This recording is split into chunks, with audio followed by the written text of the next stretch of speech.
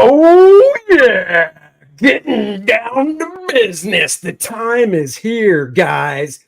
Welcome to Dennis and Andy. Dun, dun, dun. Kor-Drath, the awakening has arrived. It is live.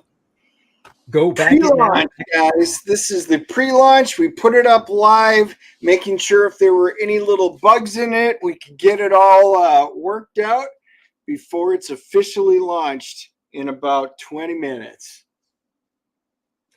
All right, let's see. What are we missing? You're missing a Kor-Drath 2 plus Module 2 perk.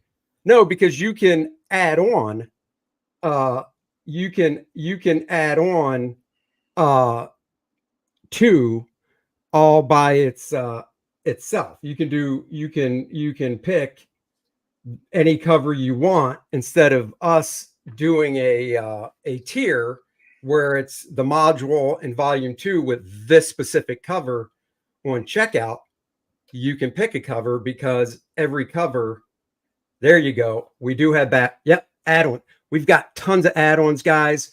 We're going to go through this campaign. But as always, I got to say hi to the chat. We have to. Pastmaster Dan, hello. Are you Stu? Hello. Maromi, hello. Oe Frog Capo. H. Didin Schneily. Nate D. Who? Me. Marcus Kellerbrew. Rogues Backstory. Paulus Arch. John DeVoist. Headless. Yeah, that's how I say it. There you are. Hello, everybody. We are here. And we, of course, are going to share the campaign to, oops, wrong one. I want to do that. There we go. To go through it with you guys. That's right. Kor-Drath, the awakening is here. Venture forth into the fractured realm of the shattered reach, where Kor-Drath, the indomitable warrior and the last scion of the Red Lions tribe, embarks on a quest steeped in destiny. His heart aflame with unyielding love, he's driven to rescue his beloved Adriana's people of the Black Eagles tribe from the clutches of Vordoom the Undying, who you guys who got the reckoning were introduced to. He is one bad mother effer. He's the relentless undead creature whose shadow stretches across the land. Kor-Drath's path is fraught with peril as he seeks a legendary artifact, the key to obliterating the sinister darkness. Brace yourself for an epic, heart-pounding odyssey brimming with fierce battles, awe-inspiring magic, and twists that will leave you breathless with anticipation. You're like, man, why'd you read all that? We could read it because I like to acknowledge hard work. And when Dennis writes something that epic, I'm going to read it for him because I do read Dennis a short story every night to lull him off to sleep. So I don't want to deprive him of my reading voice. There is truth to that. See, there is truth to that. Need more trading cards? Maybe lenticular. Yeah, we'll see. It, you never know. It could be something that is that could be something down the road that maybe we, depending on how the campaign does, maybe we upgrade the Adriana trading card to a lenticular version of it. Obviously, I sent out the email to everybody that signed up early, and that email has all the secret tiers, so you can go and back it. And when you back it, you'll see under the items you get, whatever tier, it says an Adriana trading card. So you'll get the Adriana trading card and front of the line shipping. Is this the uncensored version? Yes. Every main book that we do right out of the gate is uncensored. Let's roll through this. So of course we've shown these on other live streams. Cover A by myself and Dandy Dan Lawless. Cover B, homage cover, where I did it all, pencil, ink, color. The only thing I didn't do was come up with the concept because it's a homage cover. 2 guys in the chat, tell us what homage cover this is. Tell us what cover this is homaging. There you go. That's what I meant to say. Did I word that right, Dennis? Yeah, I just don't say homage. I call it an homage. Oh my! Well, you like to be a little frou-frou French type guy. Oui. Exactly. of course, we've got the beautiful Bloodroot Dan Lawless variant.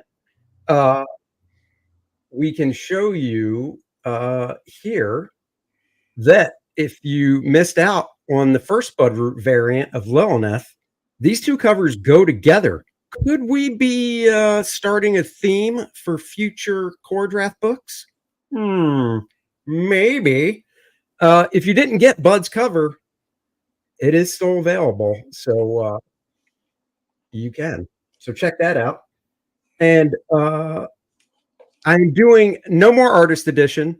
Not that I don't like it, but I wanted to do it for the first book, the artist edition, full nice scans of my original artwork, oversized book, 9x12. Conan #2, very good, Marcus Killigrew. Marcus, we might have to not let you play these in these little games because you know too much. You know way too much, and we see you at shows and you hear us talk about it. So you could say you were cheating. Oh wait, that's not #2. Sorry. Oh, you bastard. So this is the black and white edition of the book. So for those of you that remember the first campaign, we did a black and white and blood cover where the cover had a spot of red for the blood off the axe. Well, this whole book will be black and white. It'll be, high contrast black and white. So you won't see the gray tones or anything like original art. It'll have all the word balloons. You can read it. It's a black and white edition for those of you that like black and white art and just want to see the book done that way. So the whole book in black and white. Oh, preview pages. Oh, look at that. Look, for people that didn't get the reckoning, add it on so you're not lost. For people that did, they'll be like, oh, that is a spooky castle. Heat Miser, Glenathan, thank you guys, and thank everybody else that has already backed it. I'm don't have my eye on the chats. I know Dennis is. I am. I'll start popping while you're chatting. How do you pronounce that last word there, Dennis? Headless what? Or Joe? Are those eyes? It's so small. Headless Bogosia. I don't even know what that word means. Is it a name or is it an actual word? So anyhow, in Vordoom's castle, Vordoom is such a bad guy that he literally captures these small little fairies. And no, I'm not talking about Dennis when he was in high school. Jeez, guys. Because Dennis was never small. He captures. Look at that. Thank you for the pronunciation. Bourgeoisie. Headless bourgeoisie. Thank you. Put it this way. If that was a word I got in a spelling contest, I would have lost. Never be able to spell that. So anyhow, he keeps these little fairies that light up and glow in little tiny cages as lights. He doesn't believe in using candles. He's a torture type guy. Well, this poor fairy, she's just tired. She just can't take it anymore. So one of Vordoom's thug goons comes up and is like, wake up. And she jolts awake. And then, of course, we get inside the main room that we established last issue. Oh, yeah. Yeah, the main issue that was also an homage. It was. It actually was. The very first shot of Vordoom was a homage, even though in the book, Dennis called it a swipe, using the wrong terminology, Dennis. Swipe. It's an homage, Dennis. It's an homage, Dennis. And the panel below it was also an homage, whatever.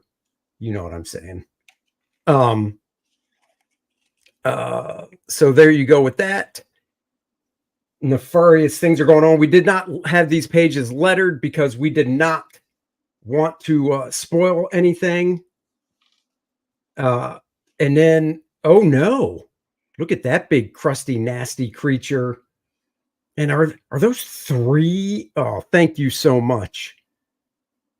Are those 3? 3? Adriana's? Well, you have to read the book to find out how something like that can happen. Whoa. What does Dennis have in store? Oh, you have to read it. That's why we have no word balloons on this. Yeah, we purposely left him off. Look at this big creature. He likes bears. He likes people. He's grabbing Kor-Drath. Man, oh man. Oh, look at, oh boy. It's getting real. Oh boy, that bear, that poor bear. You know, when I drew this panel, Dennis was like, oh my God, if only that creature was yellow, because that's what the Packers do to the Bears every time they play them. Nice. See that? It's a good thing to see how we got the NFL rolled right into it. But guys, these aren't just swipes or common monsters. We actually came up with developed all new monsters, brand new ones. Andy did great concept design work behind the scene on them. And yeah, this is just a hint of what's going to be coming for new stuff. That's right. We've got, of course, for new people, we've got the characters. I was really debating with Dennis. I was like, I don't know if we should put the character things up again because it's kind of a long scroll, but it's new for somebody. So we did, of course, Kor-Drath.com.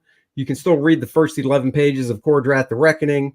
And then Dennis, this is all your baby, Demise and Dracomort, covered by Bart Sears and Dan Lawless, just like the first game module. What the hell is this all about, Dennis? Well, guys, this is the brand new module for those that did back the first one. And I know a bunch of you have been picking this up at the convention. The original one here is the Mayhem in the Mirador Mountains. You can see Dan and Bart on the cover. This one has, you know, the inside where it's got the old school map. This is old style from the 80s and stuff like that. And you guys will be able to see this new one is a whole new adventure. It still ties in. It isn't a recreation of the comic book, but it ties into a lot of things that are going on in the Shattered Reach. So this is the new module. I've gotten 2 test plays under the belt from it. I'm working on some revisions and some additions that I'm working on it. And then I will be sending this off to a couple of groups. One of them's out in Vegas, eagerly awaiting for this to test play. But that will be the new gaming module. That's right. And just one more peek. Here is the cover so you can see it in all its glory by Bart and Dan. Guys, not only is, like Dennis said, a game module that you can play, but it's a totally different story. It is not the story that is in the book. Well, thank you so much. Dennis is so good at these. I don't know what that means. Maybe Dennis can tell me. What? Documoon cards. You showed the chat. It was the one before that. It was no. Where was it? Boy, you just throw up comments and don't even read them. It was this. I don't know what that means. Whoa, are those Dakuman? I don't know what Dakuman is. Oh, okay. All right. So let's keep going. So there's that. Of course, guys, Astonishing Comic would not be an Astonishing Comic without a new parody ad. Bloody Drake, thank you so much. Thank you everybody that's back. John Porton, thank you. Guys, parody ad. It's back. We don't like to save them. We like to show them. Dennis came up with this great one. Anybody that's a fan of Looney Tunes will recognize that creature. And once again, Dennis, real Documoon cards after seeing. I want to see some real document after. I don't know what those are. We're going to have to find out because now it's in multiple things. Those are the cards from the Ripverse. They have been mocked. Oh. Okay. Off to get lunch, Chris. Chris, have a great lunch. Yeah, so here is the parody ad. I'm not going to read it. You can click on the link in the description below. Go read it. And I think it's funny, but the basic gist is you're not you. When you're thirsty, grab yourself an Axe Mead ale and be yourself, guys. You Be know, we kicked around, you know, Andy goes, what are you going to do for this one? Are you going to do a new product? And I thought, I think I want to do a second one because the first one was so good. Think of the old Hostess ads, you know, how they had multiple for, you know, the ho-hos or the ding-dongs or whatever. So this is the same kind of thing. I wanted to do a second one for the Axe Mead before we, you know, move on to something else. So this just one kind of struck me. You guys, I love Looney Tunes, so I wanted to keep the theme going with it. So I just made up something very fun. That's right. And because it was Looney Tunes, instead of doing the old school style with the feathering, inking technique that's kind of like John Buscema, who is just one of my favorite artists of the 70s time period, I went with a more animated, clean style, and just thought that would work so much better since it was Looney Tunes based. Bloody Drake says had to get the volume 2 cover C and volume 1 Bloodroot cover, not Bloodroot. Good to match. Yep. Guys, I already know a lot of you are going to do it. For those of you that didn't get the first one, they just turned out so perfect together. It's it's just a great one. So congrats. You might be the first one to pick that one up right away. Yeah. Stretch goals will be coming soon. We do have them planned out, but you know, we want to see how it goes a bit. So a few great add-ons. This time we're doing Kor-Drath the Awakening, the layouts, full-size book, print of my layouts before I go to inking. So you can actually get the black and white version of the book and the layouts and see what my pencils look like before I start slapping ink down on them. So that's an add-on. We have Kor-Drath the Reckoning manga-sized digest. I've got that baby right here. That's right. We printed like 10 of these. All right, Blackjack, good luck at the estate sale. I love those things. Yeah, I do too. I have fun getting something fun. Maybe get some comics. That's right. So we printed up 10 of these, which when you only print 10, it ain't cheap, but we definitely want to see what the book would look like beforehand. And it is fantasy violence, mild blood, suggestive themes, E for everyone. Now, if you're thinking to yourself, wait a second, how can this be E for everyone? I saw the first book. Well, we edited that saucy page. So E for everyone. And it is gray toned. Looks like there's zipatone, just like manga. Little manga version. And then scrolling down on the campaign, right below it, since I'm large, I'll just show it. This version is a digest. It's a little bit bigger, as you guys can see right there. And this one, however, is full color, but it is also E for everyone. So it has edited page in it. And if you're wondering, because we edited it, I can show the actual page. Look at, oh, see, it's nice. They're cuddling. That's all. They're just cuddling there, guys. Cuddling together. Oh, isn't that sweet? So there you go. So there's that. Let's get back to the screen layout we had before. There we go. So that is available. Both of those are available as add-ons. You can see the size difference compared to the regular book. So that is the digest compared to the regular size graphic novel. And there's the color digest. All right, guys, this is the big one right here. The big daddy, yo. This is the reveal, guys. You get to see it first. Those of you that decided to pop on this morning and say hey to us and back it, you get to see these absolutely first. Just because I love people complimenting me, he's digging my beard. Well, thank you so much. Unless you mean Dennis. But yeah, he's got a nice one too. He's Star Trek verse. So anyhow, Dennis, talk to him about these minifigs that we're doing. So we'll pull them out and I'm going to show you guys. But we've got 4 different sizes that you can see down on the You mean 3 different sizes? 3 different sizes. This is for those of you that have been so many of you hit us up for doing miniatures for the game side of it.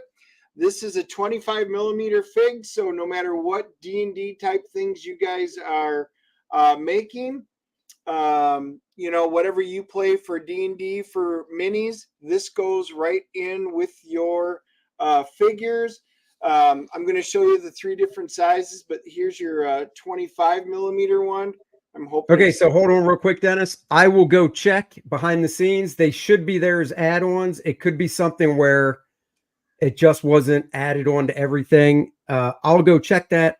I know Dennis loves his little millimeter stuff because I get it. That's how role players talk. That means nothing to me. So it does. That is a 2-inch size figure.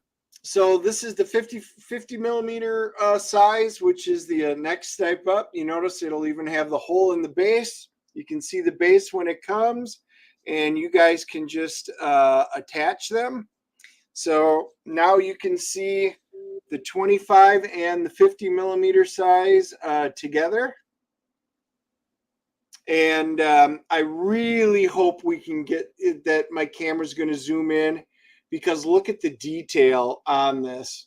You know, Brian Blevins was in here. He would be able to tell us how to properly zoom in on all of this. And then you'll even be able to see, you know, for those of you who read the first one, you know how he got the scars, and they're able to even recreate the bear claw marks in the back. And then the big one, guys, so you'll see that the packages that they come in. So we're gonna pop this one out. This is, you might call it a clamshell. This is going to be the same thing. It's got its base. It attaches on just like the 50 millimeter, but now you'll be able to see the size difference. The D&D size miniatures, but for those of you who want it to look more like a statue, these are the prototypes that we got in. You can definitely see it. I'm going to go in again. There it goes. Check that out. Even on the scabbard, all the details came out on the boots. Everything. And a lot of you guys are like master painters and stuff.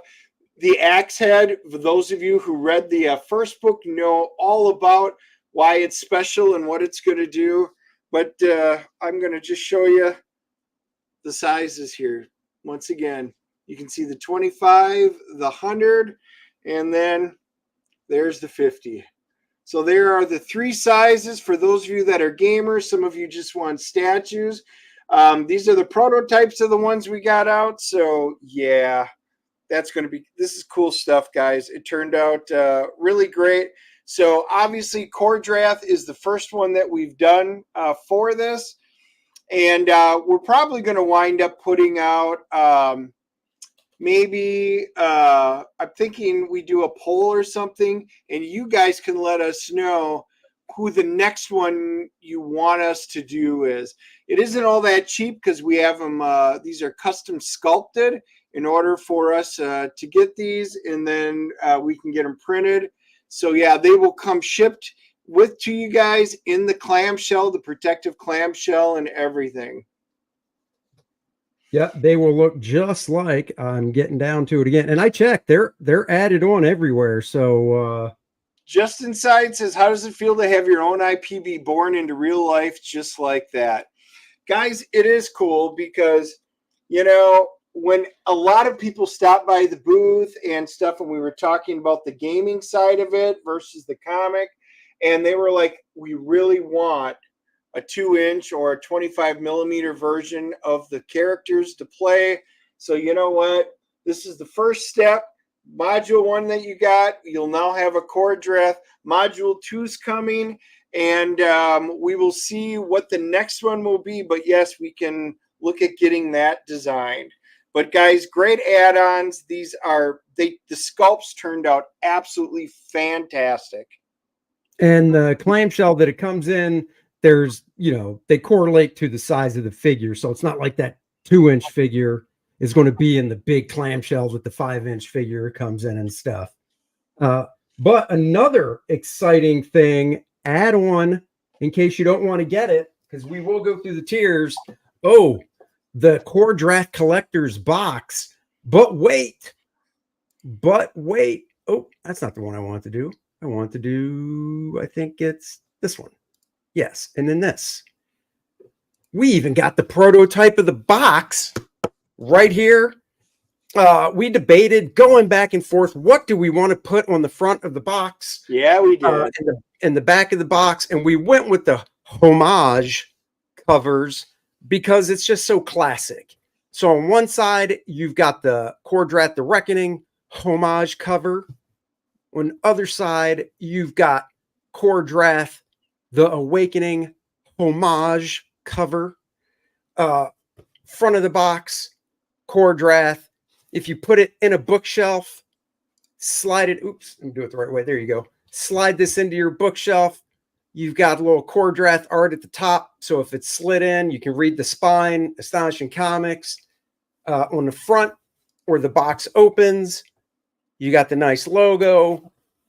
One side of the box incorporating the art of the cover with Kor-Drath, and the other side incorporating the art with the lovely Adriana.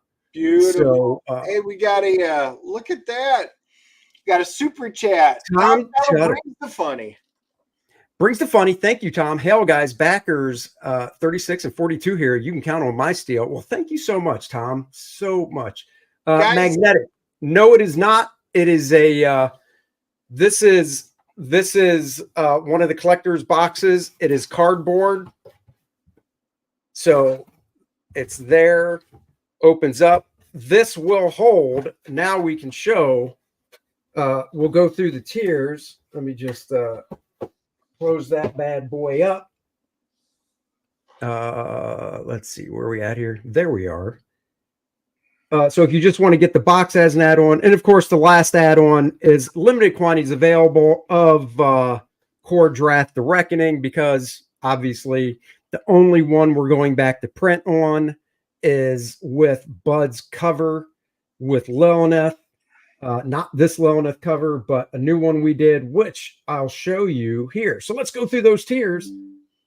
Kor-Drath the Awakening box bundle. What the? Box bundle. Man, I'm liking the sound of that, and you should too. This is the Awakening box.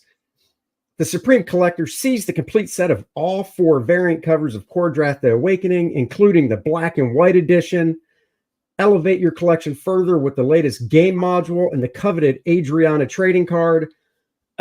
This is the ultimate collector's dream come true, all shipped in the Kor-Drath Collector's Box, which will be shipped in a regular big brown box.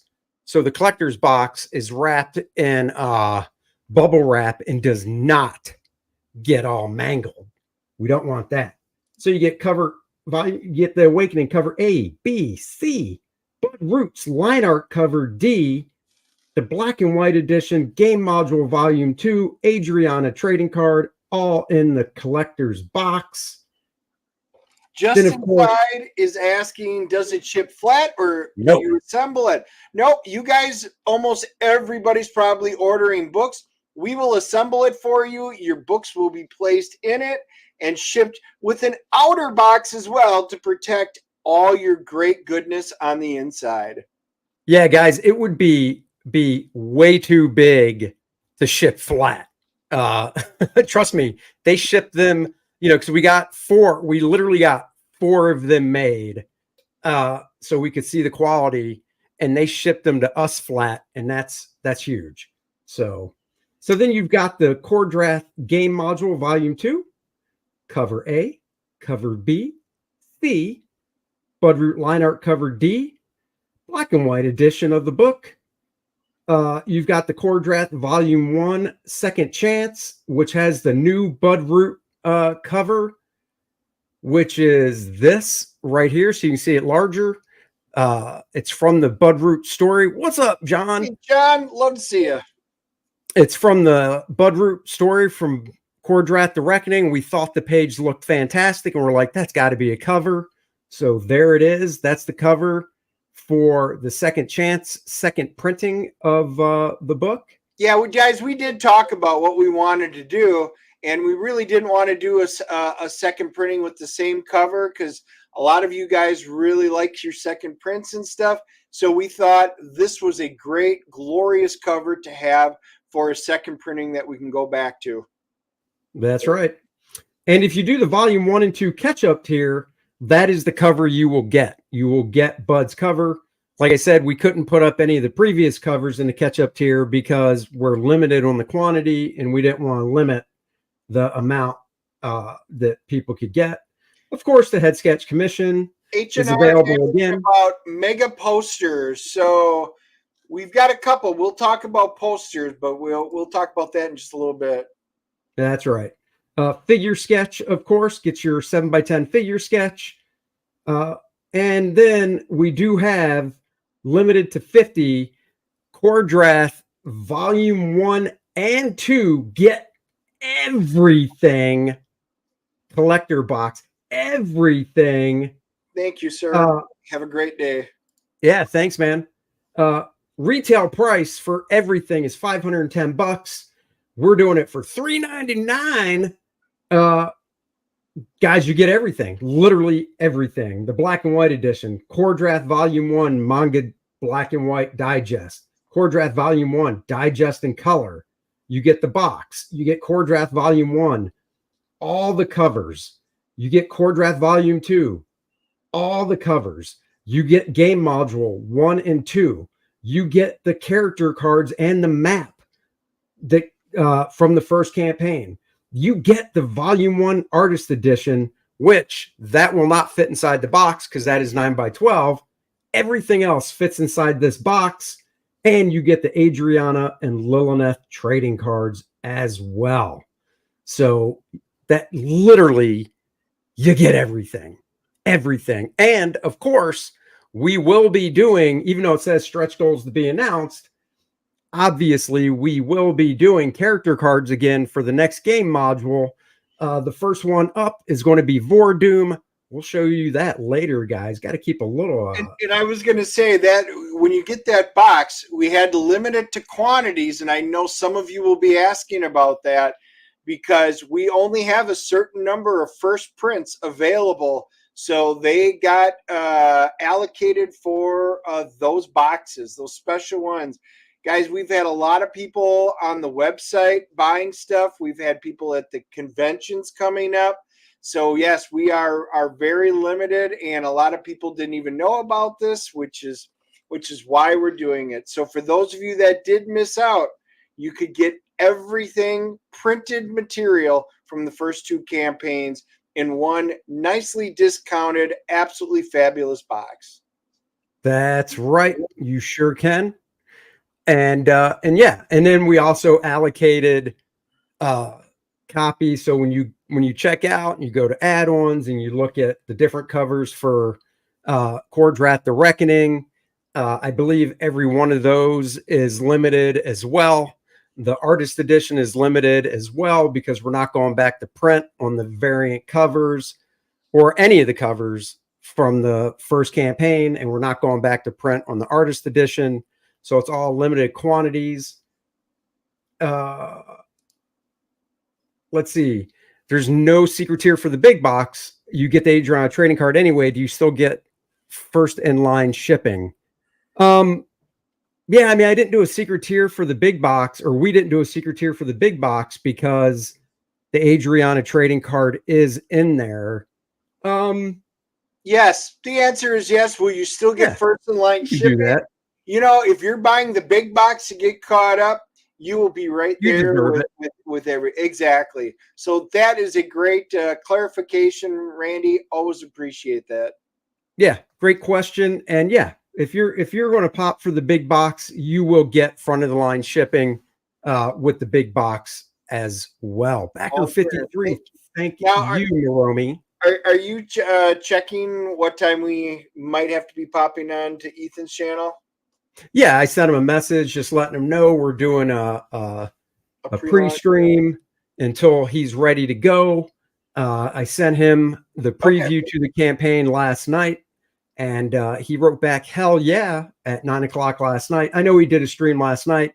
He might have been up late, so I keep checking to see because eventually we will be jumping over there to Ethan's stream. But I think what I'll do is let's see.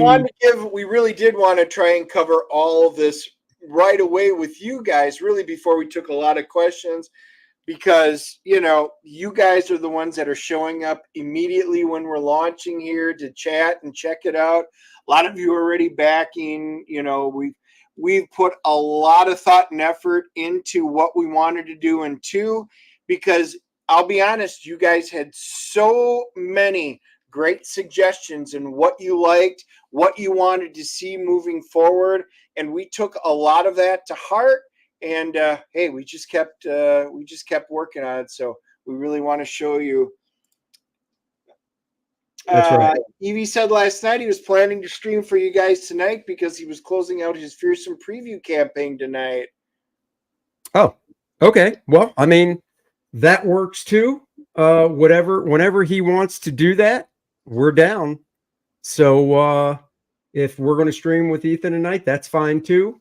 I did send the link around to some friends just now to see if they want to get in on the party this afternoon with us. So I'm down to streaming with Ethan tonight as well. Do you have any of those artist edition books in hand? I was close to getting one. Could sell me one potentially if I see. Yeah, I've got one. Give me a second. I'll grab it. He said he wants to do work at 8 p.m. We'll do a stream with you for the launch. Oh, okay. Well, there you go. Well, awesome. That is fantastic. That works. 8 p.m. works. So what is that? I just got. All right, let me grab one of the artist editions. Yeah, and I know, guys. I know we've had a number of people coming up at the shows, and they're like, "Oh, we were on the fence for the artist edition," and then when they get a chance to look at it, because we usually bring one to the show or a few of them, they're like, "Whoa, it is so much better in person than what it shows." And there's only so much you can see on screen, but it turned out fantastic. So look at that. I don't know. Hi, Maroni. Gonna need to be getting my Bud Adriana cover. Yeah, you will. Guys, Bud just did a great job, and we talked about doing it where the 2 covers came together, and we're looking at it. Somebody mentioned posters, and we will take you. I'll pull up the our website, and I'll show you guys some options. But Andy's going to show you that. Dun, dun, dun, dun, dun, dun, dun, dun, dun, dun, dun, dun, dun, dun, dun, dun, dun, dun, dun, dun. So this is the artist edition. Let me see. I've got a book. I'll show you guys how big it is compared to a regular book. Funny thing, I don't have a Kor-Drath next to me, but I'm always a whore. I'll compare it to the size of a regular graphic novel. Oh, look, it's First Man. So the oversized artist edition hardcover is 9 by 12 inches. So it's bigger, of course. It is 96 pages. Hopefully you can see that good. You can get a sense. I mean, guys, this really looks like you're holding this in your hand. Of course, had the table of contents. This not only has my art in it, but it has Bud Root's cover. It has Bart Sears art in it as well. There's Bud Root's variant cover, actually, right there from the first one. All the gray tones. Here's some interior pages of mine. Yeah, Maroni, the camera doesn't do it justice. It doesn't. I mean, we want to show it to you guys so you get an understanding, but the paper quality of the material, how it printed out on that paper, just fantastic. Let's see. It even has original art from the game module in it. Bart's cover. I did some spot art for the game module as well. So that's in it. So there's a lot of good stuff in here to check out for sure. And yeah, the camera does not do it justice. Thank you so much for that. Really appreciate that. Here, I'm going And that to does not fit in the box. show you guys a couple of things here on the Kor-Drath, because you guys were asking about posters. Now, there's a few options that we have that they won't be necessarily part of this campaign. But we did get some products. We took one of our prototypes we got to the show, and it sold immediately. Fantastic. So guys, we did get a couple. You'll notice we did get one 9.9 came back from CBCS, signed comic. And we've got that up on the website on it's Kor-Drath.com. Don't forget the hyphen between Kor and Drath. And then we've got, you can see your options in there. But right here, you'll see these are fleece. They're calling them blankets. Really, guys, these are not blankets. They're posters. They're like incredibly vivid felt posters. And we took it to show people at the show, and it sold. I came right back to the table. I'm like, where'd the poster go? And he's like, oh yeah, it sold. It's awesome. And then we also have it, and they have multiple sizes. And then there's one of the A cover. It's same thing. Again, beautiful.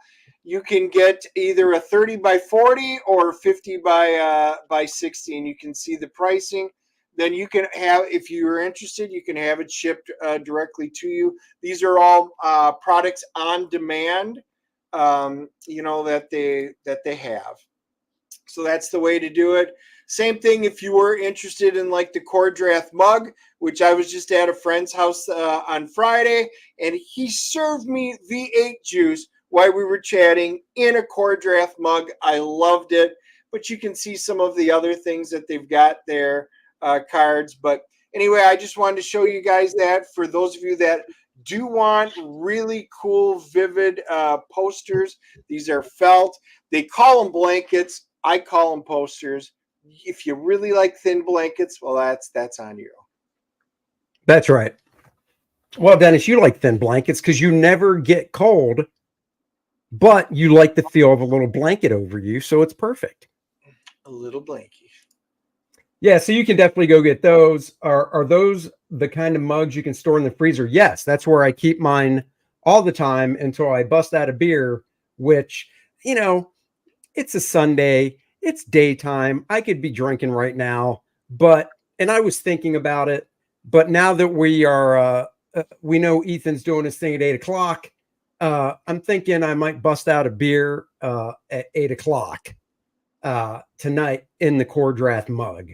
So, oh, look at Randy's got one of the Kor-Drath mugs. And Randy, do you keep yours in the freezer? It's the only place to keep it. Yeah, it is. Yeah, it is. There were certain products like the mugs, the posters like that. We talked about, do we put it in here? It is so much easier with the companies that are making them to have them direct shipped to you from the manufacturer. So it was just easier and better for you guys to set it up that way. Besides, when we ordered that blanket, I put in the order and I had it here literally in a few days. Yeah, I mean, the stuff ships quick. It obviously the blanket, the blankets in the mug ship, you know, they drop ship. They're from a third party distributor. We don't have the blankets and the mug on hand just to ship out, but they ship out quickly. So there you go. Nate D, $4. Thank you. Back. So hyped for the next chapter. And guys, we showed 5 pages. I have 11 pages drawn. So, oh, there you go. Thank you very much, Marcus. Yeah, I'm 11 pages into this book. So very, very thrilled about that as well. And yeah, we are, you got this, Andy and team. Thank you very much. So we're moving along. We're still looking into it, but we might drop a poster of, give me a second here, and I'll tell you what I'll show you what I'm talking about. Give me 1 second so I can just upload it because it'll be that much easier. Got one beer left over from the fights last night. Congrats. Thank you so much, Admiral Wackass. So, guys, we might make this a 24 by 36-inch poster. And I actually have a few posters in my office hanging up. And I was like, well, how big is that compared to what I have hanging up? Because I'm looking at the posters I have, and I'm like, they're pretty big. I hope it's that big. And they are. The posters I have hanging up are 24 by 36. So if we add this, it would ship separately. So that's why it's not up right now. So you don't have to think like, oh, darn it, I could have backed the book and then added on the poster. Because the poster would not be an add-on, because it would ship separately, because it would come rolled in a tube. It would not be folded. Nobody likes a crease going through their poster. So, if we do add it down the road, you would just go and back it, pay the separate shipping cost, and there you go. But if you guys are interested and you want that kind of a poster, let us know. You guys are not shy on feedback. We love it. That's why we have so many different things, because a lot of the things we're just showing you right now with the posters, the mugs, the koozies, the coasters, these are all things you guys said you wanted. The minifigures, same thing. You guys wanted these, so bam. I did see up here. Hang on, let me just see if we can find it. Am I crazy that I liked 4th edition and 2nd edition? And who's with me? Hated 4th edition. It's the only one I didn't really like. 2nd edition, Thaco's my favorite. It really is just one of something that's near and dear to my heart. But if you guys like the role-playing side of it, on the and I put it down here, you guys can follow me on my YouTube at Dennis Turner, the YouTube channel where Andy and we both have our DNA stuff on there. But we're going to be starting up a role-playing chat. Brian Blevins will be joining us on the regular. Joe Bernardo, role players, and we'll be having guests coming on there. I know John's Longbox. We will be having John on as a guest, but we are going to be talking role-playing stuff and on the regular, and there's a lot on there. So anyway, if you haven't followed me at Dennis Turner for YouTube and at Dinges Comics for X. You can stay in contact because we're going to be rolling that out probably in the next few weeks here. Oh, very nice. Very nice. That is what I like to see.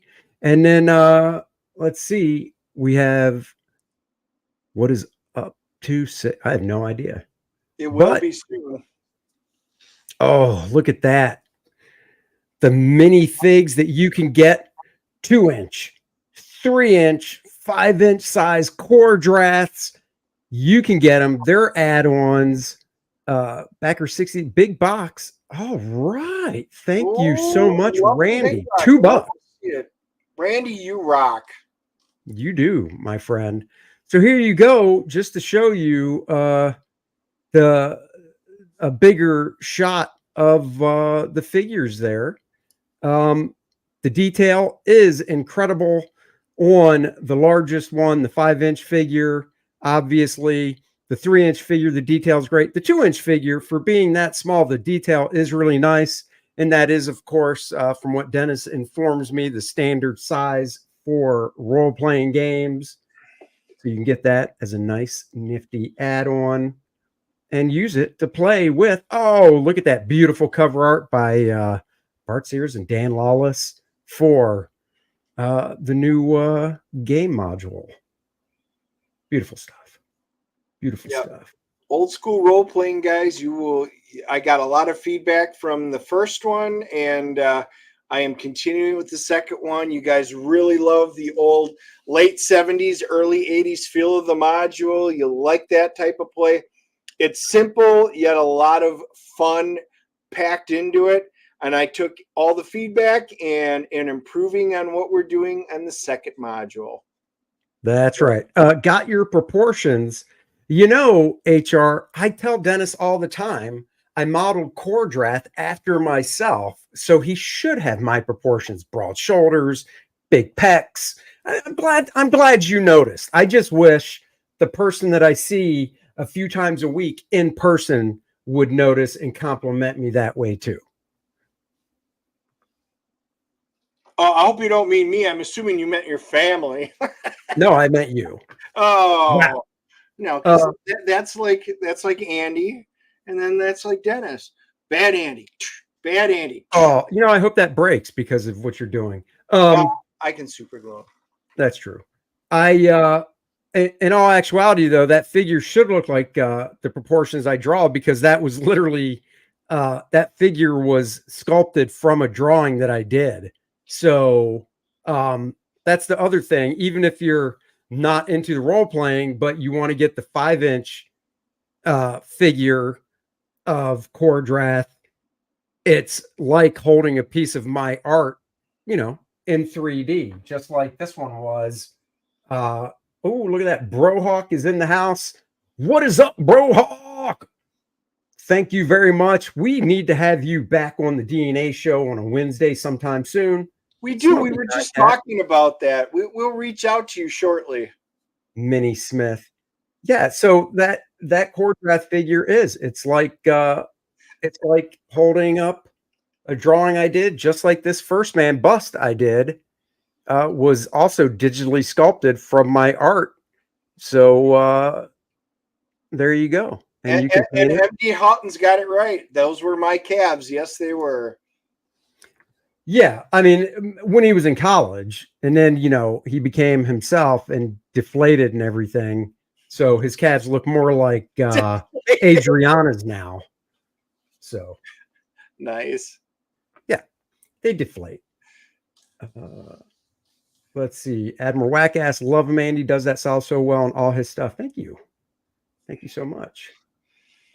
Yeah, guys, when we say that they took Andy's drawing and turned and sculpted it, I mean, he was so good. That sculptor just nailed it in every facet. So congrats. So yeah. Smokey Concat says, hey guys, got to say my shirt's mighty comfy to wear. Oh, we'll probably be doing shirts a little later on this campaign too. It's not important. Andy Smith, Kor-Drath, coincidence? Probably. Well, I mean, I want to call him Kor Smith, but Dennis was like, I don't know if that's going to work for the title of the book, Kor Smith. And I was like, okay, whatever, Dennis. What about Andrath? And he was like, no, we're not doing that either. And I was like, fine, Dennis. It won't be Andrath or Kor Smith, whatever. Kor Smith? Nope. He shot that down too. It's always shooting down these wonderful ideas that I have. Very hurtful. Very hurtful. So let's see here.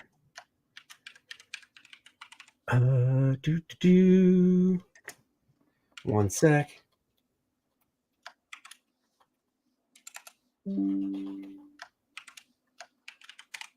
Here, I'm typing something in for you guys. Me too. Oh, look at that. Who do you guys want for your next figure? You guys will be our first a poll. Which one do you want sculpted next? You guys want Adriana? Give me a 1 or type in the name. A 2 would be Lilith. Give me the name or 2. And Necronite. And then the question, I guess, would become, if it's Necronite, do you want him on his horse or do you want him separate? Oh boy. Wow. Look at these coming through for here. Dennis was for sure thinking it was going to be Lilith. And I know that because we talked about it. And so far, Necronite's coming up as the winner. It is. It is. So, Marcus, we got a 1 for Adriana. See, I kind of like Adriana because, you know, Kor-Drath and Adriana are they're a sweet little couple. They get together. You could put them in positions like they're making babies. Well, you can't because they're not posable, but use your imagination. Or get Kor-Drath the Reckoning, and you don't have to use your imagination. Look at all those Necronites. I know, Dennis, this has got to be blowing your little mind. Well, I actually said, I thought it would be, from all of our other feedback, Lilith would probably be what people would ask for first, followed by the Necronite. Oh, Necronite on that horse, though. Oh, boy. Oh, boy. They're bumping uglies, he says. All I'm picturing is like Spaceballs with Dark Helmet playing with his figures behind the table. Yeah, looks up good. With his horses, I think you mean not horse. That was the options, right? Nice. Set up a poll. I think that's what we're going to wind up doing. Is we're going to do a poll because if we see enough people are ordering this, set up a Twitter poll. Yeah, it is fairly expensive to get the sculpting and everything properly done. And if Kor-Drath does really well and you guys like him as a figure, we knew he's the title of the book. He had to be number one. If he does well, then obviously we will move forward and we will start popping up some other ones. That's right, guys. If you signed up to the campaign, I sent an email out to everybody that signed up. So check your spam folder for the Secret Tiers links to the campaign. Don't miss out, because using those links will get you the Adriana trading card for free and front of the line shipping, and also front of the line shipping for we're going to do front of the line shipping. We have decided not only for the big box at the bottom that gets you everything from 1 and 2, but we'll do front of the line shipping for the big box as well. The Kor-Drath Awakening big box tier at the top, featured tier. We'll front of the line ship for that, and do front of the line shipping for the big bad daddy that gets you scrolling super fast. Everything from 1 and 2. So if you did miss out on the first campaign, you can get it all. $510 retail, down to $399 for you guys. And of course, retail on the Kor-Drath Awakening box, which is pretty much everything from the Kor-Drath Awakening, all the covers, the game module, obviously all the stretch goals, the Kor-Drath box, retail value 162 euros for 135. Oh.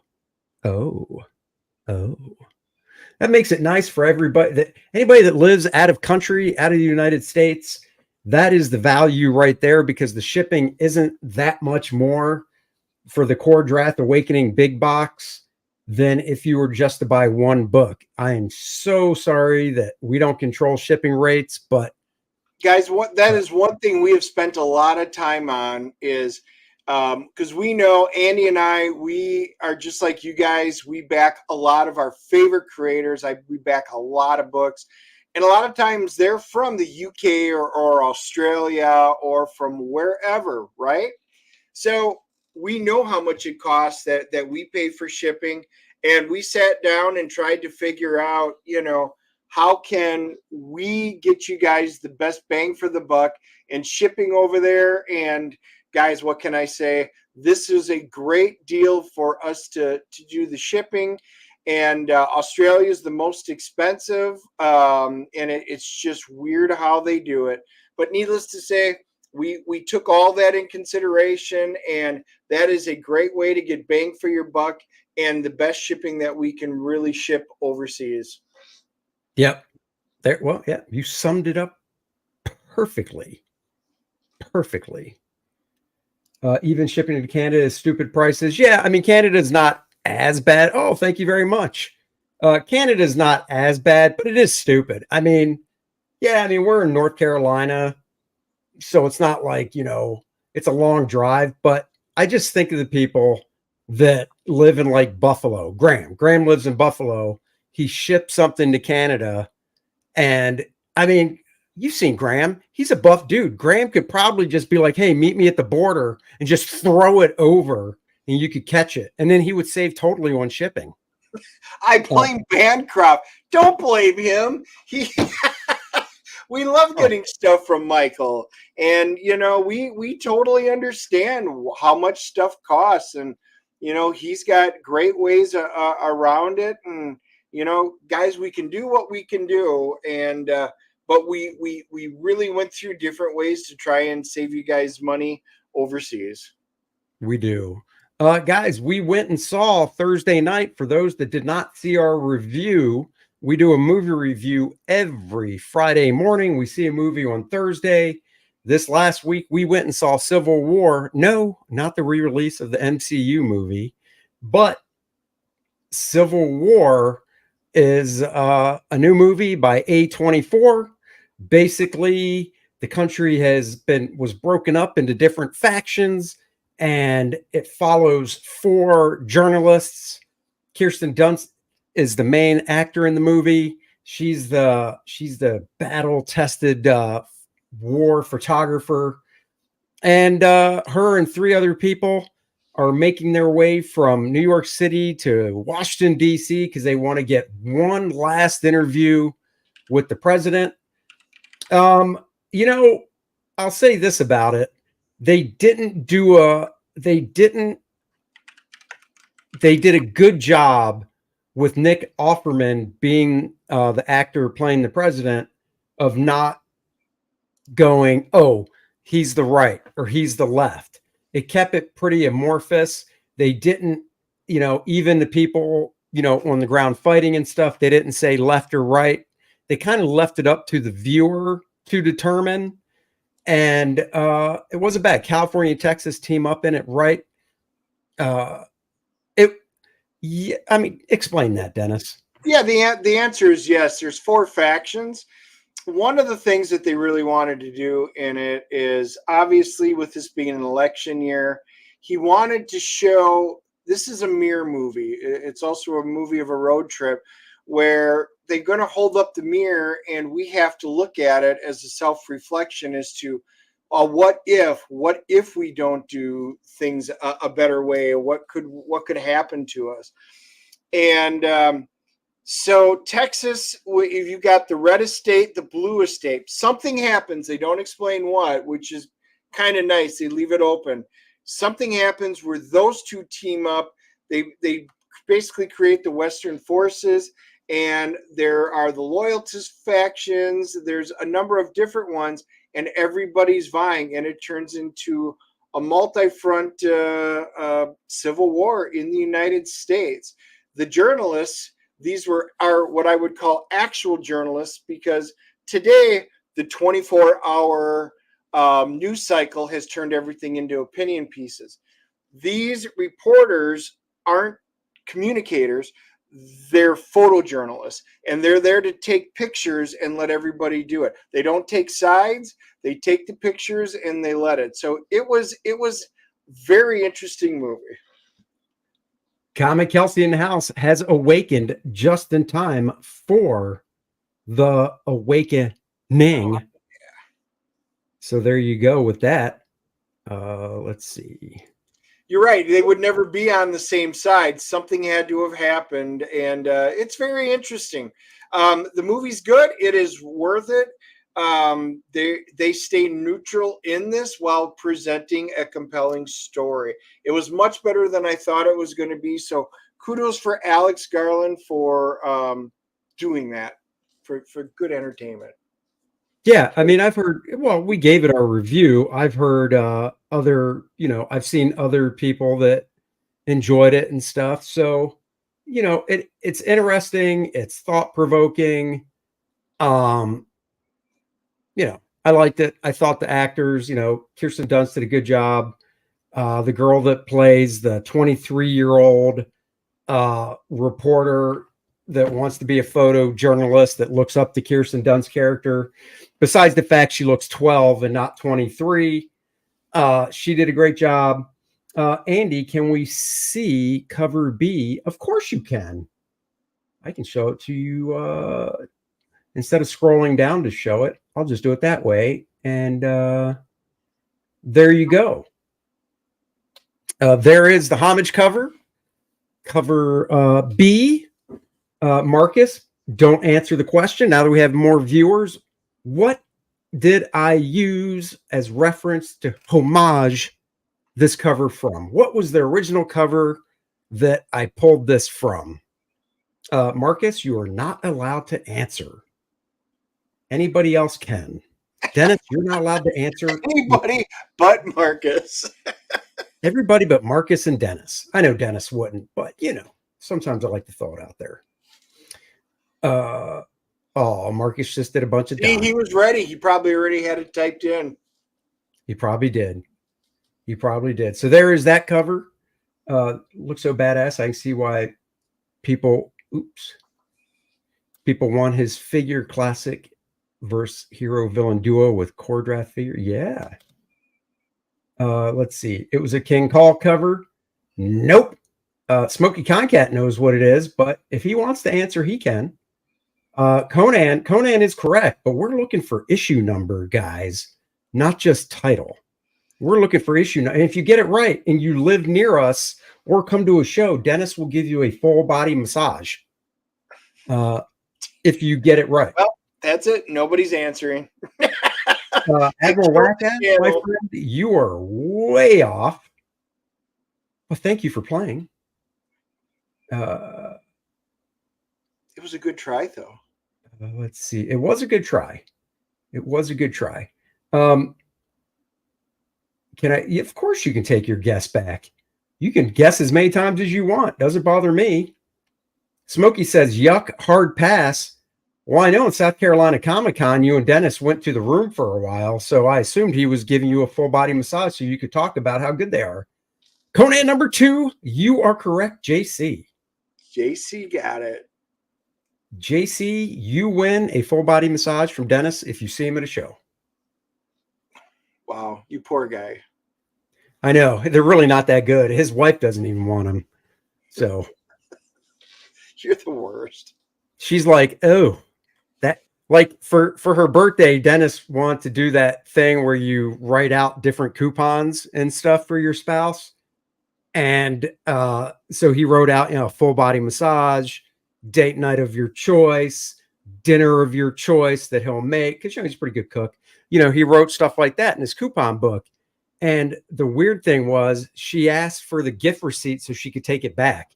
I just felt so bad when Dennis told me that story. So bad.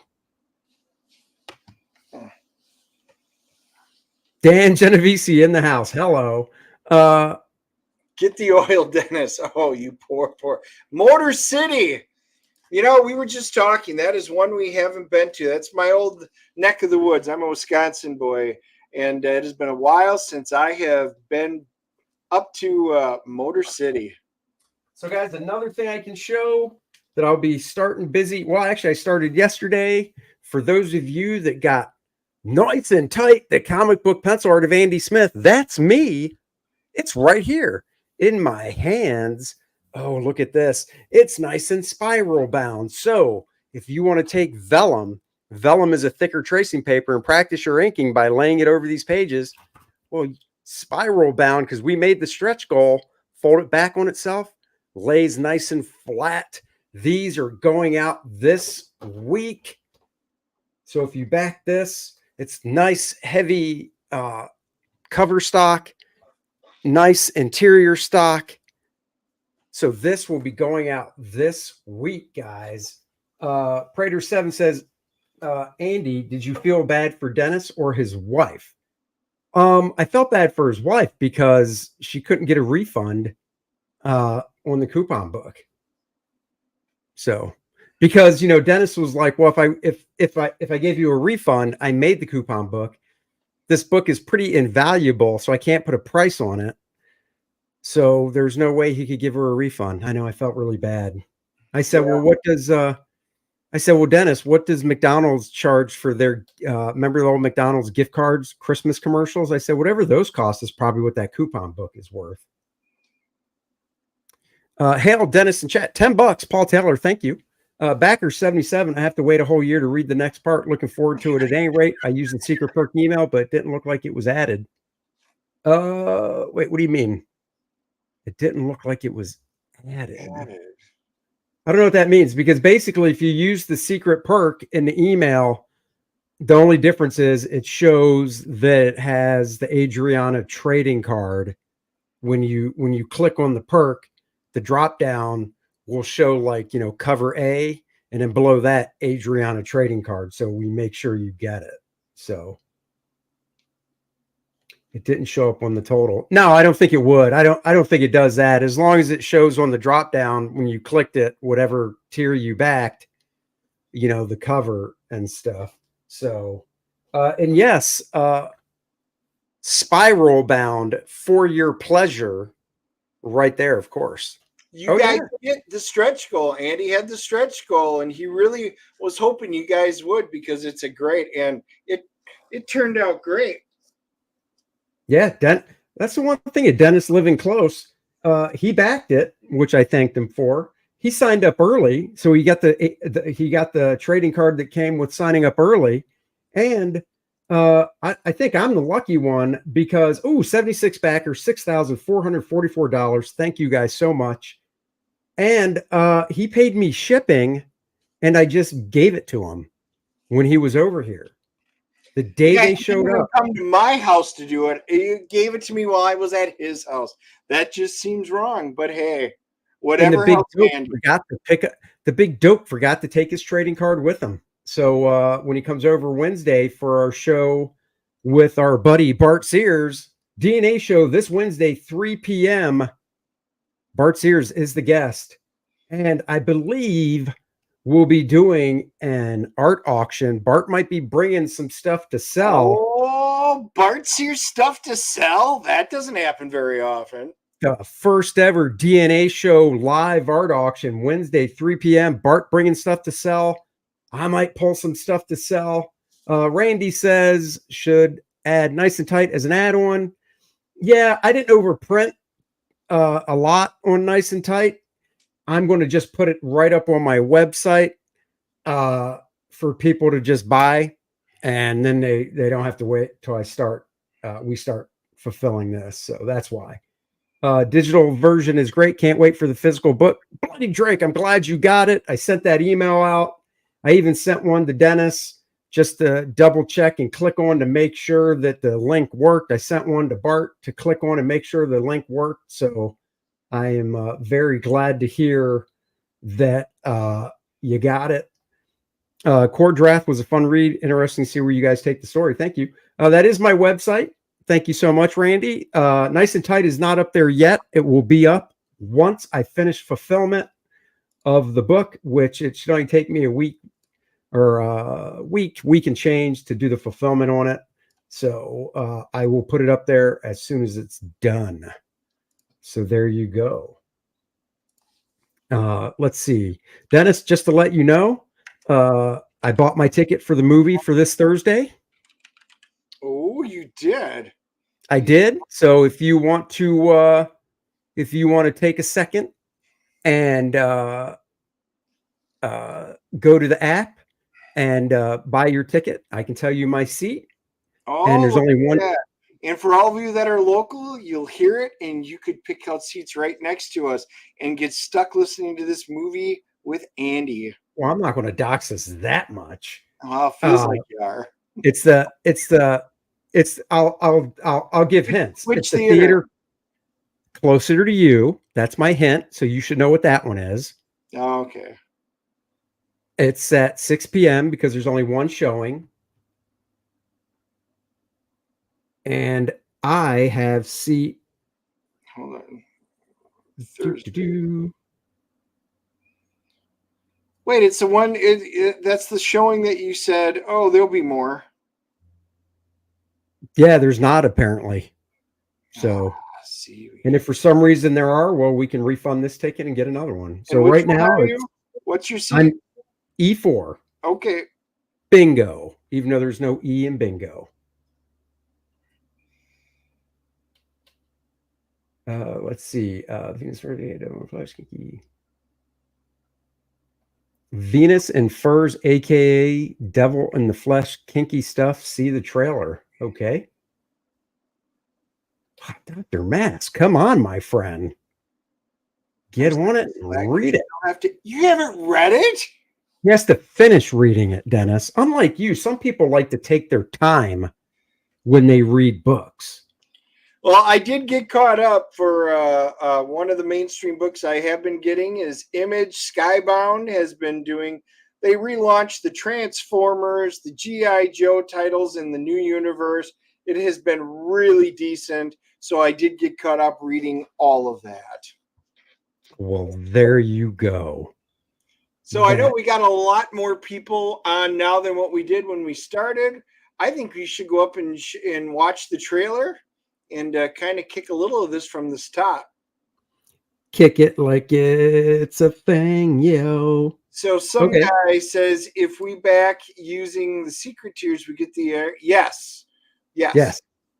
It says anybody who signed up ahead of time and went on the mailing list to join us today, you guys all got the email, so check your spam because a lot of times it might go into spam, but you guys will have that. As long as you use that secret link, you'll automatically get the card for absolutely free. And then there is a add-on for, I believe I did it for both trading cards.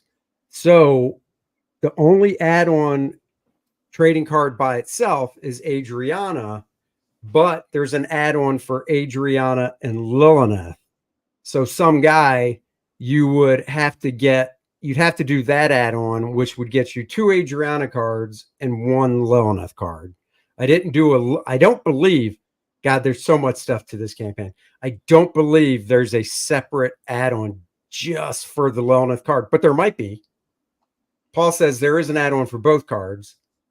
But yeah, I don't believe but I mean, it's not that much. And you'd get 2 Adriana cards. So you could have one, if you ever see us at a show, you could just get one signed and then keep the other one pristine, like Aaron Lepresti would do. Let's see. Do you guys have Bud doing anything on this book? He did the variant cover, and that's what he did as of now. Is there a possibility of another short story by Bud? There's a possibility of anything. We'll just leave it at that. Yes. So just stay tuned in the near future. Yep. There's always more things to come. You don't see that there's a buy Andy and Dennis a beer either, because we'll be adding that later. That's just not that important right now. So we'll be adding shirts later as well. It's just, let's hit refresh, then we'll go through the campaign again, like Dennis suggested. You're welcome. So there's always going to be stuff, shirts will be added later, and they ship separately. So it's not something that it's like, oh, darn it, now I'm going to have to refund and back a shirt. Nope, because shirts ship separately. Say that 5 times fast. Just like the first campaign, we did send out stuff for shirts. There will be a shirt for Kor-Drath the Awakening. So you'll just stay tuned for that, because that will be coming. Dr. Mass says, hard to catch up when you have 1,800 comics on the to-read list. Dr. Mask, you, my friend, are a monster, because I have less than 10. I literally have less than 10 books to read on my to-read list, and that is overwhelming to me right now. So, okay, I got a question for Dr. Mass there. Dr. Mass, how many books do you get a week? Do you go down to your local funny bookstore every week and pick it up? And if you do, how many do you buy a week? This could tell me the difference between you and Andy. That's right. I believe, by the way, real quick, I think that's Canada money because, yeah, that's Canada money, I guess, because because they're a little bit less, unless that includes the shipping, but I still think they're a little bit less than that. But I have 18 long boxes. Yeah, you should just take those to a store and get store credit. My friend, I would never, I'm telling you, I'm not kidding. I have at least 5 CG books that I still have to read, and then probably 3 trade paperbacks of older stuff, Marvel DC stuff that I still have to read. And Dennis will tell you, I'm not joking. I feel overwhelmed just because of that. Yeah, here, I'll show you. I'm going to show you the books that I have on my reading list here that I have to read. You ready? Ready? Yeah. There's one. Is that Ghosts? Yeah. I told you when that came in the mail, you need to put everything aside and read it so we could talk about it. Good Lord. I know. I did just get this from the show, which we probably should talk about once we're done with all of this. The Graveyard Shift 1 and 2. I have not read Black and White yet. That arrived just this very recently. And Florida Man, I flipped through and I was like, oh, so that's on my I need to read.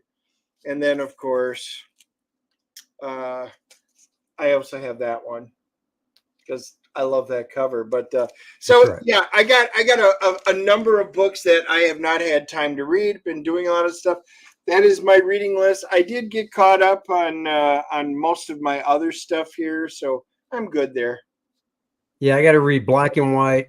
I picked up Graveyard Shift Volume 3. I have to read Genuine Comics. Who would win in a fight between Conan and Kor-Drath? Oh, Kor-Drath would cut his head off while drinking a Axmead beer and not even break a sweat. That's right. Easy. Paul says he has 18 to read plus 1 more on the way from Aaron. Right? $5, Randy Howe. Thank you. Genuine Comics. I have the answer as I bought the sketch cover comic. Oh, there you go. I did read Ghosts, though. Andy got the best treatment of all CG Kings. Billy, I felt sorry for. Oh, why, thank you. I appreciate that. Oh, read that. Thank you, Randy. All right, let's burn through this again for newcomers. Kor-Drath the Awakening is here. Let's see. Hold on. Try to do radio voice.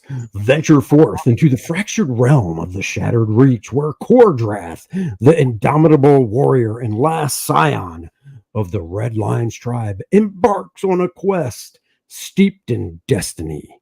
His heart aflame with unyielding love, he is driven to rescue his beloved Adriana's people of the Black Eagles tribe from the clutches of Vor-Doom, the Undying, the relentless undead creature whose shadow stretches across the land.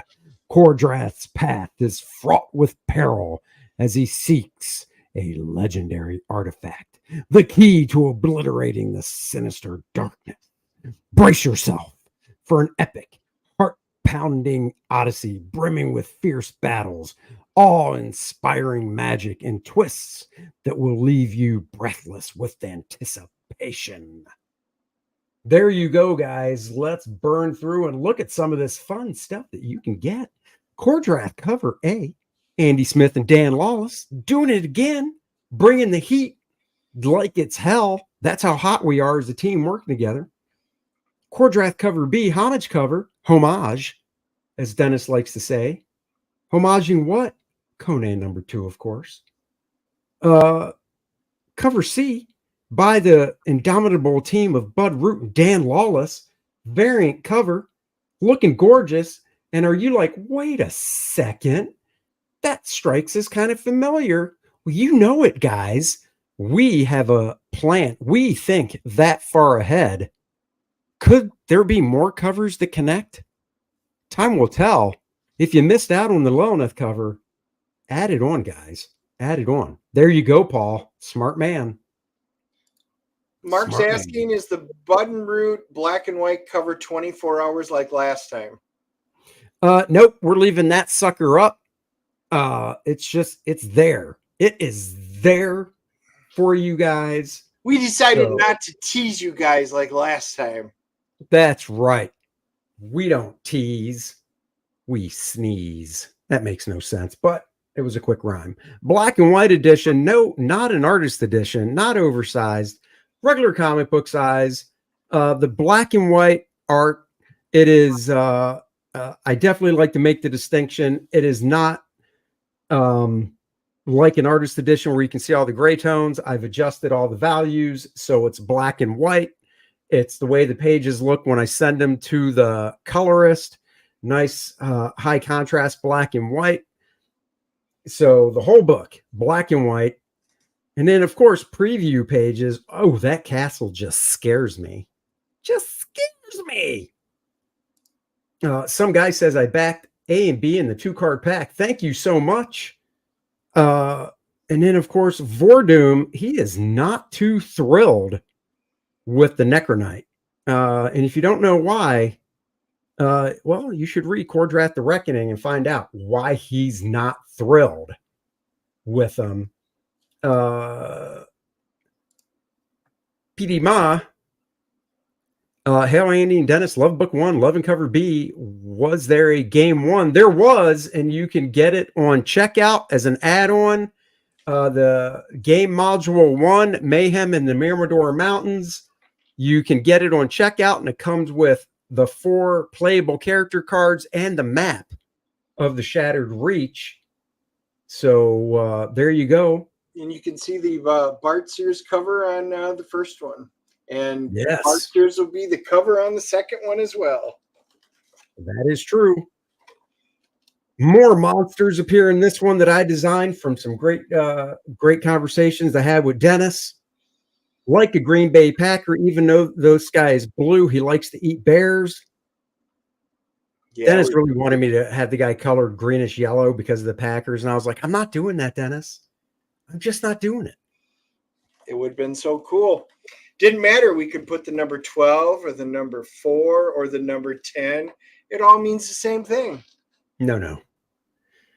So we got the preview pages. We got the character rundown for anybody new to it. Read about the characters. Of course, you can go to Kor-Drath.com, put the hyphen in between Kor and Drath, and you can read all about Kor-Drath. You can read the first 11 pages of book 1. And then we've got the new game, Demise and Dracomort. What's that all about, Dennis? Well, for those of you who got the first one, it is definitely a different story, but this will take place in the Shattered Reach, just like this. It will not be the same story that that's in the comic book. These are completely separate, but they do tie in. So like in the first one, you got introduced to another of the tribes that was not talked about in the comic book. It's all about world building, but this one is great. On this one, the spawn of a defeated dragon from generations ago has returned home and is very upset at what happened when they took out his mother. So much is going to be happening in this new one. I've already got the first 2 parts play tested locally. I'm doing some changes, some additions, and then I'm going to be sending it out. I've got a group in Vegas that's going to be playing it, and another group up north. And but this will be another great old school role playing, just like the first one. I took a lot of their feedback, guys. I know you love the first one. You love the old feel of the late 70s, early 80s styles. It's a very simple yet exciting module. So we're going to continue with the theme of the old school ones for this. That's right. We love retro stuff. Of course, there's a new parody ad. Click on the link below, go to the campaign, back the book, read the parody ad. This one is in the Looney Tunes vibe as well. For all you old school peeps, you'll recognize that orange character. Some guy 209, will you be streaming with Ethan later today? You know it. Yes. The answer to that is yes, you know it. So go check it out. Read the parody ad. Another fun one with Axe Mead Ale. Stretch goals coming later. Few great add-ons. Kor-Drath, the Awakening, the layouts. I got a tip of the hat to Aaron Lepresti. Aaron does his Wraith of God, the roughs. And I love that stuff. I love behind the scenes. So we're putting out Kor-Drath, the Awakening, the layouts. It's going to be regular book size, not smaller or anything. And it will feature all my layouts. I'm scanning all the pages before I ink them. So you can compare both books and see what the final inks look like over some of my page layouts and stuff. And you can see how they might have changed, because sometimes things change. Kor-Drath, the Reckoning manga digest size. What's that all about, you ask? Well, I can tell you. To the left, you can see a little image, faint image of Kor-Drath comic book size, and you can see the size difference with the manga size in black and white that is gray toned with dot patterns, just like manga. That's right. We got 10 of these printed up. Not cheap to print 10 books, but we did it because we wanted to see how they looked and felt in hand. Let's see. Are you guys streaming on Rumble? Aaron and Graham are getting pretty good numbers streaming on both. Oh, they stream on Rumble as well? I didn't know that. I know they stream on X. We stream on X. I didn't know they streamed on Rumble as well. We need to figure it out. I still don't. It's, unless StreamYard has changed, it's features on adding another platform. It was not. Oh, X. Yes. Yeah, we stream on X. Yes. Yes. Rumble, we do want to stream on, but see, behind the scenes, a little inside baseball. When in StreamYard in settings, when you want to add another platform, you just click like, oh, X, oh, YouTube, oh, Facebook, whatever. For Rumble, they don't have a thing where you click Rumble. You have to get like some code or something to pop in. It's kind of a pain in the butt, but we definitely want to do that. Anyhow, here is the digest color version, and you can see in the visual that it is smaller than the book, but bigger than the manga size. And this is in color. And both of these smaller books are E for everyone. So that one Randy page between Kor-Drath and Adriana has been edited. So E for everyone can read it. So there you go. Those are available. Are the figures sent spruce style or some assembly required? Here, I'll show you. Pop me up. We can show you. Here, just pop me up. Okay. 1 second. Oops, wrong one. Hold on. Gotta. So they come in blister in the protective blister packs, depending on the size. They'll come in the box, and when they come, you got a base, you got a figure, and you go just like that. There's your assembly. Everything else is complete. Yep. That's it. That's it. It's all put together. Yep. Except for the base. Done. You don't have to do anything. Now, I already know a lot of you guys have been asking about, because a lot of you guys like to paint them and stuff. Of course you can paint them, yeah. Just like any of the other ones. And I really do want to see you as you guys do this. I'd love for you guys to send us pictures of your versions of painted Kor-Drath. Love to see what you guys do. Just like, and if anybody out there is really, really talented at doing miniature painting, drop us a line and maybe we'll send you one of these prototypes to paint, and let us know what that would cost. ND wants to know, are those the same colors as the full-size book? Yes, 100%, obviously, except for the one edited page. Actually, there's two edited pages. It's just the second page had one panel we had to edit, but the colors are the same. Yes. Yep. It's a smaller book, easier to carry around. And like I said, if you had like a 12, 13-year-old, even 10-year-old that you were like, I'd really like them to read this book, but it's not really kid appropriate, in the full-size graphic novel because of that page and a half. Now you can get a digest size, and they could take it to school and they could read it and not have a problem. And yeah, so there's that. Of course, we also are offering our first box, which we paid to have 4 of these made because we wanted to see what the box would look like before we offered it for sale. On one side, you've got the first homage cover for the Reckoning.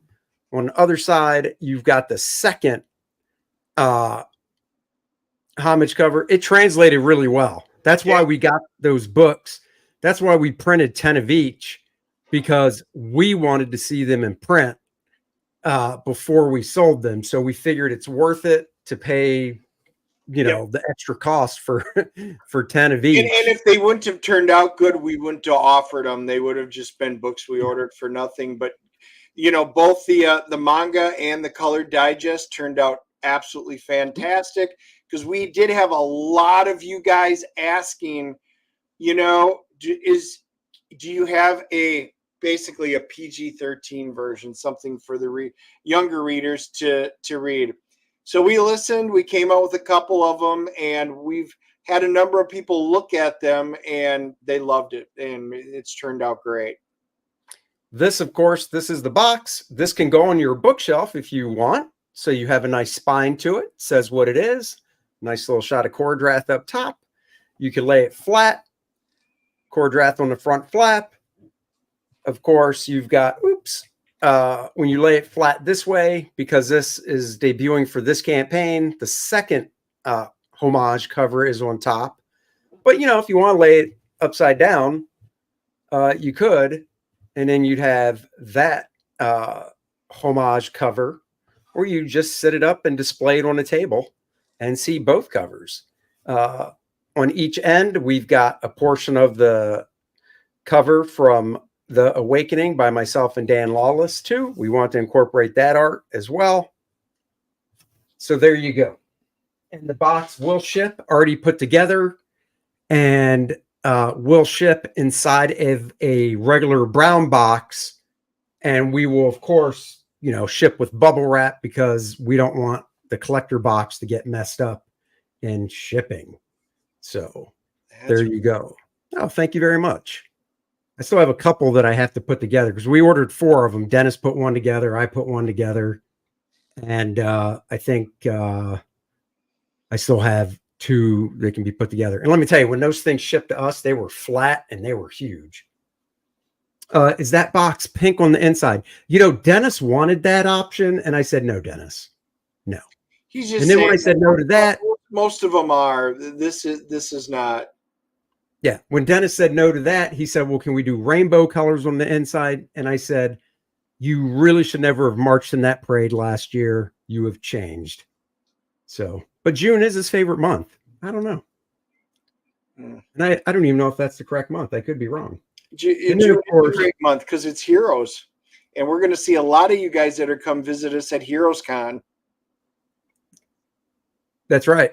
Heroes Con this year is going to be a blast. Billy Tucci, Dan Frega Boom, myself, Dennis, Hawaiian Shirt Cigar Night that Saturday, just like last year. Yeah. Smoke 'em if you got them. And then, of course, we have limited quantities available of the original Kor-Drath The Reckoning, because we still have, we basically took what we had, divvied them up for the campaign, divvied them up for the shows that we attend throughout the year, and divvied them up for the website. Nope, that's the one in Charlotte, North Carolina. Garden State's the one in Jersey. That is the week after Heroes Con. It is. They're back to back. Dennis made a spectacle of himself last year and unfortunately was not invited back to Garden State, but I am. So I told him, I said, get off the table, big guy. You shouldn't be dancing on the table that hammered. He wouldn't listen. The glass cracked. He fell through the table, got shards of glass up his butt, and now he's not invited back to Garden State. I feel like you just watched Coyote Ugly or something. I could have. You never know. Shut your mouth. All right, let's go through the tiers. Actually, play the video. Oh yeah, let's play the video. You gotta show everybody this awesome video. I'm going to play it so there's no echo and feedback. So guys, here is the Kor-Drath video, courtesy of our pal Nick.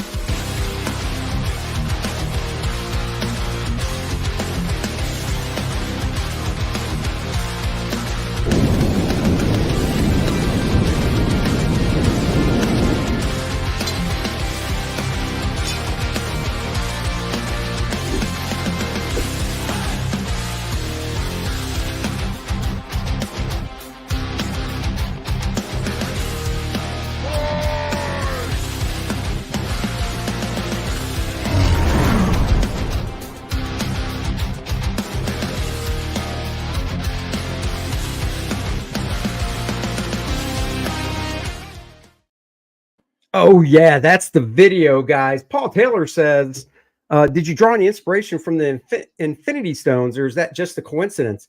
Funny thing is, he actually drew inspiration for that idea from his kidney stones.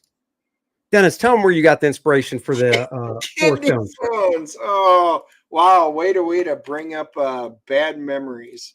Well, you're the only person I know that actually has different colored kidney stones when they come out. I've never seen that before until now. No, so guys, when you're looking at it, I did sit there and try and figure out, and I know people, especially Marvel fans, would try and make a connection. When you've got magic weapons, I used to make for like all the different characters, like legacy weapons, things like that back in the day. You know, you just don't want them to gain power. You have to add something to them. So did we want to go down the direction where they're runes, or do you want them to be where, you know, what are you going to add to physically be able to pull something together? It helps with the story plot line, and realistically it is going to be some type of a stone, which is why, you know, for those of you who read the first one, when they first uncovered what the stones are all about, and when they actually changed and you saw the head of it metamorphosize, and you can actually see, you know, on the tip of that axe, there's a reason why it looks like that. We wanted to incorporate all that type of stuff together. So there you go. Yeah, it's a mechanic because it's easier to try and make something fit in there than trying to go down to runes, magic runes, things like that. Plus, it's how magic works in the world. It was just a more natural fit to go the direction of stones. And because a lot of magic and a lot of things have to do with the basic elements and stuff like that, it's easy enough to be able to color them and then put a history behind each of the stones. So it wound up being a convenience and a better way to tell the story. Not that I took anything from anyone in particular, it just made the most sense. Yeah, we like to call ours boulders, not stones, because they're so large. Yeah, World of Conan hails Andy and Dennis. Congrats on the launch. May Kor-Drath Conquer. Really like the first issue. We'll probably do a review of it. World of Conan has a great YouTube channel. Obviously, it's all Conan-based stuff. Go like it, subscribe to it. His videos are cool and informative. I've learned some stuff that I never knew about from watching them. And go check out his channel. It is really cool. And thank you very much, World of Conan, for that. Really appreciate it. Rocks on, rocks off. You know, the funny thing is, if you say that properly, it just sounds like you have an Asian accent. Oh, Danielson, go into our bathroom and wax on, wax off. Oh, Danielson. See that? It just really that's how you do an Asian accent. Isn't that right, Dennis? Yep, that is how Andy does an Asian accent. Well, is that not how everybody does it? That's how I was taught in acting school. Oh, wax on, Wow. wax off. Okay. I guess you could do, oh, Daniel-san, go into a bathroom and take a tissue and wax on, wax off. Oh, Daniel-san, you make too much noise in the bathroom. Yep. So you got your refund from acting school, right? No, why? And I'm assuming you did put it towards art classes. I did. All right, guys. You've got the Kor-Drath The Awakening box bundle. What is in that box bundle? Well, guys, it's for the Supreme Collector. There you go, Randy. Thank you so much. Go subscribe to his channel. Kor-Drath Volume 2, Cover A, Cover B, Cover C, Budroot line art cover, black and white edition, the game module Volume 2, Adriana trading card, and the collector's box. And guys, just so you know, the game module, because it's 8.5 by 11, that does not fit in the collector's box. But that's okay, because you wouldn't want to put it there anyhow, because it's a game module. So there you go. That is a fantastic tier. Basically saving 16%. Retail value $162. We're selling it for $135. Get yourself the game module volume 2, Demise and Dracomort. $20. Obviously, we'll be doing a 4 more character cards as stretch goals for this campaign. Vordoom is the first one coming at you. We'll debut that later. Matt Barr in the house. Nice. What's up, chat? Yo, Andy and Dennis. Yo, Matt. Kor-Drath Volume 2, Cover A. Get yourself Cover B, Cover C, Budroot line art, black and white edition of the whole book. See those fantastic inks. And when you're in checkout, you can add on the Kor-Drath The Awakening, the layouts, and then you can put them side by side and go, that's what Andy inks from? Holy crap. I can't believe he inks from that little amount of pencils. We have limited quantities of the original Kor-Drath, the Reckoning books. So for the Reckoning, we are doing a second print featuring a new Budroot variant cover. That is right here. So if you already got it, but you just love this cover, you can. Or if you never got it, you can do the old catch-up tier, which we'll be getting to soon. Right below it, Volume 1 and 2 catch-up tier gets you that Budroot cover, the new Budroot second print cover, and the Dan Lawless, Andy Smith cover for The Awakening. Of course, you've got the head sketch, 1 out of 10 gone. Thank you, whoever got that. Those are always fun to draw.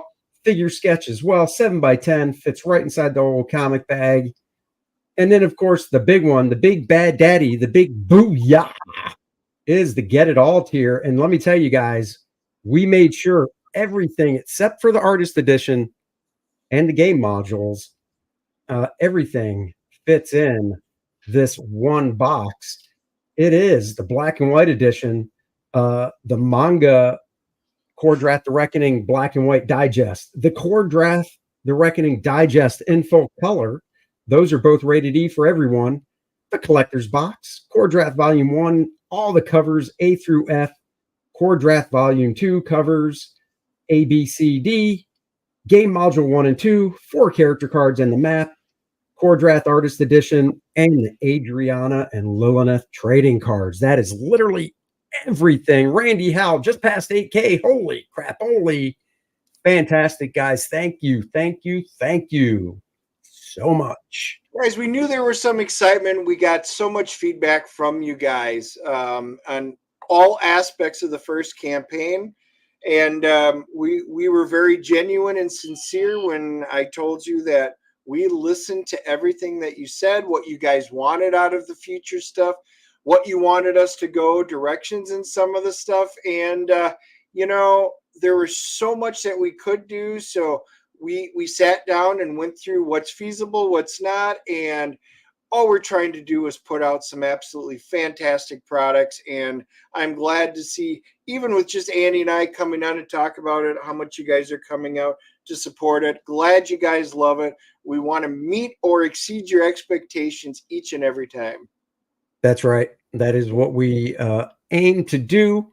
We aim to please. Let me do this. Let's see.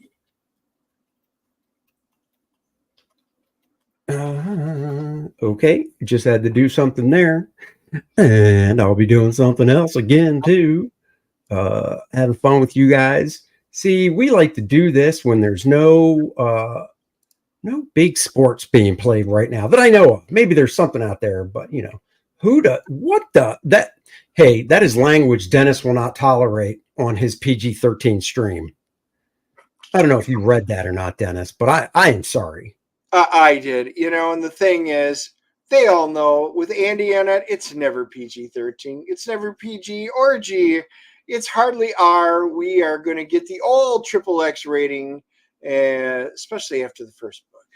My God, you are so hurtful. I don't know. Maybe it's not Kor-Drath in this one. Maybe it's Lelneth. I don't know. Maybe Necronite pulls out his Necropy. I don't know. Does he have one? I don't know. Does he, Dennis? Dennis would know. Yeah, but I can't tell you. You have to read it in the book. Maybe because Dennis, or not Dennis. Well, Dennis, whatever. Maybe his Necropy fell off. I don't know. So, guys, I'm just saying, like with Andy and I just coming out to launch this, it's just we got over 300 people right now watching us, just chiming in on it. So, you guys, while we're here showing you this, you can ask questions on anything. We're going to go through all the different options for you guys and try and bring out as much of the great stuff to show you as we can. That's right. Because we care. Yeah, we need Lilith to earn her succubus chops. Whoa. Hold on now. That seems like a double entendre if I've ever heard one. But you've never heard one, so. Let's see. What are we looking at here? Just looking through some of the links there. Okay, fun stuff. Good to know. Tuesday night, as we said, or not Tuesday, Wednesday, 3 p.m. Bart Sears, guest of the show, doing a live art auction on the DNA show, 3 o'clock Wednesday afternoon Eastern time. I'll have some sketches and stuff. Quick question. Sorry I showed up late. There's no 24-hour special going on. I need to pay off the government tomorrow. No, there is not. Everything here is up for the whole shebang. We didn't hit you guys with any surprises, and that is a really good public service announcement. PSA. Tomorrow is April 15th, final taxation day. So for those of you who have not filed your taxes, you need to do that by tomorrow. Tomorrow is the last day. Yeah, I did that a few weeks ago, and I don't know. Dennis and I are watching that show Shogun separately, of course. I mean, come on, guys. I can only see the guy so much throughout the week. Wait, Super Chat always comes atop. MD Houghton, $5. Looking forward to the portfolio reviews. Andy, got to run. See y'all. Thanks. I will be, once the books are shipped out, MD, I'll be contacting each of you about the portfolio reviews, and I'm looking forward to them as well. You said it. I'm not going to say it. I'm not going to quote it because I like literally brings a tear to your eye every year. So how many Kor-Drath books can you fit in that box? Literally, if you go to that tier, the get everything, get it all tier, and you count it all, except for the game modules and the artist edition, that is how many you can fit in the box. That's why we got the boxes made so we could test them and put books in them, and that is how many you can fit in the box. So I'll count 1, 2, 3, 4, 5, 6, 7, 8, 9, 10, 11, 12, 13, 13. 13 books. I think we actually were able to fit 14. So there you go. That's how many you can fit. Yeah, the only reason the modules don't fit in, they're just bigger than the box because they're the exact same size as the original ones from the late 70s, early 80s. Yeah, that's pretty much why. Let's see. There's something. Oh, what was I talking about? Damn it! I always forget. Shogun. So Dennis and I are watching Shogun, and let me tell you, spoiler alert. It's Japanese, which means a couple characters. I think it's seppuku. Is that how you pronounce it? Seppuku. Harry Carry. Yeah. Harry Carry. If you don't know what that is, it's where they take their dagger or their samurai sword, go in their gut, and then rake it across. So their guts literally spill out, and then somebody standing over him takes his samurai sword and goes and lops the dude's head off. I felt that exact same pain at when I submitted my taxes a few weeks ago. So there you go. Yeah, there you guys, go. and they do. We actually saw it. It's really, really good. The wakizashi goes right into the midsection, and then the katana goes bloop, and there goes the head. But you know, this version has been very decent. Oh, we got a guest coming on. It is Mr. Brian Blevins. Hello. Well, look at that. Did somebody say Shogun? We did. We came in. We were just kind of mentioning Shogun. I was in a dead sleep. Just now? I heard from the nether realm someone say Shogun. And I was like, oh, I gotta get on here. What's up? Yeah, so they have. Let me answer this question real fast from Jeffrey Oates. Any additional add-ons later in the campaign? I can't say a definitive no. I don't think we can say definitively no because it's day one and this thing's going to go for at least, I will say this. There may be other potential add-ons because as we displayed these figures, if we do wind up being able to move forward and get other characters made and stuff, those could be add-ons later on, things like that. But it doesn't really matter because those have to ship separately anyway, so you wouldn't lose anything on shipping or any of that type of stuff. Oh, 101 backers. Thank you so much. $8,213, pushing towards $10,000. Let's do this. No, what I was also going to say, add on, no pun intended, to what Dennis said about add-ons is, we tried to cover all the bases because obviously if we do another add-on and somebody's already backed it, then you can't just go buy an add-on. So down the road, like I said, if we end up doing a 24 by 36 poster and for those just joining, I'll show you, if we end up turning this into a 24 by 36 poster, 36 inch poster, this would not be an add-on. It would be a brand new tier because it would ship separately in a tube. So even if you backed it already and you did want to get this, you would just go, pick that tier, brand new tier. And, when the campaign stuff ships, when we start fulfilling, that would go separately because it would be in a tube. So if we were to add another minifig to it, if these do well enough, and whether it's Necronite, whether it's Lilneth, whether it's Adriana, instead of making it an add-on because it ships separately, we would just make it its separate tier as well. So that's how we would do it. We tried to get all the add-ons taken care of in the beginning so we wouldn't have to deal with that stuff. Yeah. Jeffrey says, would love an Andy Smith poster too. Dennis has tried to get me to put on a red one piece and photograph me in that Farrah Fawcett pose for a poster. I don't know, guys. I just don't know if that would sell. Me in a red one piece like Farrah. No. But hey, if you really want me in a poster, I mean, we could try. So you chat, Mr. Blevins, how are you doing? I'm doing well. I'm doing well. Like I said, I was in a dead sleep. I heard Shogun. from off in the distance. Came on, tat on the keyboard, and I'm here. And I also want to say, like, when you were talking about seppuku, so there's two types. There's seppuku, and then there's honorable seppuku. Seppuku is just when they take their sword and they slice their entrails up. The honorable part is when you have somebody chop your head off afterwards. Mhm. That's the difference between seppuku and honorable seppuku. Oh yeah. Yeah. See? So what I'm hearing is Fun fact for all the children out there. what I'm hearing is when Dennis decides to go that route, I actually don't have to be there to cut his head off. Not if you don't want it to be honorable, which you wouldn't, because you're just that kind of mean guy. So Right. Yeah, Is Bart doing something this time? Daniel Russell is asking.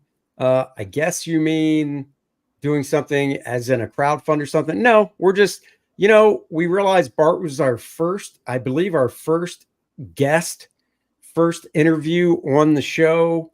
And we just, we talk to him weekly. Or if you mean, is he doing something with this campaign? The answer is yes, which is how I would interpret it. Oh, right there. Oh, wow. Yeah. Bart is doing the cover. We like here at Astonishing Comics. Dennis and Andy like the word consistency. And consistency means who did the game module cover for the first game? Bart Sears and Dan Lawless. Well, who's doing it for the second game? That's right, guys. Bart Sears and Dan Lawless. There it is. Their little names right in the bottom right-hand corner. That's right. And Kor-Drath ain't no dummy. He's like, woman, get out there and take care of that dragon. Yeah. Don't make me have to step in and do it. You do it.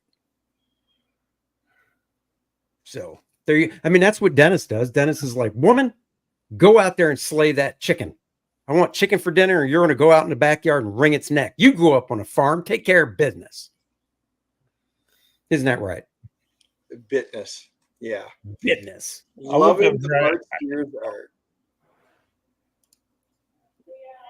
Oh, thank you so much. Modules, that's awesome. Yeah, So the game Brian, module was really fun. Oh, look at that. Art of Roy. Bart Sears is drawing for the Ripverse. It's funny how that got out there. I knew it, but that's not my business to tell. Nope. But apparently it got out there that he did do a short story.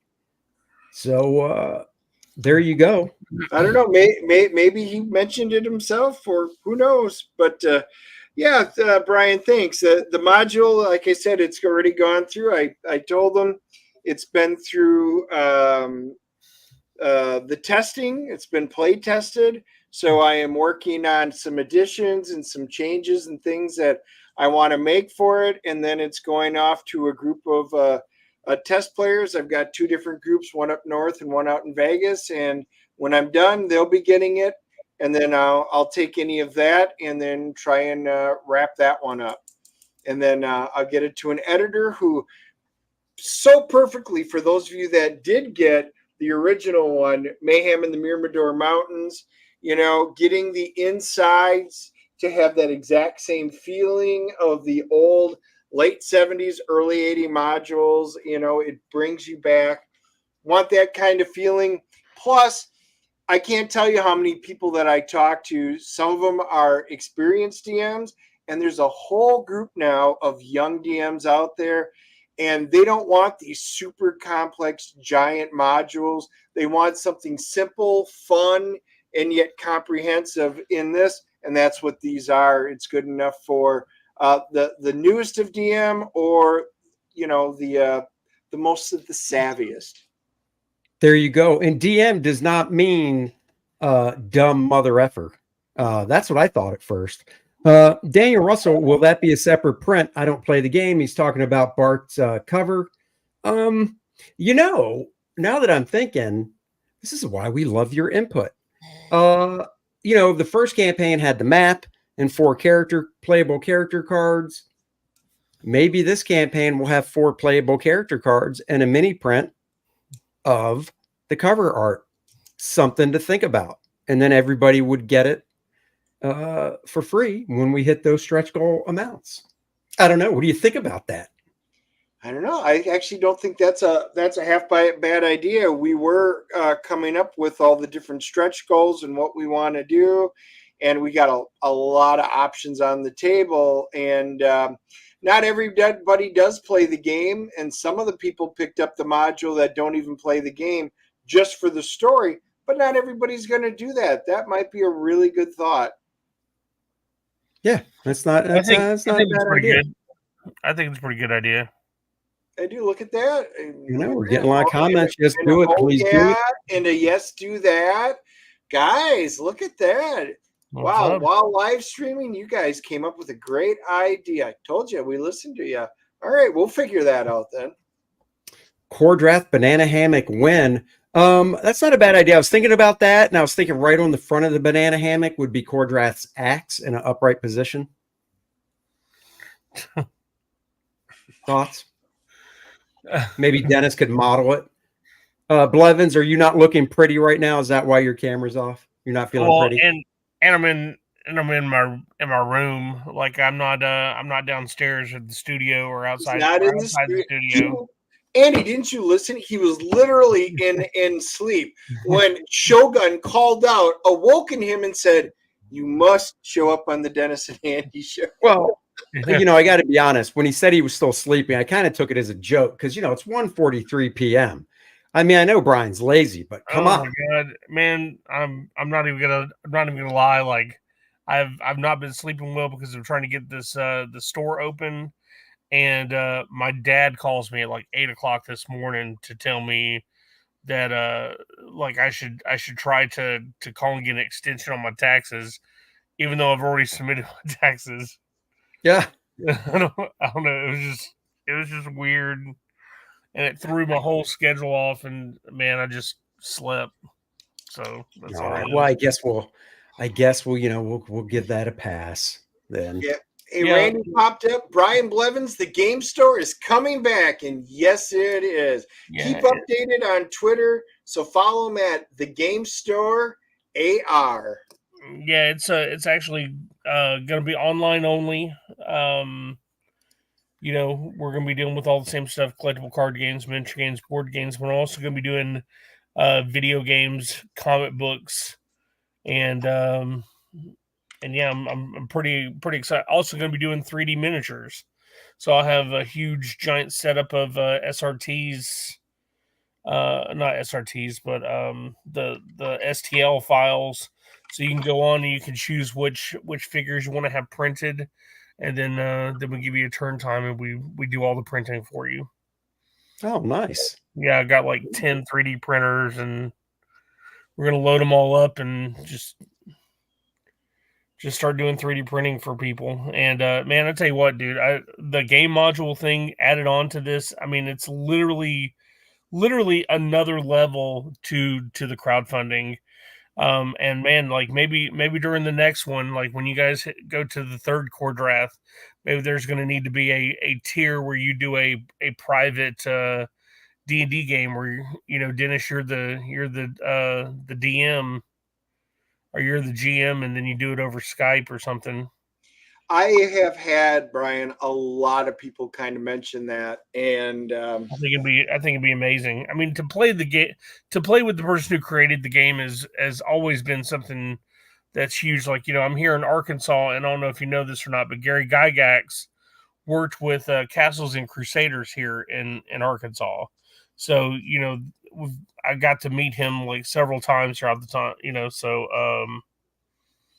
yeah, it's a different experience. There's a lot of people that learn and understand how to do the games, but I mean, it's a different experience when you actually deal with the person who created it.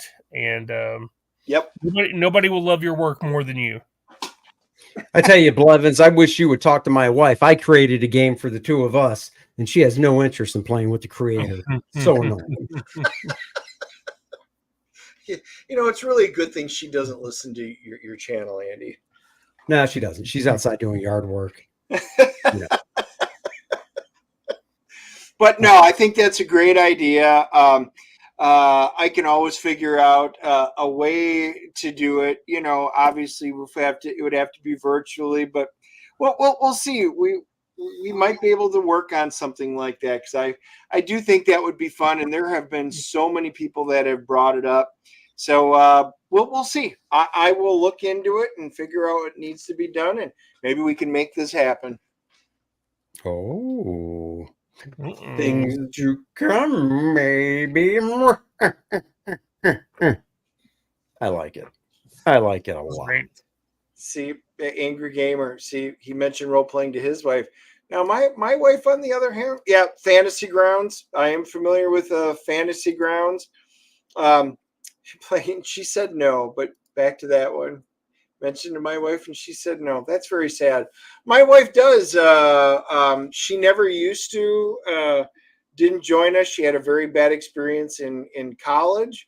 And but my kids thought role playing was stupid.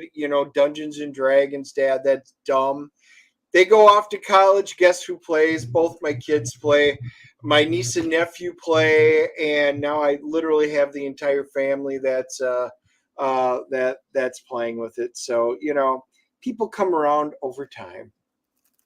I'm just surprised that you literally just told everybody that your first date in college with your wife, and she said it was a bad experience. That takes balls to admit that on a live stream. Uh-huh. And yet you turned it around and have been married for over 30 years now. So I don't think that's sad. I think it's an amazing story, man. It shows that swagger, man, that riz that he's got, It does. that's true. It does. When I looked at her and I smiled, and it went ting and lit up, and I mean, the rest was history. She was hooked. She was. She once you have Dennis, you never go back. It was the power of house parties, because back then we were not of age to go to the bar because they had changed it. So we did house parties. All good. Oh boy, we got another guest coming on the show. He is a guy that does that makes me look good. We'll just say that. And it's not my barber. Because he did a bad job. I mean, I went in with more hair than Dennis, and this is how I came out. I said, I'd like a little trim. First, he brings out his wife, and I was like, no, dude, not that kind of trim. And then he did that to my head. So there you go. Dan Lawless, hello. Dan Lawless. Gorgeous. The only guy who can make Andy Smith look good. That's what I just heard. So congratulations. Well, God knows you don't do it. Look at this. That's what a co-host is supposed to do, but apparently somebody's slacking. Look at this chrome dome right here, or this bronze dome here. Yeah, what happened to all the horns? First time we had you on, you had 2 horns. A few times later, we were down to 1 horn, and now you are not at all horny. I'm not horny. That's good though. You want to be that. You don't want to be around me when I'm horny. That's right. Oh, that's awesome. Yes, they've disintegrated with age. Oh. I tried to tape them like up. I tried everything. I tried Viagra. I tried tape them. I tried tape everything. Nothing worked. So nothing kept the horns up. no, I get it. They just fell apart. No Gorilla Glue. Gorilla Glue wouldn't have kept it on there. Blue pills. No, this wasn't a matter of this plastic. That's so cheap. It literally just shattered. I dropped it once, and the thing it shattered into little pieces. It was weird plastic crap. Oh, Yeah, it That's doesn't like- sound what- like what are you gonna do? In battle. Not made in America, obviously. It's this China's crap. So China. So, guys, there's Dan. You can give his YouTube channel, his Twitter, or X. There you go, guys. So make sure if you don't follow Dan, you follow him. Dan's a big part of this campaign. He makes all this stuff look really good that we're looking at today. Well, thanks, guys. Appreciate it. Did you look at did you show the gaming console or picture? No, not yet. I'm trying to decide if we want to hold back on that one a little bit longer until we actually put it up as a stretch goal, and then have you come on the old DNA show for it. Okay. So, but we have been showing the beautiful Bud cover, the beautiful Bart Sears, Dan Lawless game module cover. Yeah, dude, that turned out good. I just saw that the other day for the first time. Your color over Bart. Yeah, it looks great. Yeah, it's pretty solid. they don't, and people might not know what you're talking about. It's a Bart Sears drawing that I colored, and it was good. I thought it really worked out well. So they know. Oh yeah, they- they've seen it. Oh, that's they what I was see- talking about. I thought I Yeah, said you were going to seen show it. that. Okay. Oh no, yeah, we have been showing that. Oh, Okay, we've been yeah. showing this all over the place. Oh, good, Yeah, good. Okay, I can show it. Good. Yeah, Oh yeah. The Vordoom character card we're going to hold off on. Oh yeah, that exactly. Okay. Yeah. I'm People actually know not- that we're going to I be still doing gotta- character cards again, but we're holding off on them. But we've also been showing, Dan, I don't know if you saw these, the minifigs we're doing. Oh, You get the wow. you could get the 2-inch size, Uh-huh. which Dennis loves 2 inches. You could get the 3-inch size, or you could get the big manly 5-inch size, which is about average. So your choice. Yeah, I feel comfortable with a 2-inch. That's more what I'm used to. Yeah. When I stack them up, it comes out to 10 inches, and that's more comfortable for me. But then I got to stack them. So, No, this looks cool. It's awesome, man. So who is this based on your art then? it Yeah. sure is. Oh, I that's so I did a cool. drawing, and the digital sculptor sculpted from my artwork, and You know what? Here, let's pop it up. I'll get it to zoom in because Brian, your ears were ringing earlier because I was trying to get it to focus. I'm like, if Brian Blevins were on here, he would get us how to figure out to focus right in here with these awesome cameras he got it. That's fantastic.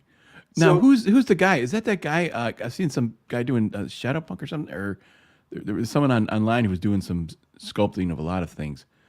And is that guy or on Twitter? somebody else that we actually met at a show.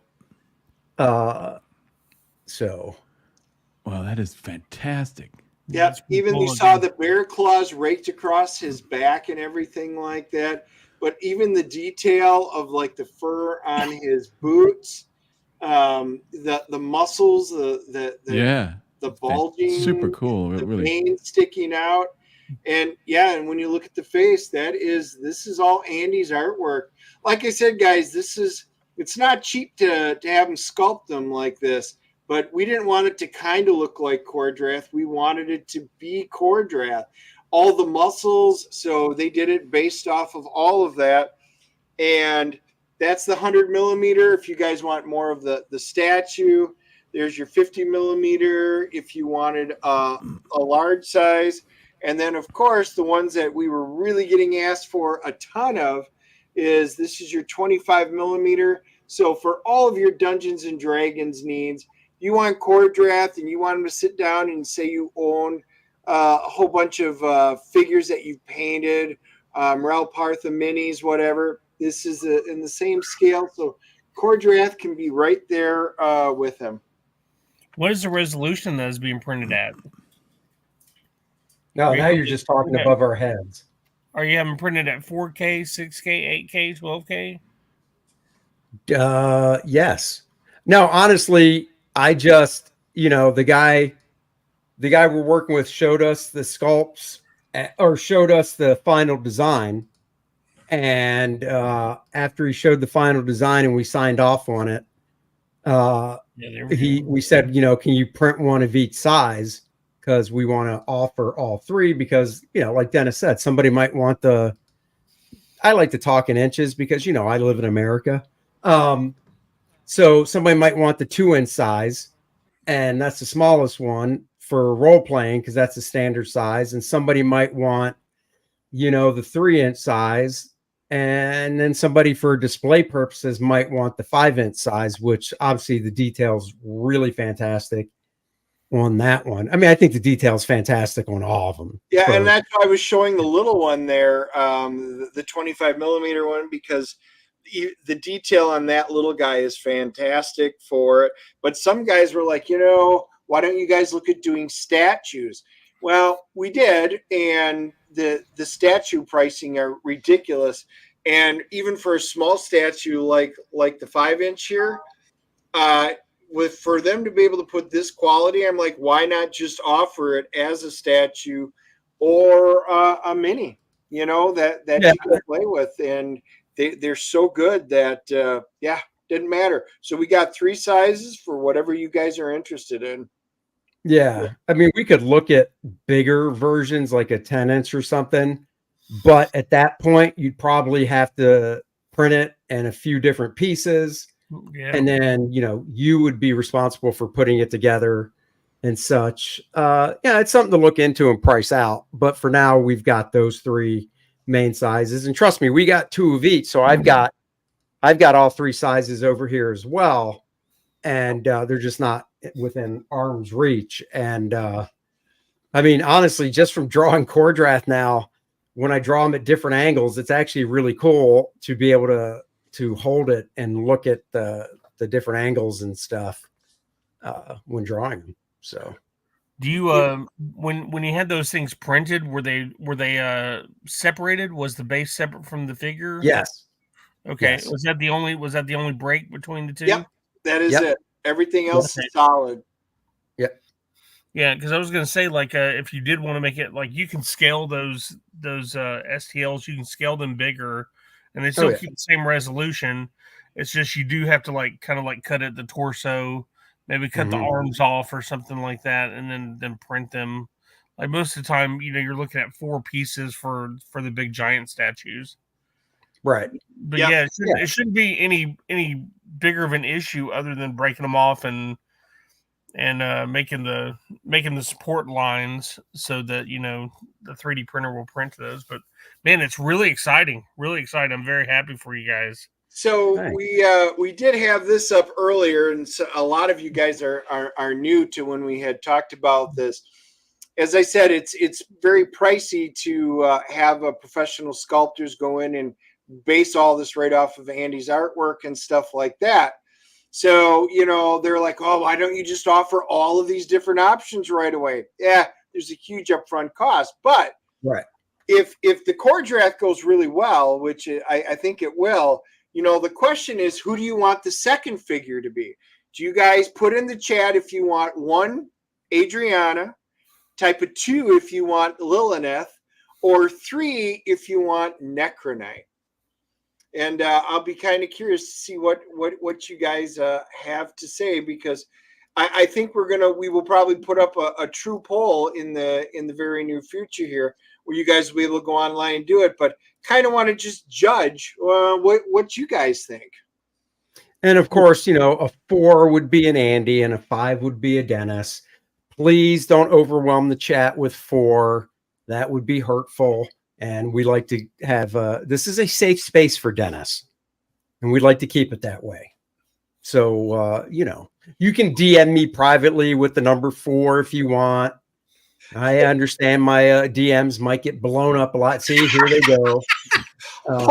Paul's the only one saying 4, so you got a fan out there that really wants. Yeah, whoa, my God, look at those DMs! Holy crap, guys! I'm gonna have to clean out my DM box. They're just blowing up with 4s. Oh, look at that! Rob wants a 5. Oh, nope, he LOL'd you. He doesn't apparently. Wow. So, out of the ones coming in, though, it really looks like 3. So it really looks like you guys want to see Necronite, and all right, you gotta have a bad guy as your second figure. Yeah. Damn it! We should have said Vordoom then. Vordoom's Yeah, or the dragon. Oh my God, how cool would that be? That would be. But there is a lot. I actually was thinking, from talking to people at shows and stuff when we were chatting about it, a lot of people were talking like, oh, dude, you got to do Lilith. Oh, Lilith would be great. So I honestly thought that was what people were going to really want. But just from today, from you guys, it looks like Necronite. So, hey, that might be something to do. That could be the next one. I mean, it does help to know this stuff in advance, because I have to do a new piece of art for the turnaround for the sculptor. So it definitely helps to know this stuff. Dude, maybe there's a 3D sculptor that's really into comics or something. You might be able to do some trades. Yeah, you never know. Dennis Andy in the Titanic pose. Wait, is that the pose where I'm sketching and he's laying on the bed? I hope it's he's talking about on the front of the ship. Oh, that pose. Or it's the one where I'm on the piece of lumber and you're Jack, and then you're like, oh, there's not room for both of us. Sorry, Andy. And you just go, Goodbye, Dennis. Blub, blub, blub. And you sink Well, down. I mean, let's be real. If you were on the piece of lumber, there wouldn't be room, unlike that tramp in the movie who had plenty of room for Leonardo. He killed them on purpose and he put up with it. Exactly. If you told me there was no room, all I would do is be like, shit, he's right. Oh, well, good knowing you. And I'd let go. Yep. That would be a great ending. Man. I mean, why you wouldn't sacrifice yourself for me is still beyond me. I don't quite know. Are you kidding me? Look down there and be like, oh, don't worry, the shark's got it. It's a snack. It's good enough. They wouldn't want to fill up. There's too much of me to eat, so might as well just fill up on the snack and then they come rescue me. Look at that. Dan skipped out on us. Hopefully it's an internet issue. Maybe he's in a snowstorm. Who knows? He's out in the Midwest. You don't know what's going on. It's a beautiful 80-degree day. Well, what is it here? Yeah, it's 80. Look at that. I nailed it. 80-degree day here. What's it over in Arkansas right now, Blevins? What are we looking at for a temp? Is it sunny out? Let me find my phone. I'll tell you. Because he hasn't been outside. He just woke up. I literally am still in the bed. He hasn't been outside. He doesn't have the curtains peeled back or anything. I sleep in a panic room, so I don't have any windows on here. Oh, look at that. Paul was in the Lilith camp, but after reading the book, he's in the Adriana camp. 77 degrees. 77 degrees outside. Oh, that's not bad. Kor-Drath does not sound woke enough for today's crowd. That is correct. There is no woke in this book. That's right. He lets his axe do his talking. Moromi says it's 81. He's leaving for work. We'll have a fine day at work on this Sunday. What the? Enjoy it. I knew what you did for a living. Why are you having to work on a Sunday? What the hell is that all about? Is there a rated E version of book 2, or will that be on the next campaign? I mean, in full disclosure, we don't.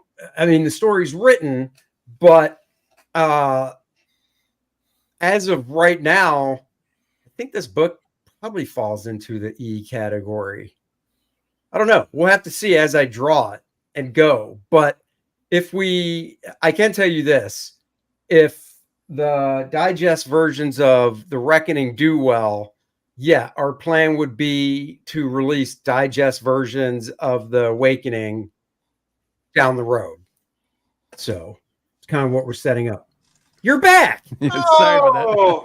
Was it an internet issue, No. or is the perfect great weather up in the north helping you?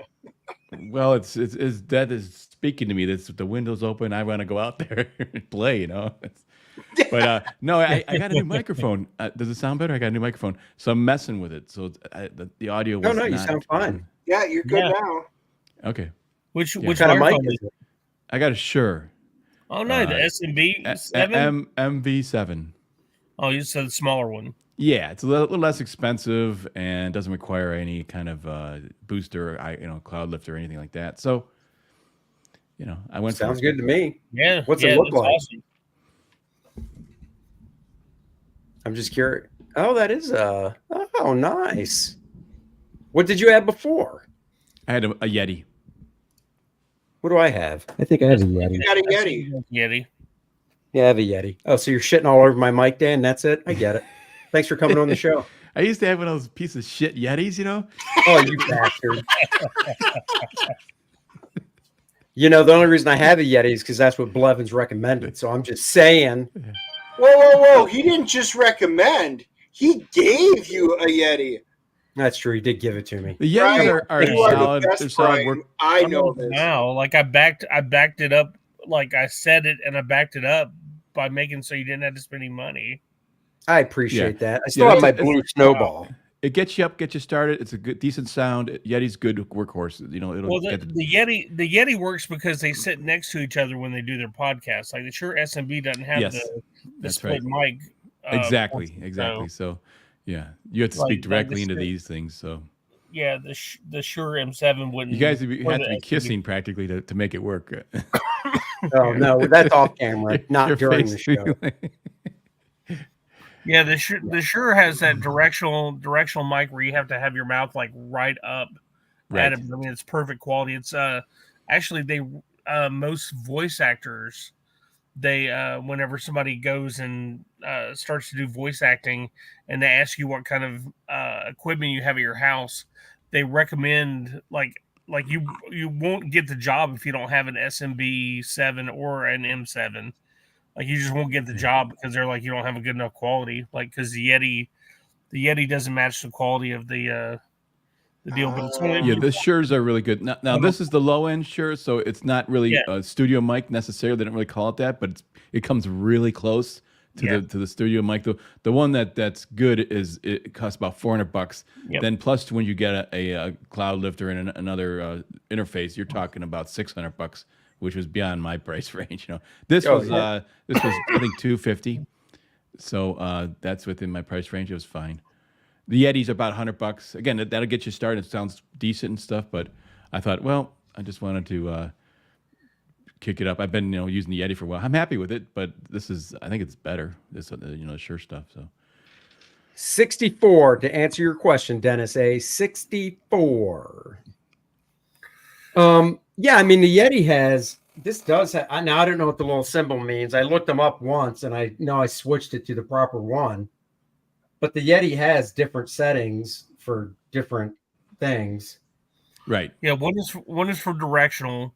One is for you guys sitting side by side. One is for you guys sitting across from each other. And the other one is, I think it just encompasses the whole area. You know what? I think just because of how you explained it, and I'm not even joking, I think I figured out what the icons mean. So there's one icon, which is two circles overlapping. Yep, that's when you're sitting across from each other. Okay, and then there's one icon that's just a circle. Yep, that's encompassing everybody. So, like, what do you mean, the room? Yeah, right? Yeah, room, ambient noises, everything. Omnidirectional.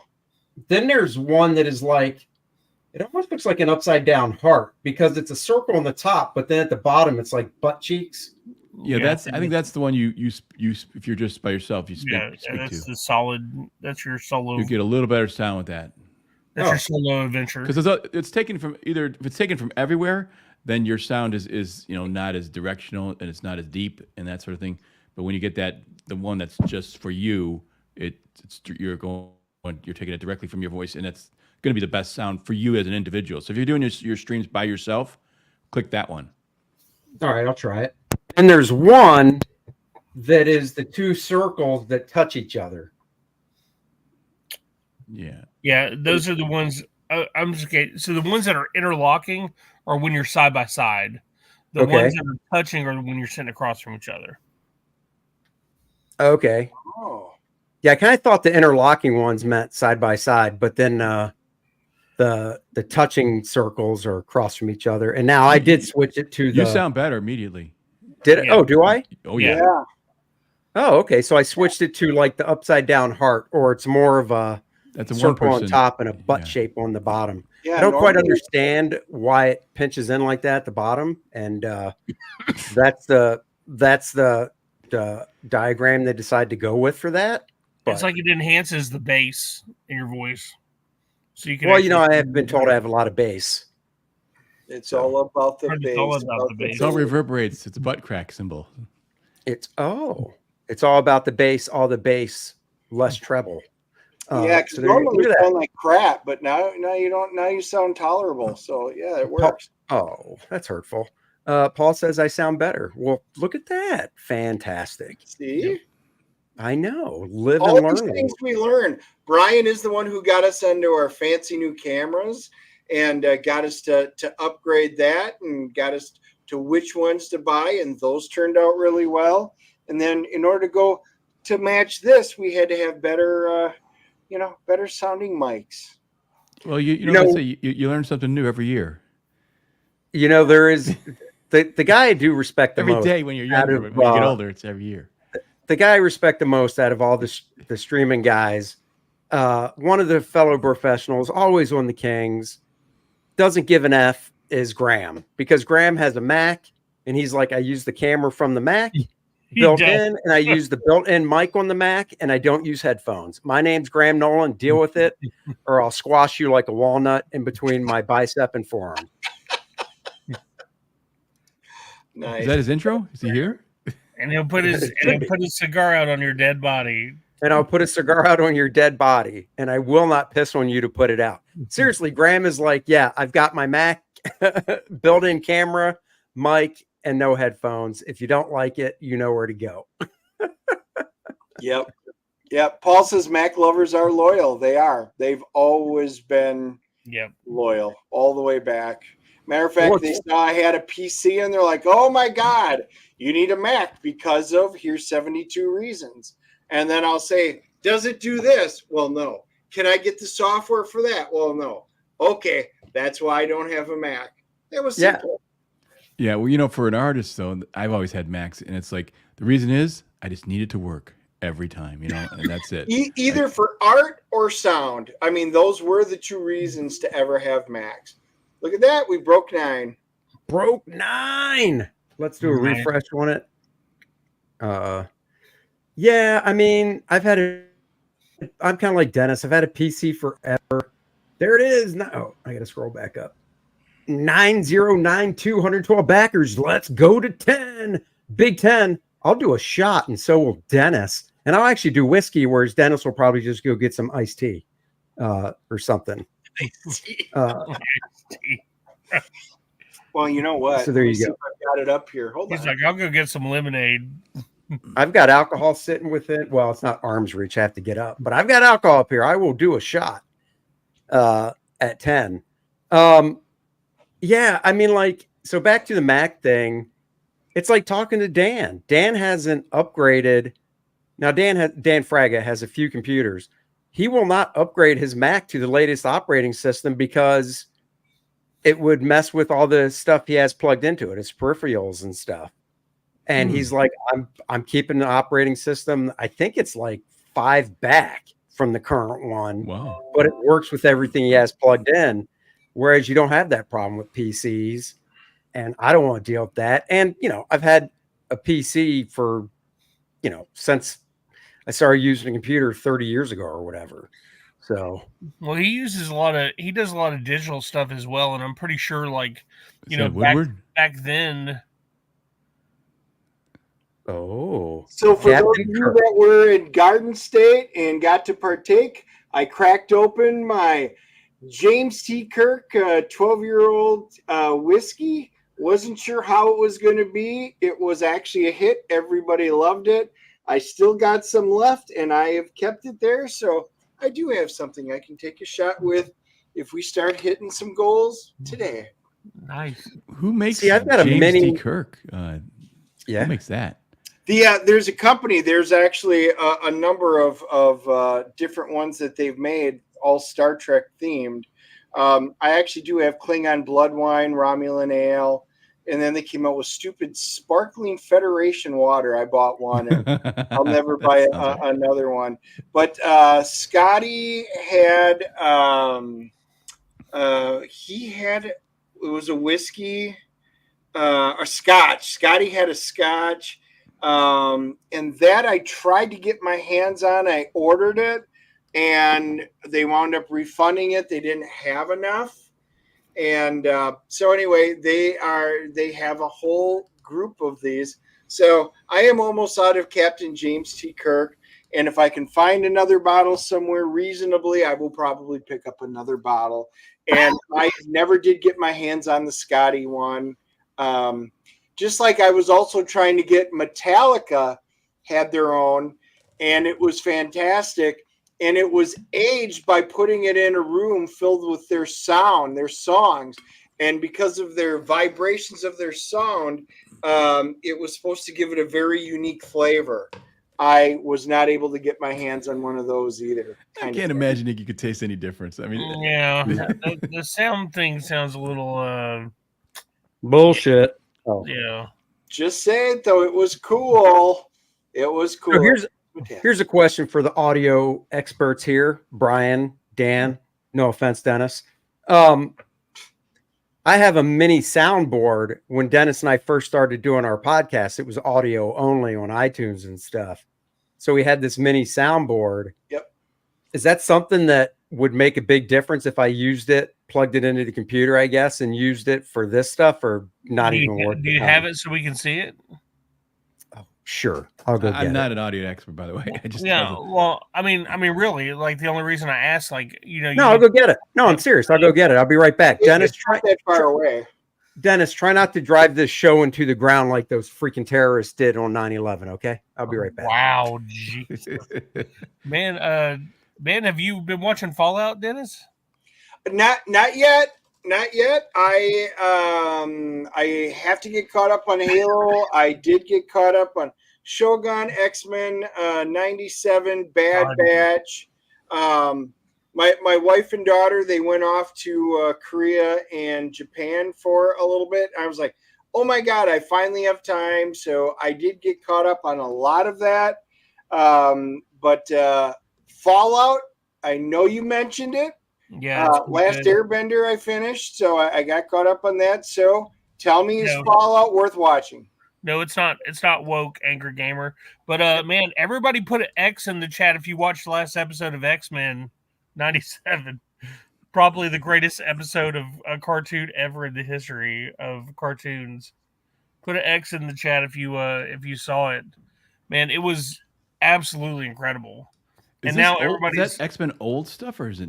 it's the X-Men Fox cartoon, like from Fox Kids, except they're continuing that storyline now.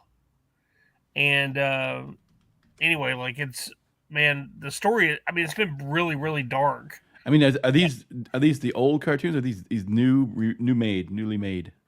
They're newly made, but they're in the style of the old cartoon. Ah, okay. And it literally picks up right where the older ones had left off, the X-Men animated series. Now, the hubbub was a lot of people were upset. Oh my God, it's so woke. This is what's going on with Morph. They got rid of Woke's, Rogue's bodacious butt cheeks, things like that.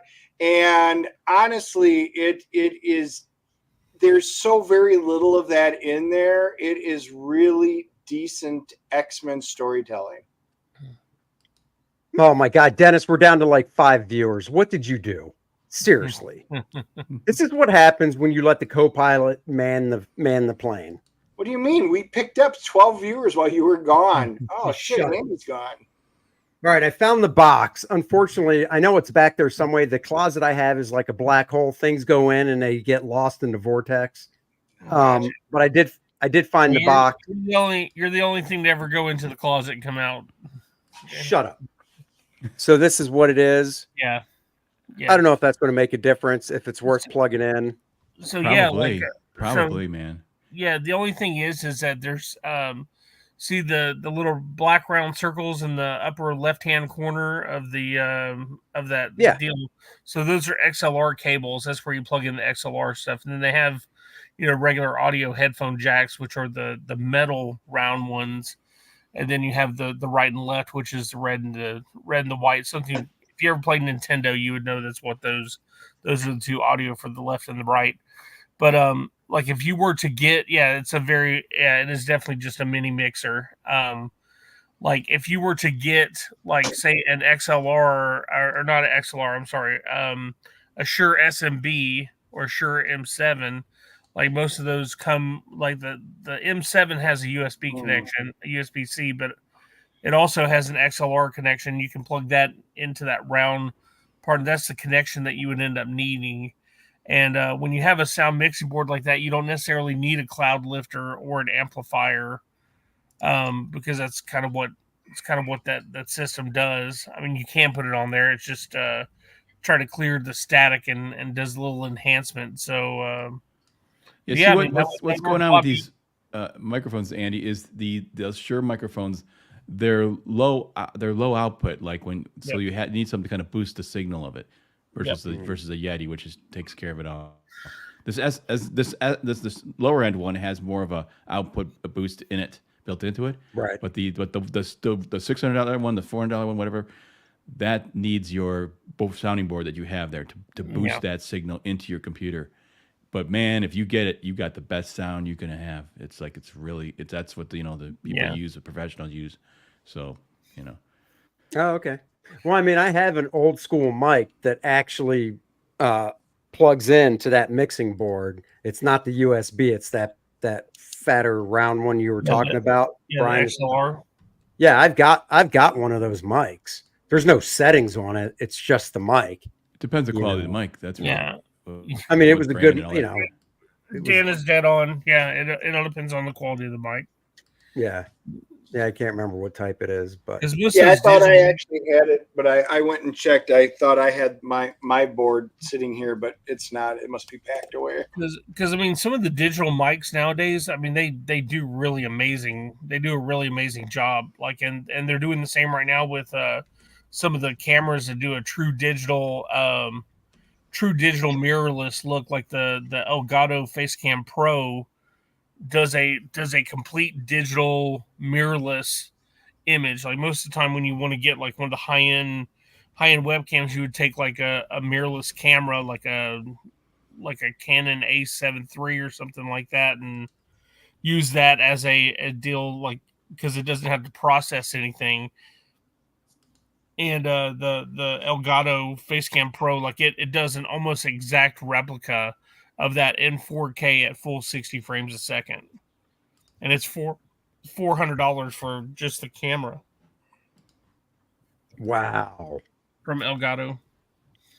Well, yeah, I don't need to look that good on a stream to where people can see all the pores and everything in my face. Well, I mean, I'm pretty sure Dan is using a 1080 camera. I don't think you're not using a Brio or anything. I am using my iPhone, actually. Yeah. I was going to And say it's really good. Yeah, it's really, really good. But that's because you also have your lighting set up pretty well too. Yeah, I worked on my lighting very well. I was going to say if Dennis and Andy worked on their lighting a little more, like their picture would be super crisp as well. Well, I have a problem. I cannot work spotlights on me. I got a lot of like these are incandescent lights on dimmers. Yeah, to kind of give you a. I mean, Dan has his wife do makeup before he goes on a live stream. I mean, it's ridiculous. She touches him up, powders him down, all that garbage. So I'm wearing makeup now, and I'm not even on stream.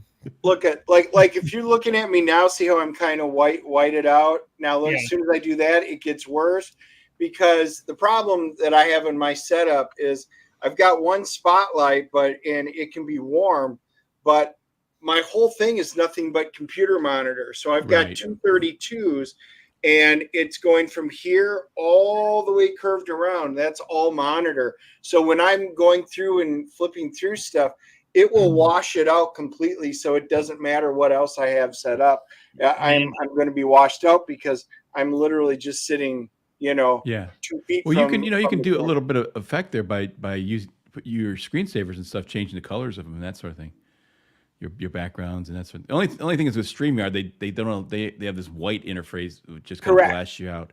So that's right. Yeah, you would think they would have a dark mode version, but they haven't put one out yet. And that's what I kept looking for. I was looking like when I'm doing stuff in Word, Word has now gone and they have a dark mode version, but StreamYard doesn't. And actually a lot of the different ones that we're on, they don't. It's strictly, and it whites everything out. It's really surprising. It is what it is. I mean, so everyone's using this for streaming. You'd think they would want to give you a dark mode.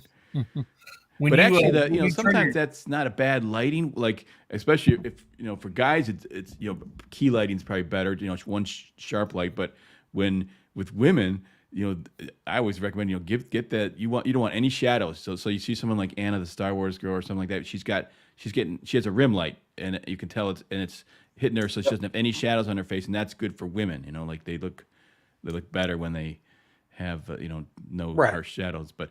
The guys, I have daylight coming in here. Usually it's even more, dramatic key light, and I try to use, so. Well, I was going to say, like, when you were turning on that spotlight there to your right, when you turned it on, like, you could see everything adjust. See, your colors on your posters on your back wall are really defined, but you're very white. And I think that you may have your auto white balance on, and maybe your auto white balance is what's causing it to look like that.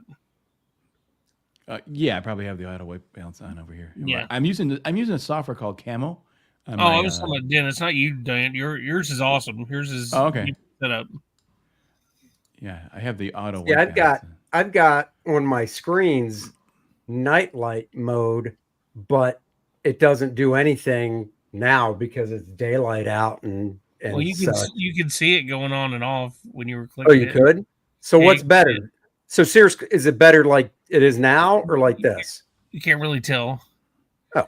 You can't. Yeah, I mean it's very minuscule. Oh. Yeah, but at night when I'm on the computer doing like the Kings or the professionals and stuff, I'll turn it on sometimes because it's so, my Cintiq in front of me and my computer screen in front of me is so stinking bright that, yeah, the nightlight mode, I see a difference, but I don't know if the viewers see a difference, Hmm. Yeah. So. My setup is basically I got two colored LED lights, one on the picture back there on the Conan, and then a blue one over here. So red and blue.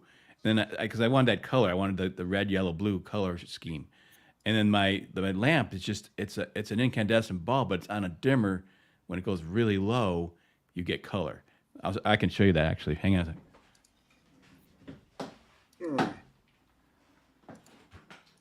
And StreamYard has the new touch up my appearance. Yeah, I just jacked it all the way up, and now I look like a girl. So, man, when you do touch up your appearance, the cool thing is that it makes you look as good as possible. And Andy turned into Dennis, so it's amazing how well that works. oh boy, here we go. See with the incandescent, when you have it on a dimmer, you can lower it down, and then all of a sudden you get color. Otherwise, it's blown out. If this is a 40-watt bulb too, if this was a 75-watt bulb, it'd be so white in here. So dimmers are really important if you're using that on to create light.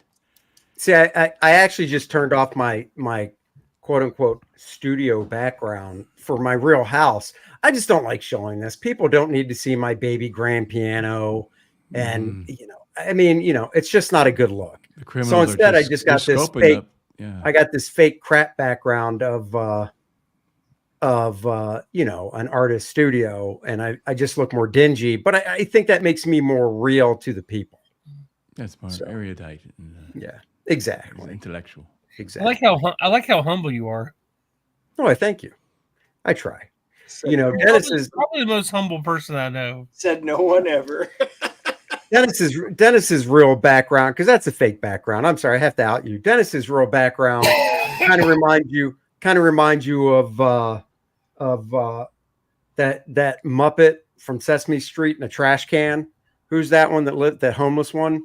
You mean the Grouch? Yeah, Oscar the Grouch? Yeah, Oscar the Grouch. Dennis's background is like a big dumpster that he's actually streaming from. And yeah, it's just, I said, Dennis, just get a fake background from online of some nerd that has lots of X-Men posters. So that's what he did. So, hey, you guys, how do you say this guy's name in the chat? Borivoye? Anyways, he's wondering if I'm planning on joining Devo, and I wasn't, but that's a very good idea. I like that. That is a good idea. Everybody should, if you, he likes your hat. That's everybody's idea, really. I mean, think about it. Who would want to be Devo? But now I'm trying to figure it out. Borivoye Gribic. What language is that? Dennis, you speak everything. What is that? I speak well, it's not Klingon. That much I know. No. Good Lord. Good Lord. Can't Crack you just figure that it whip. out? So John's gonna love the CG. See you guys later tonight for round. All right, John. Thank you. Thank you all, not just John, but John's taking off. But seriously, thank you all, guys, for rocking. Let's see. We'll just do a refresh. Why not? Dan got it right. Got it right. Serbian. Dan always gets it right. Serbian 9755. So close to 10 grand in my first shot. I can taste that peanut butter whiskey on my lips. Yeah. Let's do it. $245 to go. Guys, we would get there really quick if somebody just was like, you know what? I'm new to this whole Kor-Drath thing. I should probably get the Kor-Drath Volume 1 and 2, get everything collector box. Oh my God, it retails for $510. These schmoes are selling it for $399. Hell yeah, I should get that. And then boom, I can do a shot, and Dennis can too. Man. Look at that. Yeah, I might have to if we get close, I will have to run down and get a shot glass because I do not have shot glasses Oh, in drink it out of the bottle, you my baby. quote unquote virtual room. Just drink it out of the bottle. Is this the first time Dan's shown his helmet on stream? No, Well, I mean, the one he's wearing right now. no. Dan's worn it before. He's Yeah, just this is never normally had it one has or two horns. horns attached to it. Yeah. That's right. Now he just looks like, what was that character from the Golden Age? Bullet Man? Oh, Yeah. yeah. Remember Bullet Man? Bullet Man, the human bullet. Dan's cosplaying as Bullet Man. I knew it. All right, Andy, time to play that trailer. Let's get people in the mood. We'll go through it because we got a bunch of new people on. All right. Does it guys, say here is the certified trailer. badass? I want to mute just in case there's an echo because I want to play it from the actual. Oh, wait. I don't know if I shared audio. Never mind. I'm not going to play it from here. I'm going to play it so it takes up a full thing. So, Dennis, while I play it, that gives you about a minute to run downstairs and get a shot glass. Okay. I think you can do it. I mean, you can't do a 40-second whatever. Oh, he's already I gone. got faith. I got faith. Never lets me finish a joke, that bastard.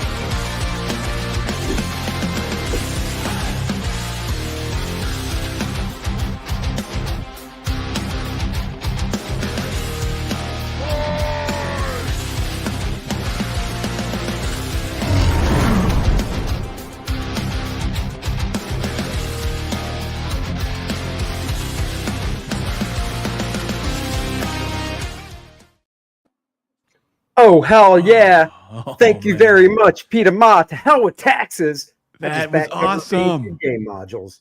That's what we Eddie, like to hear.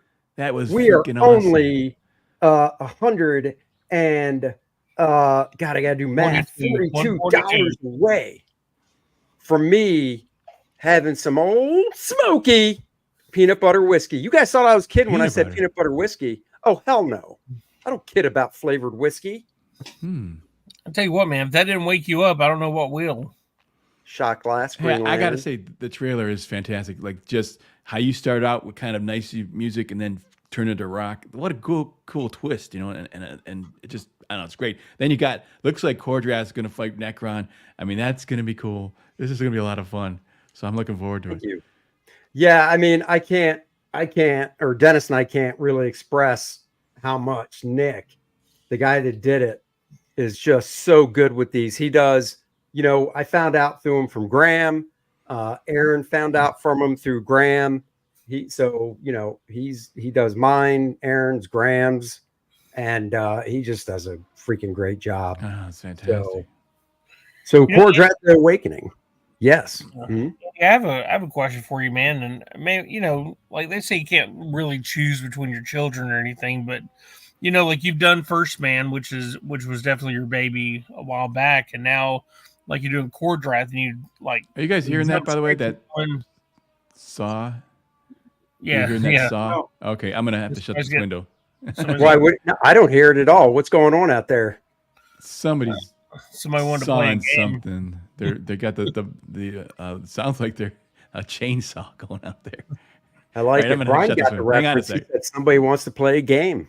Yeah, someone wants. Would you like to play a game?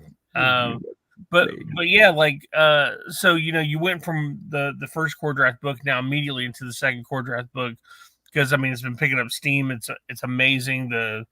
The module is great. The story is incredible. You got the absolutely amazing Bud Root doing some artwork for you. You got Bart Sears and Dan Lawless like cranking out some special covers. So I guess like who would you say that Kor-Drath right now is your favorite over First Man, or would you? Well, you can't have a favorite now. I mean, you First can. Man's the oldest. First Man has grown up, want to fly on its own. We're still nurturing Kor-Drath into adulthood. So the care is more for Kor-Drath right now. But like every good child, they come back and you want to do something with them again, and that is the hope with First Man. So there you go. How's that? And we're $81 away from Dennis getting shit-faced. That's awesome. And me doing one shot. I mean, if when this is super uber successful like your last one, and you bring up it's time for the next campaign, will the next campaign be a Kor-Drath campaign, or will it be a First Man campaign, or will it be something altogether new? No, it'll probably be another Kor-Drath one. Nice. I do have something in mind with First Man that's on the smaller scale of things that could possibly be an additional, we'll just say, thing. So we'll just have to see. Play by ear, shall you say? Yeah. Shall I? There's a lot of things on the horizon, and I think a lot of it really will have to do with the success of Kor-Drath. If you guys like it, it gets bigger and bigger. Yeah, I can see us doing some more right along with this. Yeah, so it really just does depend. I mean, I really do enjoy working on Kor-Drath. I mean, look, I'm not going to lie. Not drawing real buildings and like weaponry and cars and stuff like that. Kind of fun. Yeah, a lot easier. Cars are a bite, man. I'll tell you, man. They're just tough to draw. And you did a great video on, I thought the way you did that video on drawing a car was really good. Yeah, I use reference all the time whenever I'm using cars. Oh yeah, but I mean, there's nothing wrong with it. I mean, you go back 30 years, 25 years for that matter. I mean, go back anytime in the 90s, and yeah, Neil Adams would say, would pretty much always say, if you're drawing cars, or even I remember him telling me one time, even if you're drawing a toaster, you can find a photograph of it in the angle you want, just trace it off, And this goes back. Neil was talking back from when he was doing advertising in the 60s, 70s, and such. Well, reference is a big part of illustration. I mean, you use it all the time. You just gotta know how to use it right. That's the difference. Right. Is if you use it correctly. And cars are a little tricky. Cars are weird because they're not exactly a rectangle, and they're not exactly a. Well, they're not like how to draw comics the Marvel way. Rectangle. Real quick, the same as cars sucked actually. Internet guy for $2. Will the fourth book be called Kor-Drath? Well, I mean, if we tell you that, we'd have to kill you. We can't let all secrets go. Jesus. Wait, guys, just so you know, all 4 books have their name. They've already been named. And I will say that is not it. So great guess. But if you do get it right in the chat, I'll post it and let you know you're amazing and clairvoyant. Guys, Dennis, it's that time of day where we need to pour ourselves shots. $10,000, $14. Really? We hit it. Wow. Nice. We are doing a shot. Dennis and I will virtual toast through the screen. It would be funny if he was actually here and you guys see. That's what I wouldn't mind doing one day, is taking a picture of Dennis's background and having him in the same room with a green screen behind him, and then like I walk over into his and vice versa. That'd be hilarious. Nice one, Brian. It is not the quickening, but I like your thought.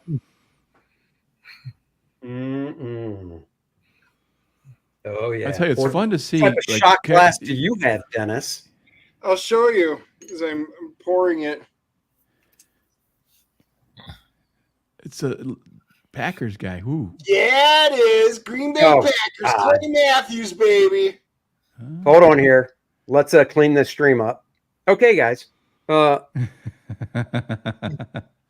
the funny thing is, he can add himself back because we share the stream stuff. So Okay, so unfortunately, I didn't realize that is not a single. That's a double shot glass.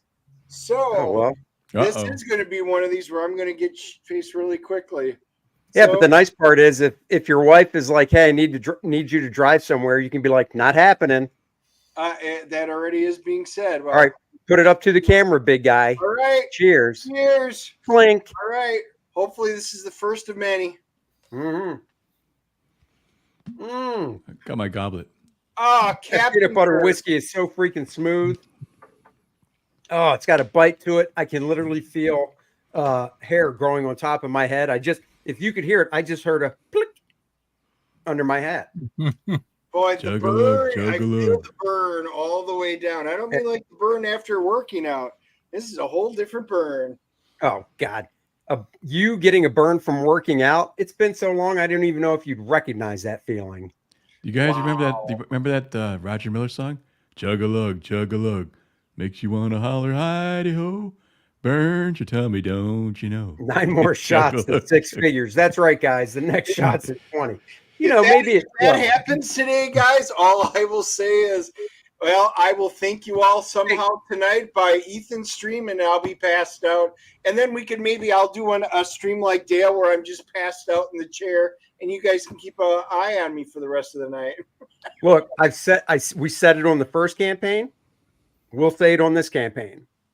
When we hit 6 figures, now remember, we hit 6 figures on the previous campaign on the closeout. It was the But call. when we hit 6 figures on this campaign, the sooner we hit it, the more entertaining. And what I mean by that is we will not cut our hair until we close the campaign. So let's say we hit 6 figures next month. That means I will not shave my head for at least, because this campaign will be up until January, most likely. I won't cut it for that long, and neither will Dennis. Now, you might go, well, Dennis already has hair on the top of his head. He does, but he cuts it once a month. I shave mine every other day. Isn't that going to As slow long you as down I in the swimming don't. pool, though, Andy? What's that? Isn't it going to slow you down in the swimming pool? You know, No, all that hair. When it doesn't matter how shaved you are or not, when you're just being held underneath waterboarding, bloop, bloop, bloop, bloop, bloop, Right. it doesn't matter. Well, I mean, I was actually going to say when I do laps, I do it naked, and all the pubic hair doesn't slow me down. So I don't think that's going to slow me down. You know, And that's full drag. Because remember, for that when you're image. swimming, you're face down, and your head pops up every now and then. But the pubes are always down, dragging me some with my time. So, yeah, if you want to know. So Paul 6 just said figures. what I always say, it's always It's TMI. always TMI. Thank you, Paul. We were on the exact same wavelength there. 6 figures, and I will not shave my head until the campaign's over. And the longest I've ever gone is 30 days and no shave November, and it gets a little out of control. So I'm just saying. Watch Andy has long flowing hair. No, but if I go that, if I let the top of my head go for 8 or 9 months, I could do a ponytail and it would look awful. Because those guys with the U shape, you know, the male pattern baldness, and they can only grow the horseshoe, they have ponytails, look ridiculous. I think they're awesome. But well, that's because you want to see me doing that. No, they're cool, I think. It Oh, depends on, says the guy that has a full head of hair. Now, if Dan had my problem, there's no way those words would come out of his mouth. Hey, I've seen cool dudes with the ponytail, horseshoe ponytail thing. Yeah. You're so full Yeah, of shit. and Andy never has to worry about being cool, so we're cool with that. Oh, you bastard. You bet. I would. I'd have a freaking mullet because What? there is no party in the front. It's all in the back. So if I let my hair go that long, I'd have a party in the back. All right. I have a mullet. I had a mullet. Well, if this campaign hits 6 figures really quick, you'll have another one. Yeah. Well, you know, I'm serious though. Actually, just because my wife's uncle was Mr. Michigan in the 50s, you know, and he was just this mountain of a man, just built like a tank, and he had one of those, and I thought it was cool, like, because he was cool, he was a cool dude. So I wasn't going to say to him, hey, I didn't want to go up to him and say, hey, that looks really stupid. If I grow my hair for that long, it'll be a vacant lot in the front and a party in the back. Sounds good. People will roll up and be like, there's nothing happening here. It's just a vacant lot. And then they turn around back and they're like, oh, that's the party right there. Mm-hmm. And when we hit $100,001, Brian's not going to cut his hair for the whole time either, he said. Nope. I will do the I will keep my hair. I will not cut it at all and see if I can get a mullet. And yeah, like and if you hit 150, I'll do the Friar Tuck. What's up?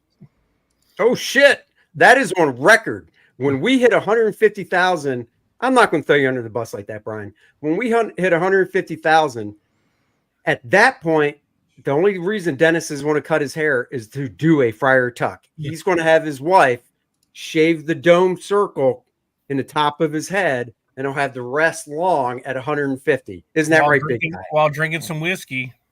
Right.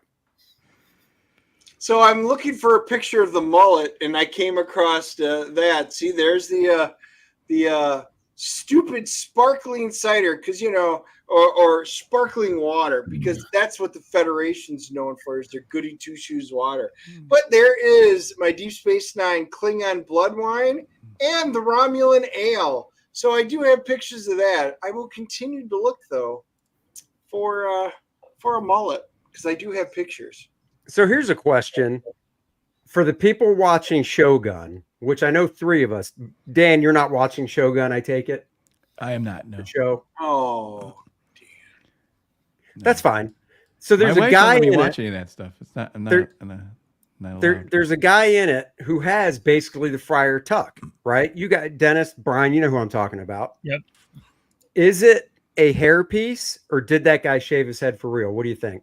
It's a hairpiece. Yeah, I don't know. Like they went pretty, like when you watch the behind the scenes and stuff, like a lot of those people went hardcore about it. You think I think you did it. You think the Japanese actors in the show did their shave job for real too, where it's all on the sides but down the middle? I don't know. His look like a hairpiece. Just saying. Most of them I would agree with. By the way, there's a nerd. Mullet. There's a mullet right there with a beer. Gotta love it. I really want to grow my hair long again, but I don't know. My wife already hates my goatee right now. I don't know. Don't know if I want to do a Vidal Sassoon commercial with that hair. The funny thing is, Dennis, you could have your daughter style her hair that way and then dye it brown and go as you for Halloween. Well, you know what? I will show you what my hair was at one point. Here, I'll show you, because then I got it cut. Because I had to join the workforce, so to speak. But that was my hair. Oh my God! Lovely Why would you even show that? You're so embarrassing to yourself. Why is that embarrassing?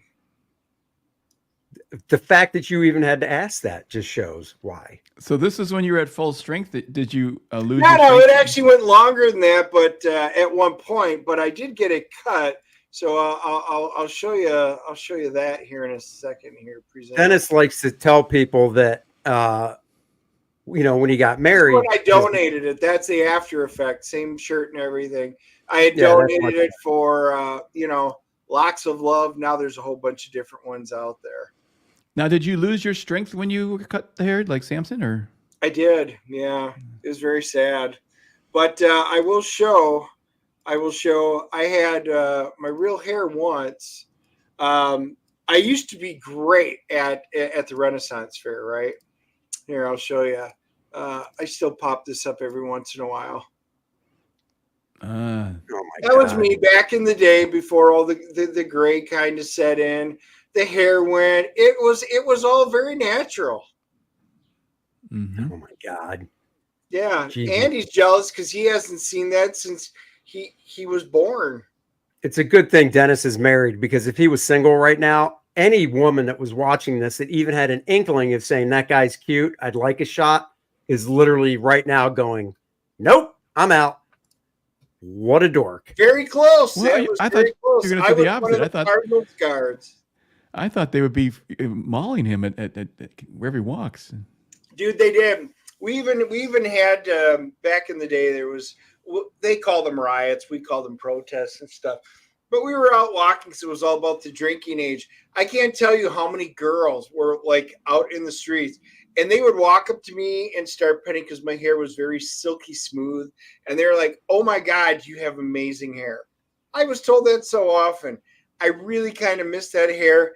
I don't think it would be the same color, but you know, it probably has that same feel even today. Just Well, saying. I can see why your wife had you cut it then.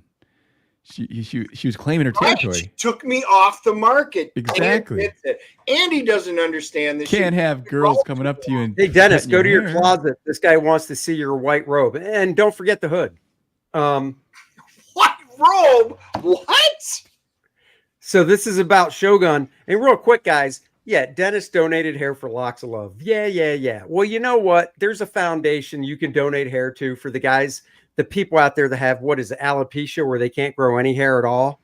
And I'll have you know, some of them don't care about what's on top. They think about the nether regions. So for a whole, I don't know, 5 or 6 years, I let the down below nether regions go so I could donate to pubes for publicity for the alopecia guys. So I'm just saying, I don't want Dennis be the only one here thinking, oh, I donated hair. So did I, big guy. Guys, the only people that saw the haircut after were my wife in the bathroom mirror. I deal with this shit every single day. Marcus can attest. People are like, you guys don't talk like this in real life. This is all for the show. No, guys, this truly is Andy. This is him when he wakes up, before he goes to bed, and all the hours throughout the day. This is Andy. This is what we I think it's peanut butter flavored whiskey is what it is. No, it's not. Paul Taylor donated his hair to the shower drain. Oh, I donate future children to the shower drain. God. The smart one. I'm telling you, drinking and streaming is not always a good idea. One shot's all it takes. And, you know, when you're stealthy 185. So this is from Mr. Blevins about hair and makeup and stuff for the show. They're talking about. I'm not reading all this. I'm assuming Blevins did and can fill us in on people that cut their hair and people that didn't. So, where's this Friar Tuck dude? we'll get there. Well, I don't know if he's in this picture. I'm sitting here talking this whole time like you didn't hear me say anything about pubes for puppies or anything like that. Pubes for puppies. No, you should have your mic turned. Oh, you were muted? Yeah, I was muted because I had a phone call. But anyway, yeah. So this absolutely. They had a lot of people show up and got into the part, and they cut their own hair. But I guess like in order for consistency, because like there were some people that had super white heads, and some that like basically they weren't. The skin tone underneath the hair wasn't tapered for the time period that they should have been bald in that area. They ended up going in and they did end up doing wigs, and it says like over 700 wigs. So does that include the male actors, Yes. the Japanese ones that have the reverse mohawk? Yeah, down here in the bottom right hand corner. Go back up. Oh, right there. Scroll down. Oh. Keep going down. Right there, that picture. See him down here in the bottom right. Yeah, Smokey, Yeah, you are right. She is so hot in this. Just saying. Even hotter than the original Shogun. I'm just going to go there. No, I agree. Mariko is freaking fantastic. Oh, so that is a hairpiece on this guy in the lower right-hand corner. Yeah, it is. You can see the plastic and stuff still left over. Yeah. On the side of his face, so...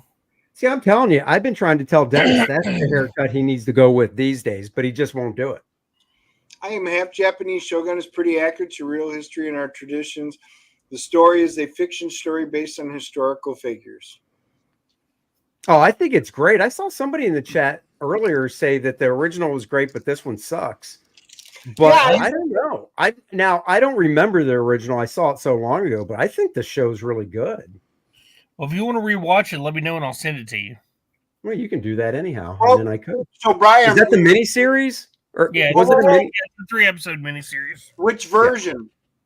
Oh So my god! there's no, it makes a difference because there's 3 different running times.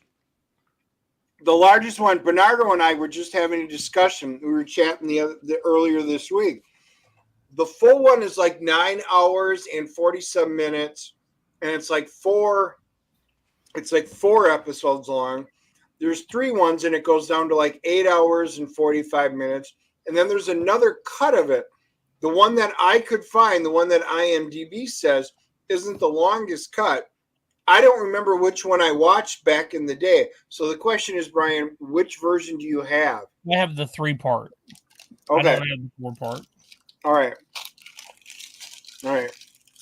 Because What you eating there, big guy? I mean, since it came out just after. What you eating there? I figured I better put in a protein bar if I'm going to be drinking alcohol. I've eaten nothing today.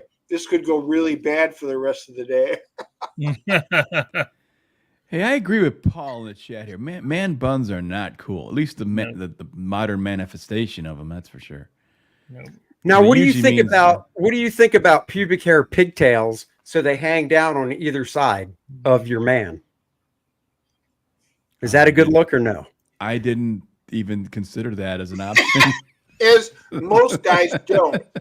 Well, you know, when you what's can't- with the pubic hair? When you can't style up here, you like to style where you can. You work So- with what you got, is what you're saying. Right. Right. Okay. Exactly. See, don't remember the original. The original one was really good. I Yeah. remember. Oh, that's the one with what was the guy's actor? Richard Chamberlain. Richard Chamberlain. Yeah, he was pretty cool, man. He was a cool dude. That Yeah. guy probably got the ladies, if you know what I mean. I have not Yeah. watched the old one in so long. I remember really enjoying it. I think this new one now, Bernardo does not like the new one.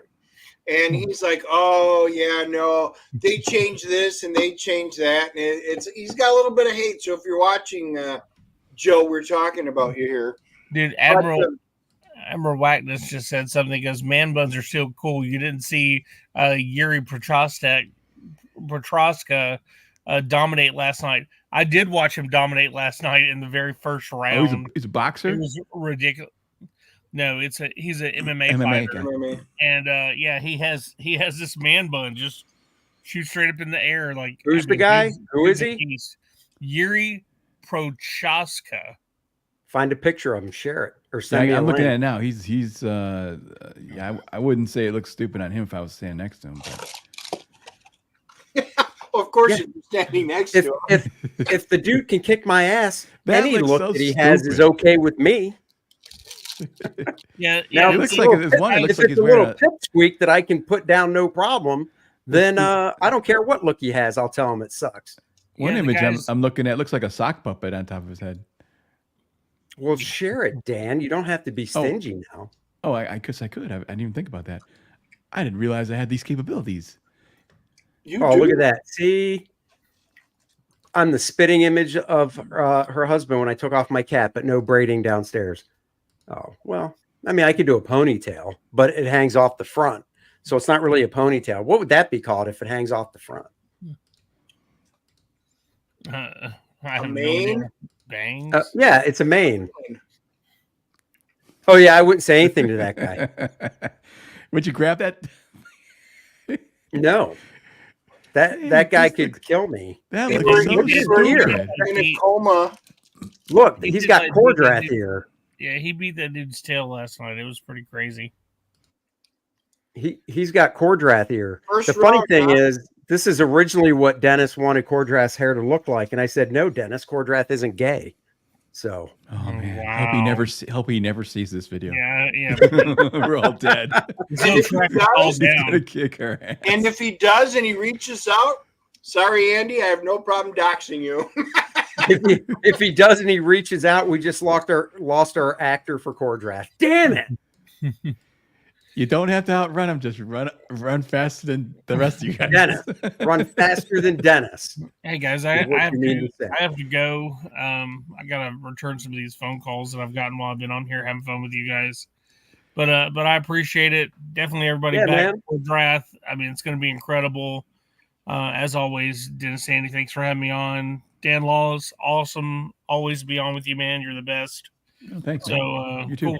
Anyway, Hey, Brian, real quick before you go, yeah, you know I'm always looking out for you at South Carolina Comic-Con. yeah. Last weekend we were at a booth and I said, "Look, 2 huge coloring books. You should tell Brian." So he messaged you about them, and Yeah. you know, I guess he never got a message back during the show. And I said, "You should text him." He goes, "I don't have his number." And I said, "Oh, I thought Brian was a friend of yours." Like he should have my number. I have his number. You do, Brian. He's full of shit. Oh, It's Andy. Why didn't you text him? Why did you message him? he did. Why text didn't me. you I text him did. like I said? texted him and messaged him. He was busy. I don't know. I don't believe it. I think he's full of shit. I was Brian, looking out for you, big guy. Brian and I appreciate it. talked about it, by the way. We actually talk on a phone instead of texting like you, your generation. You talked about it after the fact when you couldn't get him for him He was anymore. gone. That was helpful. He was busy. It's all Uh-huh. good. Yeah, Brian, I will say this. I outed you earlier in the show because people were talking that's about nice. the gaming module, right? yeah. And I did mention that hopefully in the next few weeks, we're going to start up a show talking about the gaming side of things. We'll try and do a weekly or bi-weekly show with Bernardo, and probably somebody like John's Longbox or whoever to hop in as guests. But so I did kind of commit you on air for that. No, it's all good. Did you mention the other thing that we've been talking about? This would be the perfect time to talk about it. The Ooh, verses, breaking news. the verses, The what? the verses. Oh, no, go ahead and mention it, especially with Andy on here because he has Yeah. a short attention. So we've been talking about how like obviously like one of the best team on streaming right now in the comic book realm is definitely Andy and Dennis, hands down, right? Well, thank you. But I think me and Scala are I think we're pretty good rivals. So I'm thinking, what if we do a series of shows where it's Andy Smith and Dennis Turner versus Brian Blevins and Niall Scala? It's like I mean, we could do that. It kind of be like Dennis and I. It kind of be like Dennis and I are the original 3 episodes of Star Wars, and you guys are those shitty knockoffs. But I mean, we can do it. Oh wow, yeah. True. You know, it's like Star Trek, the original series, and whatever that garbage they're showing on Paramount now is. I mean, that's fine if you want to do it. It'll be like older Andy being like, man, them computers is just a fad, and then like us being already like fully involved with computers and sharing and just obliterating you with technology. I think that's how it would go.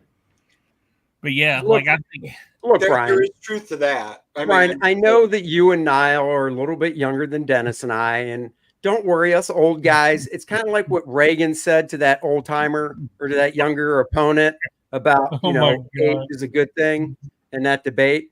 It's okay. You had to bring up Reagan. We can do that though. That's fine. You're old. You're old when you got to quote Reagan. Okay, I just you're not having your diaper changed. Trying to say who is Reagan.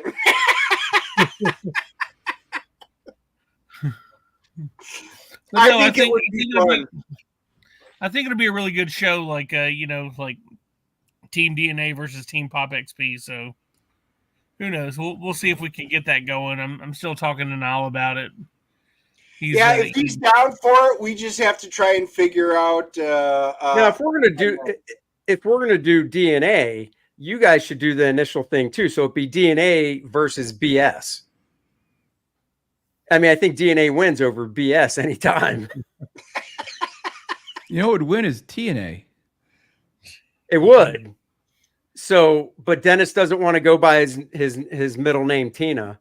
Oh shit! Nobody was supposed to know that. I'm sorry. Or my last name, which would be the natural conclusion. Oh, Andy, this is why you give Brian hope that they could win, because you say stupid shit all the time. Yeah, but Dennis, I got to give it up to Dan. The fact that your last name is Turner and we were thinking about this show and you didn't suggest TNA as the name for our show really upsets me now. Are you kidding me? I did say that. Now we're branded as TNA. I don't know.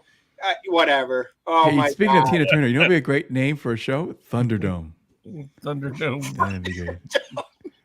That'd be good. Well, that's what it should be. It should be the DNA and the Pop XB Thunderdome. Yeah, people into the Thunderdome. Basically, we will battle it out in 10 episodes to see who runs Bartertown. Yeah, but then at that point, if we're going to do this head-to-head type show, I think it needs a moderator named Dan Lawless. Yeah, I'm a peacemaker. I am a peacemaker, known to be. I would not be opposed to that. But yeah, I think what we do is we play to the strengths. Like, I choose what I would like to do. I choose 5 episode themes. Niall will choose 5 episode themes. Like, Dennis will choose 5 episode themes, and then Andy, you choose 5 episode themes, and then we put them all in a bag and we shuffle them all up. But we only do 10 episodes. And we do them. I get it. Oh, I see what you're saying. The problem is, if we do that, Andy has to give us his login for Pornhub, because that's about the only thing he would suggest. Wow. Dude, I bootleg that shit. I don't have a login. I mean, come on. All right. Well, okay, Brian. We'll figure something out. But if Niles we just have to figure out a good way time to make this happen. Yeah. It's gonna be pretty fun, I think. So, but anyway, you guys have a great rest of your day, and we'll talk with you guys later. Peace. Yes. All right, Brian. Take it easy. Appreciate it as always. Talk to you later. Definitely. Bye. See you later, Dan. Bye. See ya. Hey, Dan, I can't remember. Are you a Star Trek guy from the standpoint of you've watched the original series and all that, or no? Yeah, I was a big Star Trek fan when I was younger. Yeah. Okay. But I haven't watched them in years though, so I'm not like I would not do good on Star Trek trivia or something like that, Right. But I love them, and I really so yeah, we always watched them. Well, I remember it's kind of funny. I remember I still have this memory. I was at my buddy's house across the street, and this is back in he had this TV that you kind of had to hit the side of to make it work. You remember those? Oh, yeah. Give it a wet smack. The Zenith. Yeah. Anyways, a commercial came on for Star Trek, and it said, starting at 4 p.m. And I said, can I have a piece of paper? And I wrote down, I remember writing down Star Trek, just from this ad. I want to see that, but it was tough when I went home. We weren't allowed to watch much TV, so. But I was like, I gotta see this show. It was so cool. I'd never seen anything like it, So this is pre-Star Wars, probably, Yeah. So confirmed. Cool. Dan grew up Amish. Couldn't watch TV or have electricity. No, I'm asking because I told Dennis last week, I said, Paramount Plus has the original series on it. I said, I might start watching it. So here's honest opinion from you two and anybody in the chat. I could see, I've watched the first couple episodes, and I could see back then in 66 going, oh, this is cool, it's fresh, whatever, and getting into it. However, because this is the first time I've watched this stuff probably since the 70s, so maybe going 50 years, I got to be honest, I don't think I'm going to watch any more of it, because it was kind of slow and boring to me. And I'm wondering how many people are Star Trek fans that could sit through the original stuff if they went back. In other words, they picked up Star Trek, let's say in the 90s, and they really liked it. And then they're like, all right, let me go watch the original series so I can say I'm a completist. But like me, they were like, oh, I just can't do it because the effects aren't there. It's kind of slow and stuff. What do you think? Did you start right from the beginning? Is that what you're doing, or Yes. Okay. Well, I mean, there are a lot of great stories in that series. And see, Paul's got a point, because Andy's one of these special effects snobs. That's why I won't watch E.T. or anything that old. They remastered the special effects. So if you really want, you just have to make sure it's the remastered versions that they do it. The storyline hasn't changed at all. Well, I mean, I would assume that the Paramount Plus ones are the remastered special. I mean, that's just it. I don't remember them well enough from back 50 years ago. So watching it on Paramount Plus, I mean, the first episode had some phaser blast. I couldn't tell you if those were remastered or not. And were the first episodes in full color back then, Dennis, or no? Yeah. Oh, they were. Sure. Okay, that's what I thought. So, I mean, honestly, I really couldn't tell you if they were remastered. Now, I will say, as a young man watching it, if you were a young man in '66, or a boy, I could see why you watched it, because besides Uhura, there was this other chick that had blonde hair that was kind of up in this cool hairdo. And I'm looking at her going, nice short skirts. I could see why the young gentlemen of the day liked this show. Mm-hmm. Yeah, Yeoman Rand.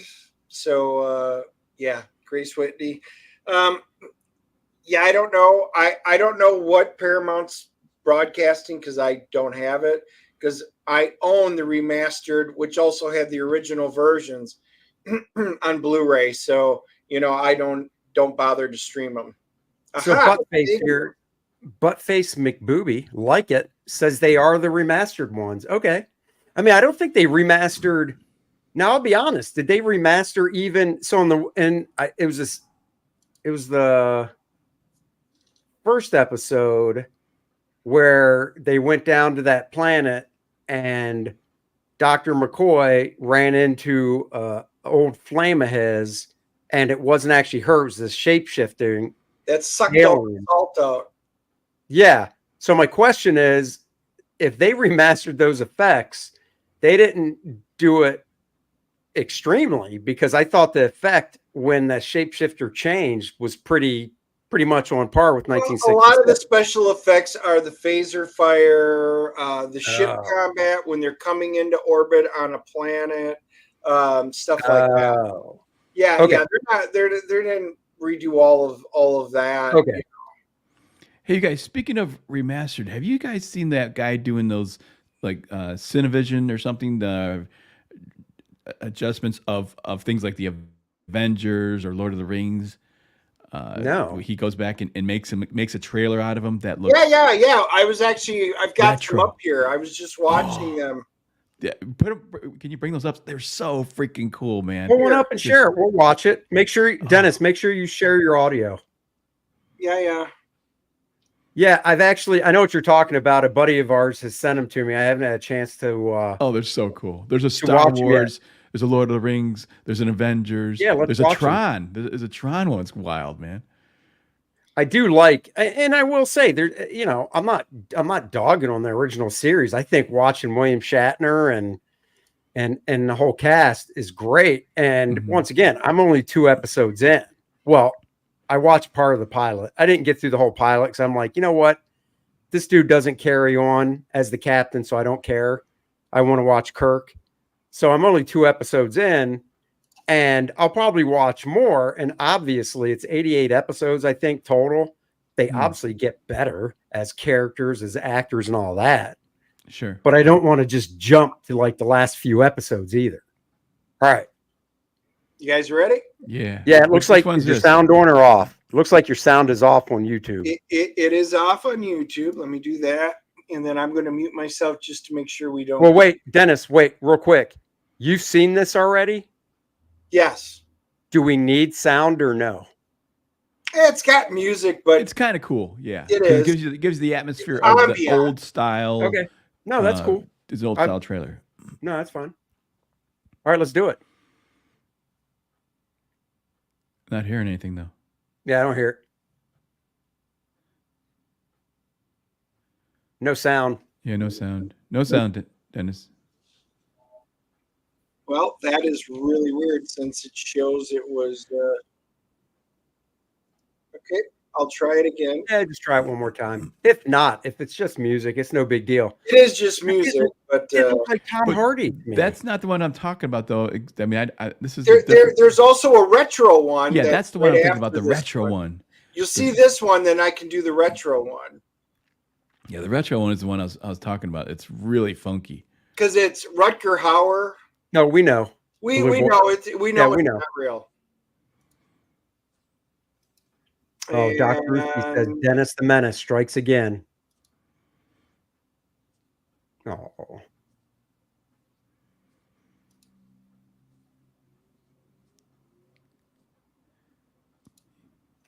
Dead It's air, like guys. watching paint dry. Yeah, Oh, here it's we just go. like There I you heard- go. Wait. Huh, still nothing. Oh, wait, no, here we go. No, Boost there up it the is. sound a little more. It's quiet. Yeah, you can hear it. Good enough. So this is just like AI with different actors, huh? Oh, I can actually see Tom Hardy now. Oh, yeah, that is Tom Hardy. Oh, that is that's not cool. I bad. actually like it. For me hating Cyclops, I like this one. Not a fan of the goatee, though, the beard and stuff. Austin Oh, Butler. that's pretty good. Yep. Oh, that'd be Eh. cool. I don't know. He has to have white hair.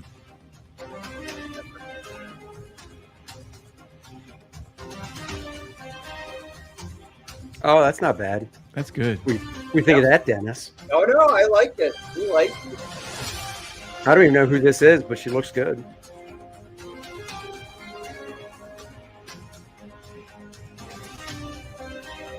I don't know who that is either. Naomi Scott. I wouldn't have thought of it, but I like it. Yeah, it looks good. Oh, That's pretty cool. yeah, that's not bad. Oh, hell yeah. There's our Colossus. Yeah, that's spot on. Great with this minister. Oh, yeah. I mean, oh yeah. That's really hard to see. Oh, that one you can tell it's him. I don't know who that is. I think I've seen it before, but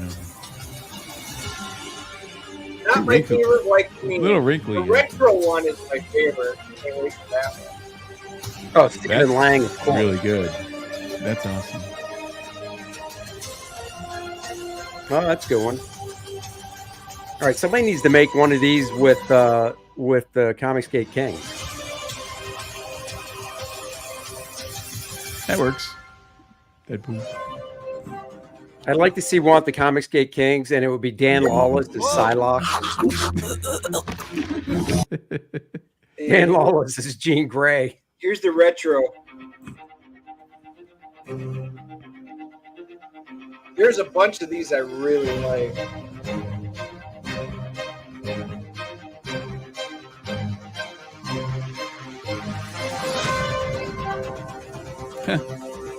Oh, wow. That's pretty cool. There he is. Oh yeah, Oh, Rutger Hauer. that would be good.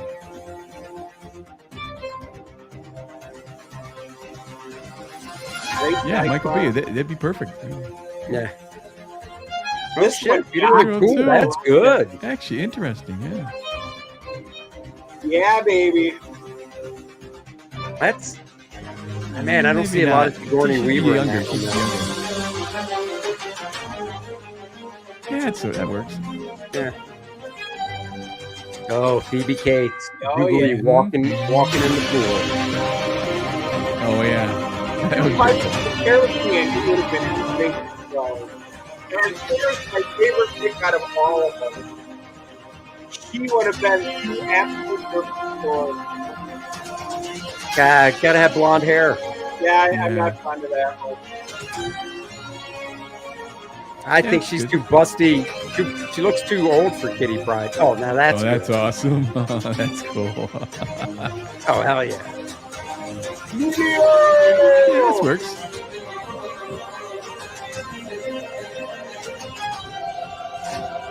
Sure. That's fine. Yeah. Star Trek fans, we love him. Yeah, it's so generic. There we go. Sylvester Yeah. Stallone is the Oh, beast. that's good, man. Oh, yeah. I love That's that last one. awesome. Oh, That totally fits. Yeah, that works actually. Yeah, it's pretty cool. Well, that works. That's actually quite good because he's kind of isn't he French? That works too. Mm-hmm. There's my favorite. There's Oh yeah. That would be good. If you look at her snatch, you turn to diamond. Bridget Nielsen. Not If bad you either. put the one with Bridget Nielsen, let's go. Oh, that's good too.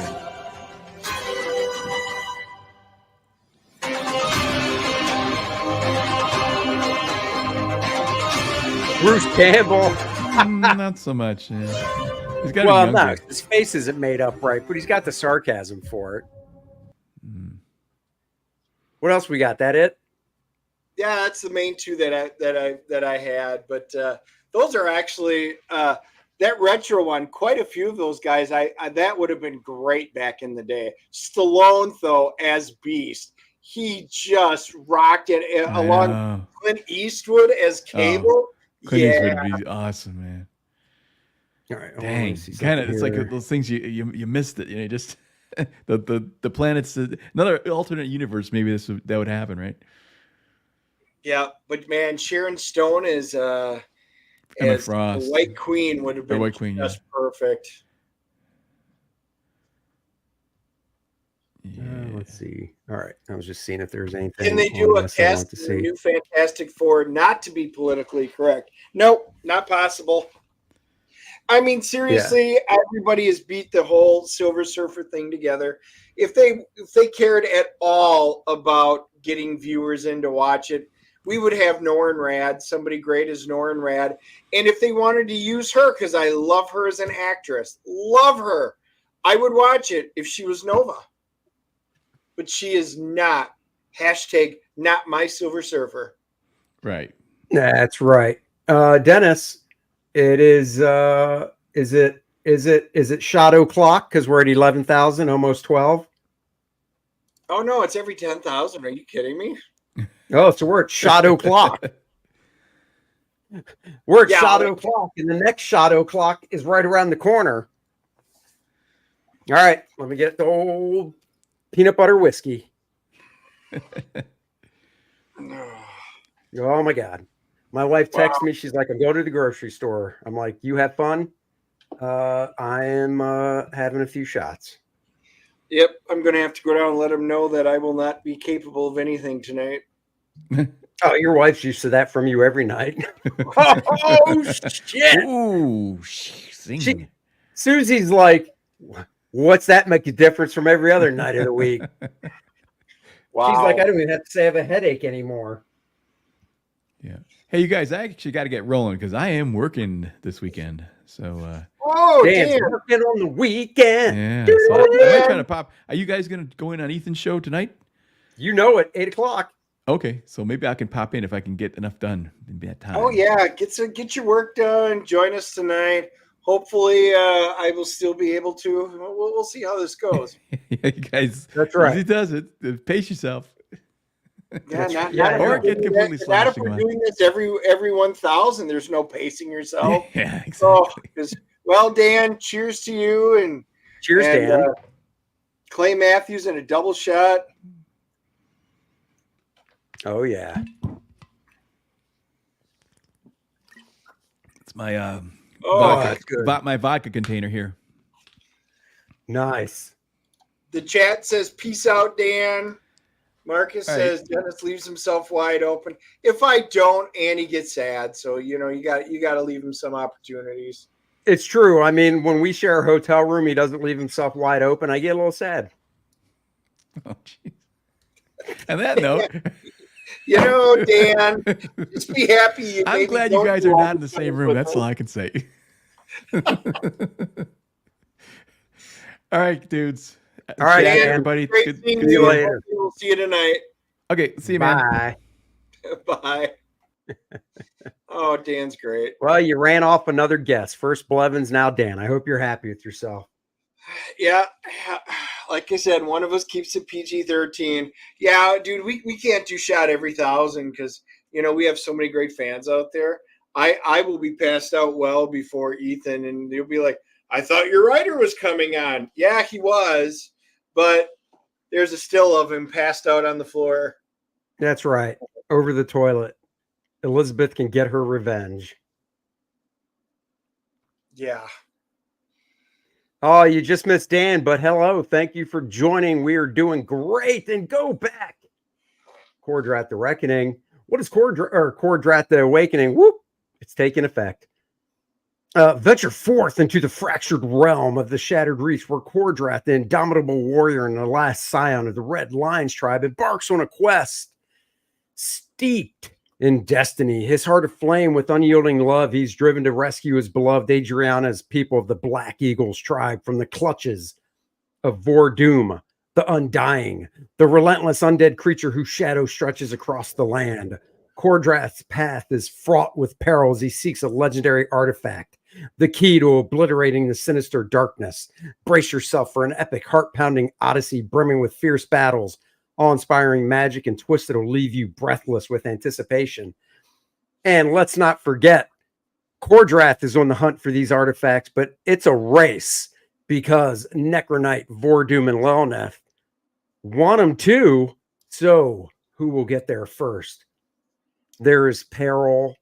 There is monsters, all the fun stuff. We've got preview pages up. I changed my YouTube name last Friday. A week before that, I changed my profile pic to a Boonger1. Okay. Never stop doing the homage covers. Some of my favorites in CG. I will never stop doing them because I love them so much. 2, my regret is I didn't do them on First Man 1 and 2.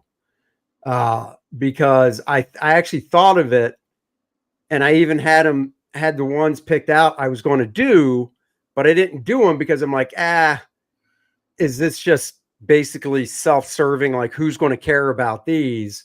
And then Aaron went and did it with Wraith of God and showed that lots of you guys like these homage covers, and that's why I did them. So, yeah, I mean, I love these homage covers. And it's not just finding a cover that really just speaks to the story and works. It's just the overall layout, the corner box art. I really think in the 70s and 80s, they were hitting on all cylinders with the cover design and stuff. So that is something we will continue to do. And who knows, maybe down the road, a few years down the road, there will be a print set of just the homage covers. You never know.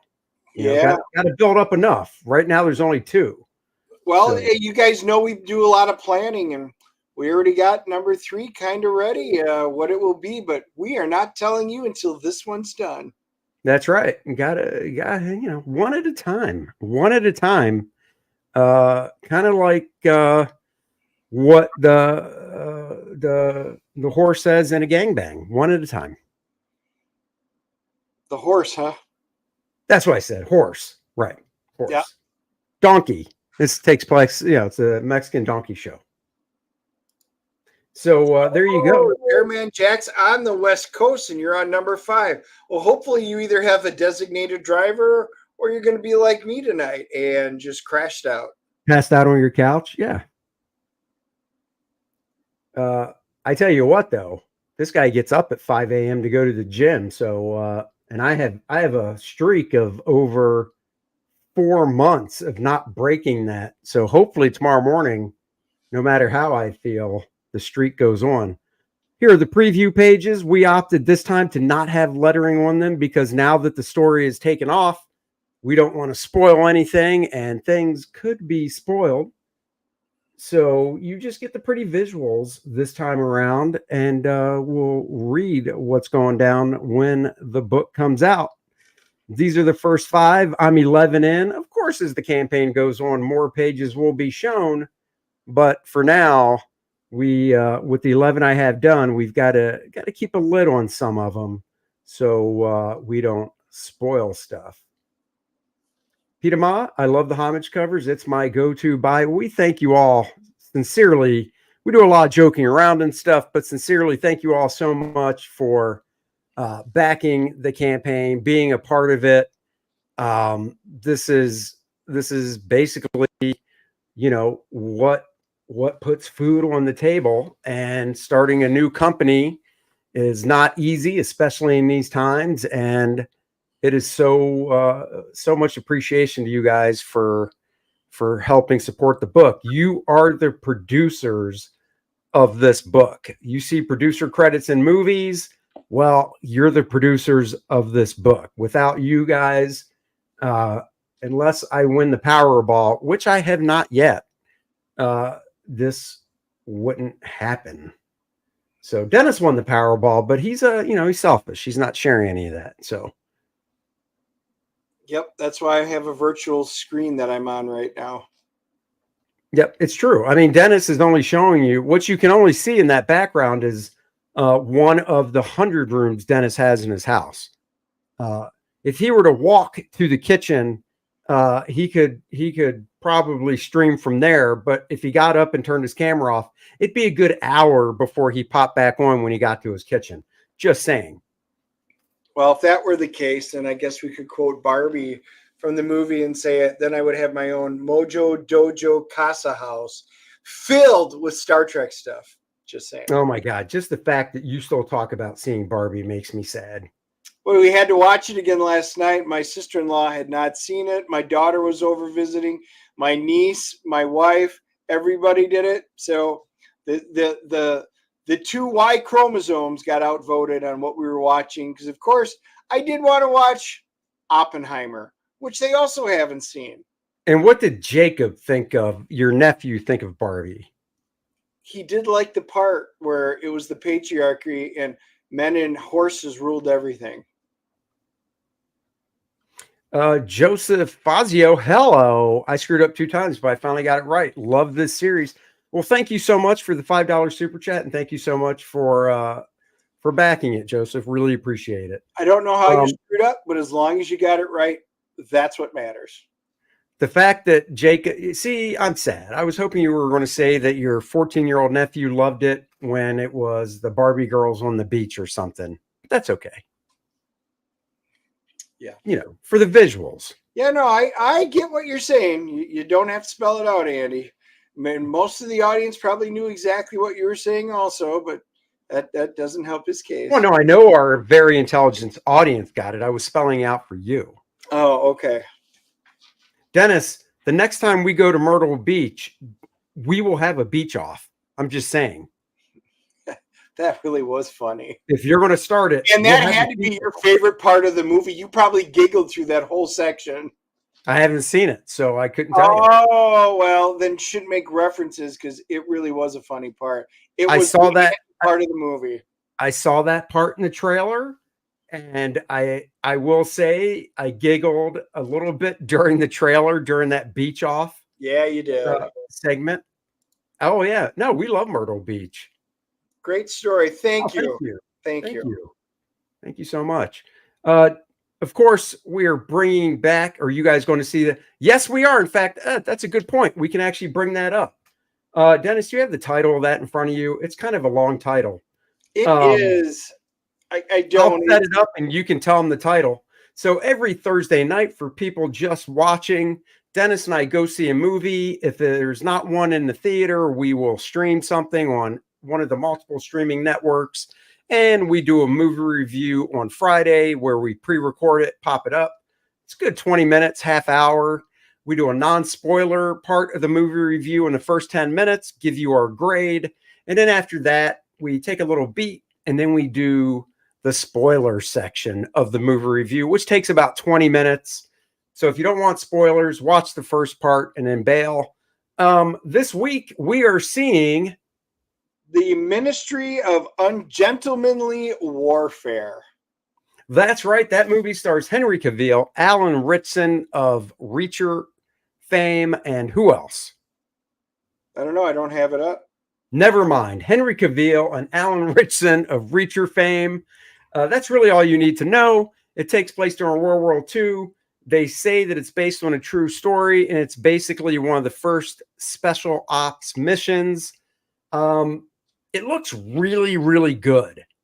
So it reminds me of The Dirty Dozen, only trying to dig out the Enigma information from the submarine warfare. It just looks great. yes, it's new Guy Ritchie. What's the name of the movie again? The Ministry of Ungentlemanly Warfare. Well, there you go. The Ministry of Ungentlemanly. I mean, Henry Cavill has a full beard in this movie. He is. He really comes off unhinged. It looks really good. And guys, we are but $35. That's right, $35 away from $12,000. 150 backers. Booyah! We can do this because Dennis sent me a private message saying, guys, he said, Andy, I really want to drink. I really hope we get to 12K fast. So $35 away, Dennis will pop a shot, not a squat, and take his shirt off and do a shot. Thank you, Buttface, because I do this every time. It's Cavill. And I keep telling Andy, and he keeps going Cavill. It's not Cavill from The Last Passion of the Christ. It's Cavill. Henry Cavill. Oh, that's right. It's Cavill. Well, excuse me. Hey, but look who's in it from Princess Diaries. Carrie Wells. Yes, guys, and this has all the makings of a absolutely potentially great movie. We've had some really good ones right here in a row. And guys, if you want to ever see what we do, both Andy's channel at Andy Smith Art on YouTube and mine's at Dennis Turner, both of our channels, we do them together. We upload them so you can watch them on either of our channels. Then it will get uploaded because I know a lot of you guys do Rumble, and why we don't live stream to Rumble. All of the videos that we put out winds up going to Rumble, so you can check it out there as well. Wait, are you talking about Henry Cavill? We are now.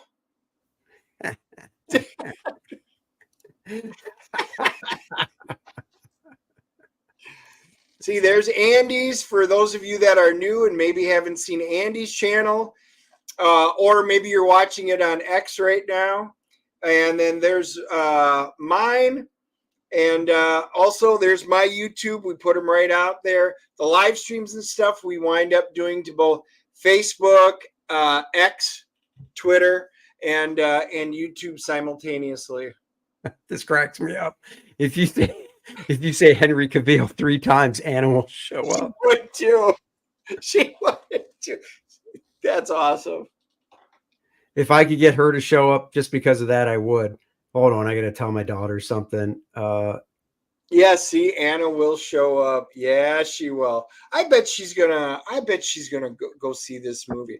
If not, we'll have to message. Oh my God, she'll see this movie. I wish I was in California just to go see it with her, because I bet she giggles when he comes on screen, and it's probably really cute. So yeah, she could bring Peaches. I could bring Dennis, who I call Plum. That's his nickname. And we could have a good old time. I think my internet's about to give out for the rest of the day until 8 o'clock. Oh, my God. I don't know what you're talking about. Dennis, why don't you tell our beautiful viewing audience about Demise and Dracomort? So, guys, that's going to be the follow-up to this one, The Mayhem in the Mirador Mountains. Both, yeah, can't, Andy, I just can't sometimes. This was the first one. All of these modules take place in the Shattered Reach, the world that we are building, completely separate storylines. For those of you that got to play this first one, I got great feedback from you. You guys love the old feel of the old school role playing, the OSR stuff from the late 70s, early 80s. Second one, you guys really liked it. I am doing that right now. I have test played out. I've got 2 parts of this. They've both been test played. Second part, I've got to make some changes. I'm going to do some additions, and then I'm going to be sending it out for test playing to a group out in Vegas and a group up north, and then I'll get their feedback, and then I will try and get it finished up. But we've had a lot of fun with this one. Bart Sears did the pencils for obviously the new artwork. Dan Lawless did the great colors over Bart again. We're just keeping this consistent. So this new one takes place, and it has dragons. Yes, a mother of a dragon got wiped out a long time ago, and but some of her spawns survived, and one of them has returned, very upset, and plans to do something about it.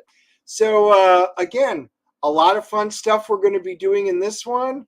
It is going to be in 5th edition rules because that's what's currently out there. I am working on a wholly separate project, which will be down the road. I know a lot of you played the 5th edition rules on my first one. Some of you were huge original AD&D or 2nd edition fans, and you very easily converted over. I heard from you guys, and I think that is so cool. I made this easy, so it is so easy to convert with whichever system that you're playing.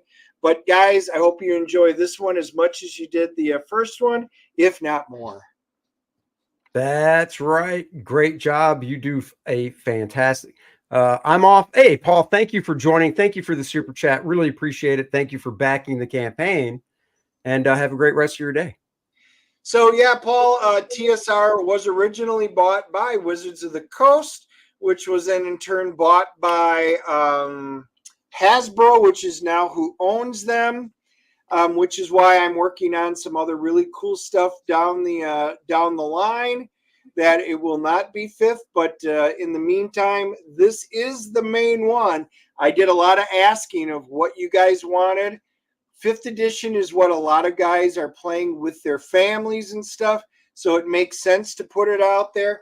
But you guys, I know you all play different. This is so easy to convert anything over to whatever system that you're playing or version. So, good luck, but I am going to do it in the 5th edition for you guys. Again, I have to keep it consistent with what we're putting out right now. That's right. Got to do that. And of course, if you're like, man, I love role-playing games. I freaking love them. And one of the things I love about role-playing games are minifigs. Not minifigs like, Fig Newtons, the tasty, delicious cookies. I hated those as a kid, but I like Fig Newtons now. Dennis, do you like Fig Newtons, the cookie? No, they're terrible. They're like plain cake donuts. They're awful. Okay, well, you just showed everybody in the chat you have no taste whatsoever. But guys, with every good role-playing game, you need a good minifigure, a minifig. We've got you covered there. These are add-ons. You can get the 2-inch size Kor-Drath, or as Dennis likes to say, 25 millimeter. You can get the 3-inch size Kor-Drath. I don't know the millimeter of that one. Or you can get the, what is it? 50 millimeter 3-inch middle size medium, or you can get the large 100 millimeter 5-inch size Kor-Drath. They come in 2 pieces, the base and the figure. They come in a beautiful clamshell that has the Kor-Drath name on it, and you can add it on when you check out. If you're into just the nice statuesque type figure, the 5-inch is the way to go. If you're totally into using it for role playing, whether it's for the Kor-Drath game, volume 1 or 2, or any other role playing game, imagine you roll up on your buddies playing Dungeons and Dragons, and they're like, okay, Homer, what are you doing now? And you pop down the 25 millimeter Kor-Drath figure and go, I'm bringing the pain to you bitches. Oh my God, you will be the envy of that table. Those Stranger Things kids wish they had Kor-Drath because he would take out that evil. I can't remember the bad guy's name in Stranger Things, but he would kick its ass. So get it on checkout there, guys. You know you want it. Do it. See, do it. You can see. I mean, look at this. Difference. Just look at that. Oh my God, look at that size difference. That small Kor-Drath could raise his axe up and take out the goodies of the big Kor-Drath, and that would be sad. Yep, the details, guys, turned out absolutely fantastic. Exactly. He's got it right. Captain Bipto, stop. Who turns down a donut? Oh, okay. No. See, this is always Andy tries to get it. I got you by half a story. If you go to Dunkin' Donuts or any of your favorite donut shops, it doesn't matter. They have the plain cake donuts, which are those little dry brown ones, right? That's Andy's donut. But you have your choice of all the donuts. Do you get apple fritters? Do you get jelly? Apple fritter is not a donut. An apple fritter is not a donut. Do you get glazed donuts? Do you get any of the other ones? Any of the other donuts. It doesn't matter if you want sprinkles or if you want frosting. Those are all good donuts. Andy says, hell no to any of that. Give me a dry-ass freaking plain cake donut that after nobody eats it, you then put in the urinal to go ahead and become your new urinal puck. That is what Andy likes. Just like the outside of a Fig Newton, it's this dry, cakey thing. That's what Andy likes. I'm just saying, I'll take any of those other donuts over a plain cake donut. Now, if there was nothing else there other than plain cake donuts, would I eat one? Yes, I would eat one. It would be my very, very last choice in any donut. The plain cake is good. Exactly. Yes, you can make it you can't eat it plain. You have to make it any taste you want. You can make it any taste you want. Correct. It's like tofu. Andy just admitted he loves tofu. Oh, I hate tofu. Exactly what that is. I hate tofu. Tofu of donuts. No, tofu sucks. And an apple fritter is not a donut because it's an apple fritter. It is a fritter. Peter Mai says, figure is so cool. I'll add it once the poster comes out. Okay, cool. Very nice. Thank you. It is. Oh my God. You are so, you're just wrong. There it is. I will tell you what. Blueberry glaze. Yeah. From Krispy Kreme, right?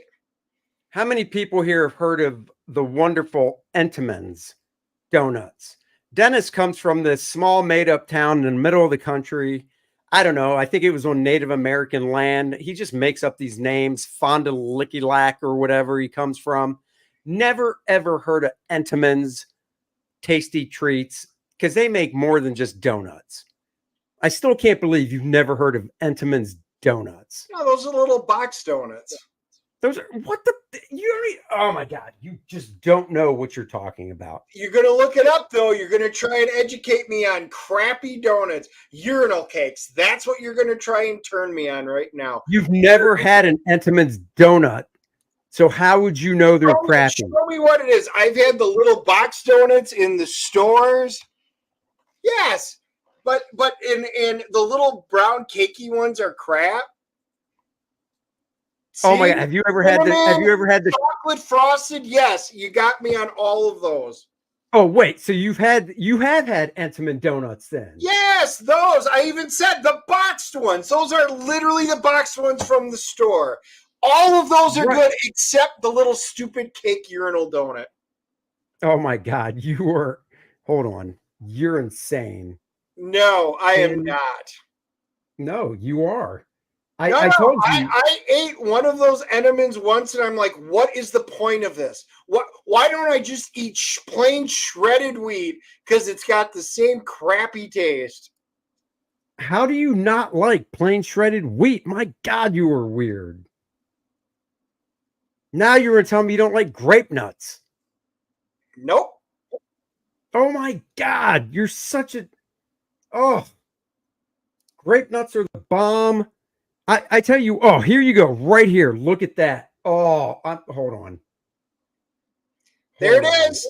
There it is. Thank you, Daniel. Plain cake donuts are the lamest of all donuts. That is true. I don't even consider them a donut. I call them urinal cakes for a reason, because they have no real flavor. You might as well go into the men's bathroom, reach your hand to the urinal, pull it out, eat it, and go, plain cake donut. Why are you eating so guys, literally clip it. Dennis just admitted to eating urinal cakes in the bathroom. Did not. That is not what I said, and it's on tape. We can prove it. Check that out. Yes, the mini suck, the variety chocolate is delicious. Chocolate ones are good, and you don't even have to dip them to give them flavor. I am, if I could, oh my God. Dennis. There it is. Yeah, rant, because this is stupid. Dennis, I'm giving you because you're not here, so I can't do it. If you were right next to me, I would take my 2-finger drawing glove and I would go to your face. And then, guys, you know what would happen? I'd be having to solicit somebody to draw the rest of Kor-Drath, because it'll be RIP after I do the funeral with Andy. Put your face close to the camera. I challenge you to a duel. Here are the rules. Here are the rules of the duel. The duel is you go out and get your box donuts, whatever flavor you want.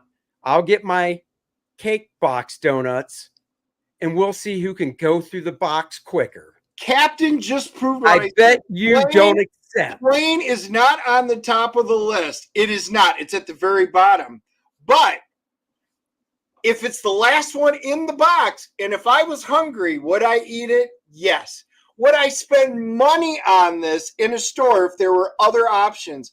Absolutely not. Not at all. Here.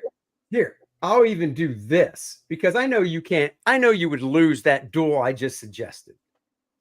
Oh, we can get. Oh, so you want to do the duel of the 12 box against the 12 box? You tell me. Donuts at dawn. Donuts at dawn. And instead of pistol 6-shooters, we got 2 6-packs in a holster. Here we go. You like cinnamon donuts? Yes or no? They're fine. Powdered? Yeah, they're fine. We get this box of donuts. That's 12 donuts. Cut in 2, that's 6 each. I get the 4 on the left that are the plain cake goodness. You get the 4 cinnamon on the right. We each get 2 powdered. Whoever goes through them first wins. Are you man enough? What does that have to do with the discussion? All you're saying is Andy's like, I can eat faster than you. That is the whole point. You just boil the entire discussion. It's got nothing to do with how quickly you eat. It has to do with, can you eat it? Dennis and I want to duel. Dennis and I want to take 10 paces. Donuts. Dennis and I want to take 10 paces and duel each other. And Dennis is like, what is the point? Andy can shoot faster than me. That's all he's going to prove is he's going to kill me because he's quicker on the draw. Yes, you will be able to. Man of this channel. You will eat quicker than I will on anything. And somebody did point up there. I wish I could have pulled it down. Asparagus flavor. You probably like plain cake asparagus flavor, so that when you do pee on your cake donut, it'll have that awful tainty smell. Now you're just being ridiculous. Apple fritters are awesome and delicious. Correct. Those are really they are, but they're not a donut. They're not a donut. Better than any stupid plain cake freaking donut. They're not a donut. They're not at a donut. New Jersey for a donut duel. You know, we can't because Dennis can't make it because I know we could. We could here at Heroes. We could do that, Dennis. It's shot o'clock. $12,241. Oh shit. Okay. Tell you what, I had to take a second anyway. I'll be right back. Look at that. Andy Special Glazed Donuts called the Knuckle Duster. No, a bear claw is not a donut. A donut is round with a hole in the middle. A bear claw is not round with a hole in the middle. See, I didn't watch it, but I know the Jack Show did their pizza eating contest. Now, I admit I did not join in on the pizza eating contest because Okay, well, I wasn't invited. But I have been known to get a 16-inch pizza and eat it by myself. And when Dennis and I go out to get pizza after a DNA show, we each get our own. And I always finish before Dennis does. I do eat fast. I'm just saying, if I was on that Jack show, I would have won that contest. Just saying.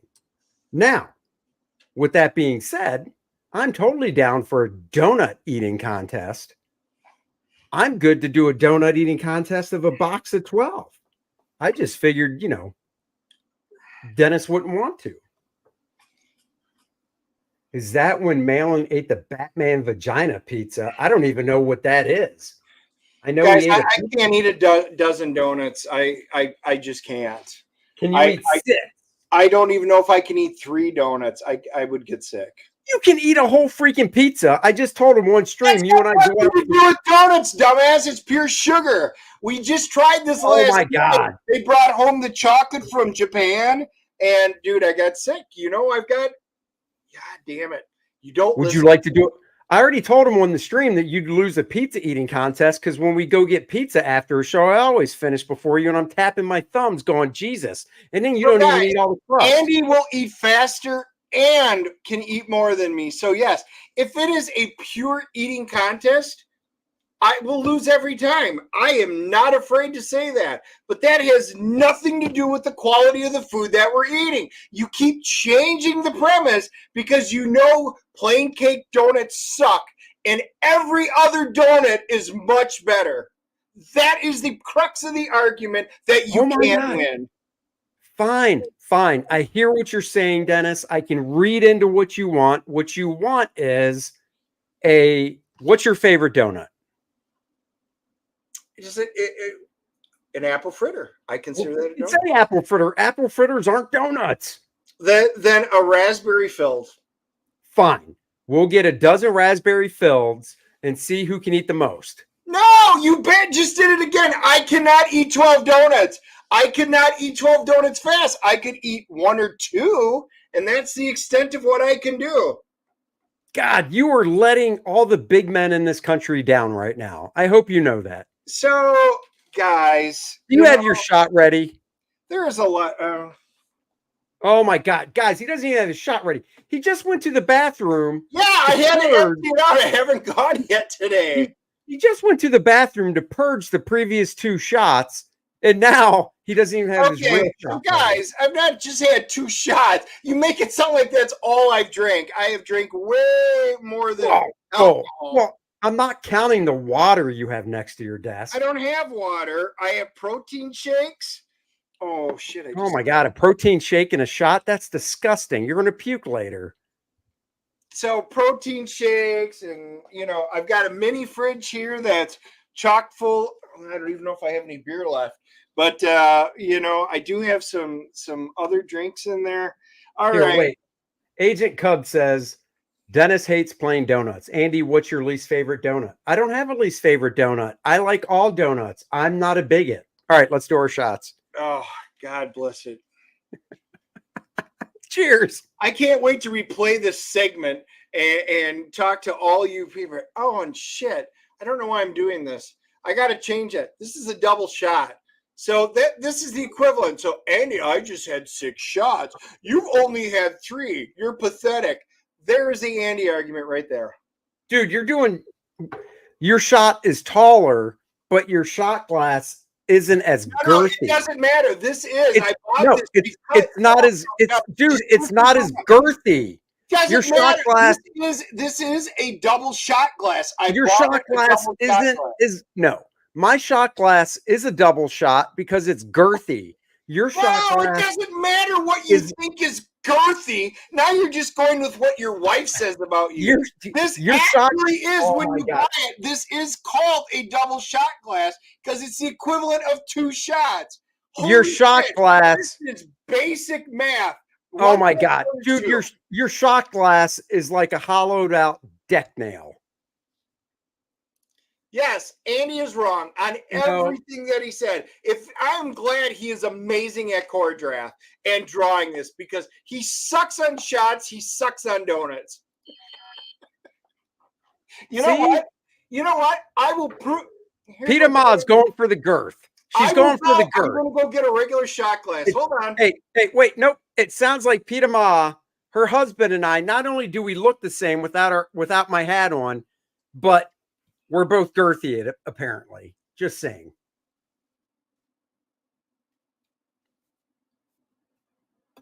Oh. Now run downstairs and get a real shot. Hold on. I got to do something real quick. My wife's going to the movie with us. Oh. Yeah, she just texted. She heard we were talking about her on the stream. So my brother-in-law is watching. Welcome. I'm glad you joined us to hear the argument. Wait, which one's that? What's that? Which one is that? What's the screen name? Who? I don't know. It'll pop up. I haven't seen him mention anything, but that doesn't mean, we do have a lot of lurkers. Kor-Drath is not tearing us apart. Kor-Drath brings us together. That's right. Kor-Drath brings everyone together. Stupid ass plain cake donuts tears us apart. Just imagine Kor-Drath could bring Hamas and Israel together. Well, actually, Kor-Drath would just be on Israel's side and go wipe out Hamas. But what's another one? Kor-Drath could bring Kamala Harris and AOC together because they don't like each other. Let's be honest. All right. I got to get her a ticket while we're thinking of it. Clutch Boogie says the amount of sexual tension between these two is disturbing. Look, I'm not over here peeling labels off of beer bottles like Dennis is, okay? No, Craig69, is an apple fritter considered a donut? Yes, an apple fritter is generally considered a type of donut. No, it is not a circle. He just proved it. He cored it. He looked it up. It is not a circle with a hole in it. You are amazing. No, it is not. Point. Science wins over Andy. That's not science. It's science. That's opinion. Well, if it's not a circle with a hole in it, it's not a donut. All right, Dennis, fine. I'll come down to your level and we can have a donut hole eating contest. How's that? Oh, can't do that either, huh?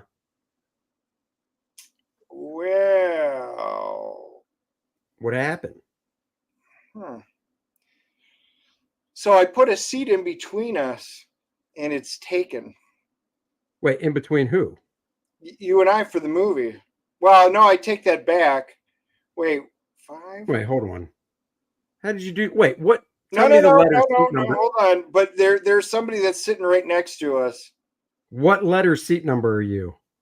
I think 5. Are you 4? Yes, I'm 4. So we have to take a quick break here in the middle of our argument.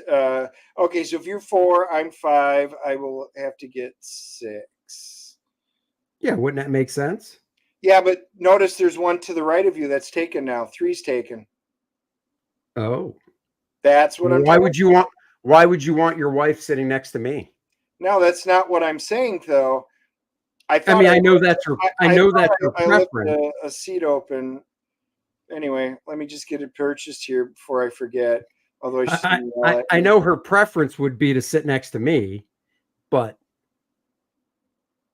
yeah. All right, so it looks like you got it because I'm showing 4 in a row now. Yep, I just got it. All right, so all good. No, that's good. All right. So now with that being said, now we can get back to the fact that cake donuts are the best. No, I have to go down. I'm going to go grab a regular shot glass. Oh, thank God. It's about time. You got something that's girthy and you could drink the same amount. I got regular shot glasses. I don't have a Packer one. I got that one because it's an awesome Packer one. But this is the name of the 5th book, Kor-Drath and the Donut War. We don't like to do we like to do Kor-Drath : so it would be Kor-Drath : the Donut War. But thank you very much, Bella Winters. I appreciate that. I like it. Wait, then by your definition, filled donut. Okay, fine. I see what you're saying. You're trying to confuse me. An apple fritter. Hold on. Now, see, okay. You're going to make me do this. Let me see something here. You can even see. No tricks up my sleeve. I show everything. I'm not like a magician. This is not a donut. No, not a donut. Not a and this, I'm sorry, is not an apple fritter. I don't give a crap what that says. That's an apple fritter. That is not a donut. A filled donut is a donut. I take it back. Circle, cream inside, donut. Apple fritter, not a donut. I'm just saying, guys, I didn't make these rules. I just abide by them. That's all I do. Seriously. See, look at that. Bella Winter knows. My type of gal. Fritter is not. I'm leaving that up until Dennis gets back from giving. Oh, I can hear you all the way downstairs going blah, blah, blah. Look, right here. Right here. Fritter is not a donut. Okay, but what does that have to do with anything? We were also talking about, they were bringing up bear claws. We were talking about jelly filled. Bear claw is not a donut either. Donuts, all of these things. And the only thing you can focus in on is the apple fritter, because you've lost every other argument. Oh my God. Plain donuts were so popular, they made them with handles so you could dunk them. Exactly. Captain Bipto knows. Let me see your shot glass.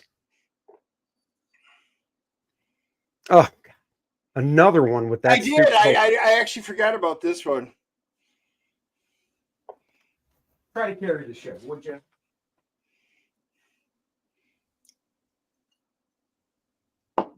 I am not making the show tonight at this rate. Oh, I heard that, you baby.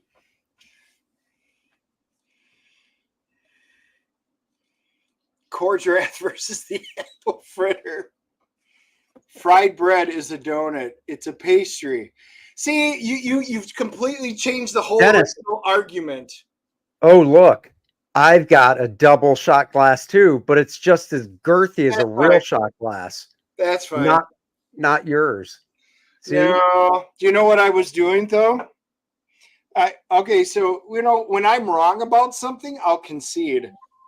Oh my God. That's how you spend most of your day when you're over here conceding to me. I just wish it was on air. Oh my God. I'm done. I'm done. That's it. That's it. I don't know. Fuck Kor-Drath. I'm done. Oh.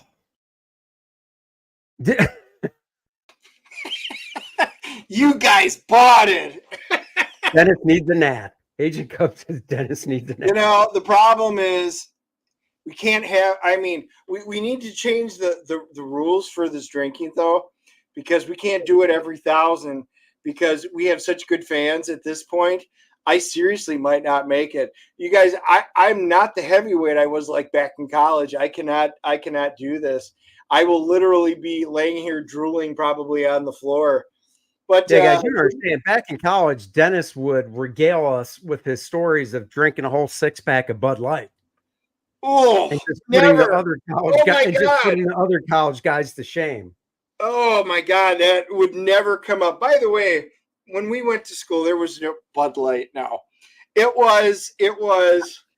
You'd start out. You go out and you drink Miller Genuine Draft. That's what we'd have in the rooms, and then we'd go to the house parties, and the house parties were all half barrels of Old Milwaukee. That is right, because depending on the place, it was $2 or $3. All you could drink, Old Mill, all night long till the early mornings. And that was the beer of choice from where I went to school. Oh, my God. Old Milwaukee. What's next? Schlitz? Oh, dude. Schlitz, Blatz. Blatz was the thing back then. That's right. Rolling Rock was not in half barrels. No. Besides, these were literally, you paid $2 and you got like a solo cup, but back then they were the see-through solo cups, right? And it was $2 or $3 all you could drink all night long. So it was whatever the cheapest beer you could get your hands on. Red, white, and blue once in a while. Sometimes hams, but it was usually Old Milwaukee was probably the bulk of it. Oh, God. My bachelor party had beer balls of Coors, was Coors. it? I had those are party balls. Party balls. The dorm fridges. They fit perfectly in the dorm fridges. I had those in the room. Well, we had them in the bathtub at the hotel rooms filled with ice. Community college beer of choice, Old Mill. That is right. Miller Lite, the fine Pilsner. Now, just so you know, never been a Miller Lite fan. That was my dad's favorite beer, God rest his soul. It was God's Nectar. That's what he called it. So I always had Miller Lite in my house. So when my dad would come over, he would have something great to drink for him. And it was the greatest thing for him. I hear you. You. No. Now, if old Milwaukee got a hold of us and would talk, we would have something to chat about. Not Bud Light. So our friend Bud Root, who you all know, and he puts out great covers and great story for Kor-Drath. You mean Bud Light is his favorite, and we absolutely love talking about it. It's all he will basically drink. When we go up and we go to a convention stuff, he will always offer Bud Light. It is very rare that I will accept because I just do not like Bud Light. The sad part is it's the sad part. Well, it's not sad. I should say the funny part. So we were in South Carolina for South Carolina Comic-Con. He was. Last weekend, 2 weekends ago, whenever it was. And, we were hanging out in Bud's room and he's like, hey, you guys want a beer? And I think I said Bud Light. And he goes, yeah. And I go, oh, I thought you said beer. And so that was my way of saying no. And Dennis was just like, you basically said something like, no, I'll just have water. Oh, same thing, whatever. Yes. And, God love Bud Root, that is. But yeah, man, he goes to a convention if he drives there, even if he gets flown. I've been flown to a convention with Bud before, and he'll be like, we need to walk over to a convenience store. And he picks up his Bud Light Sixer.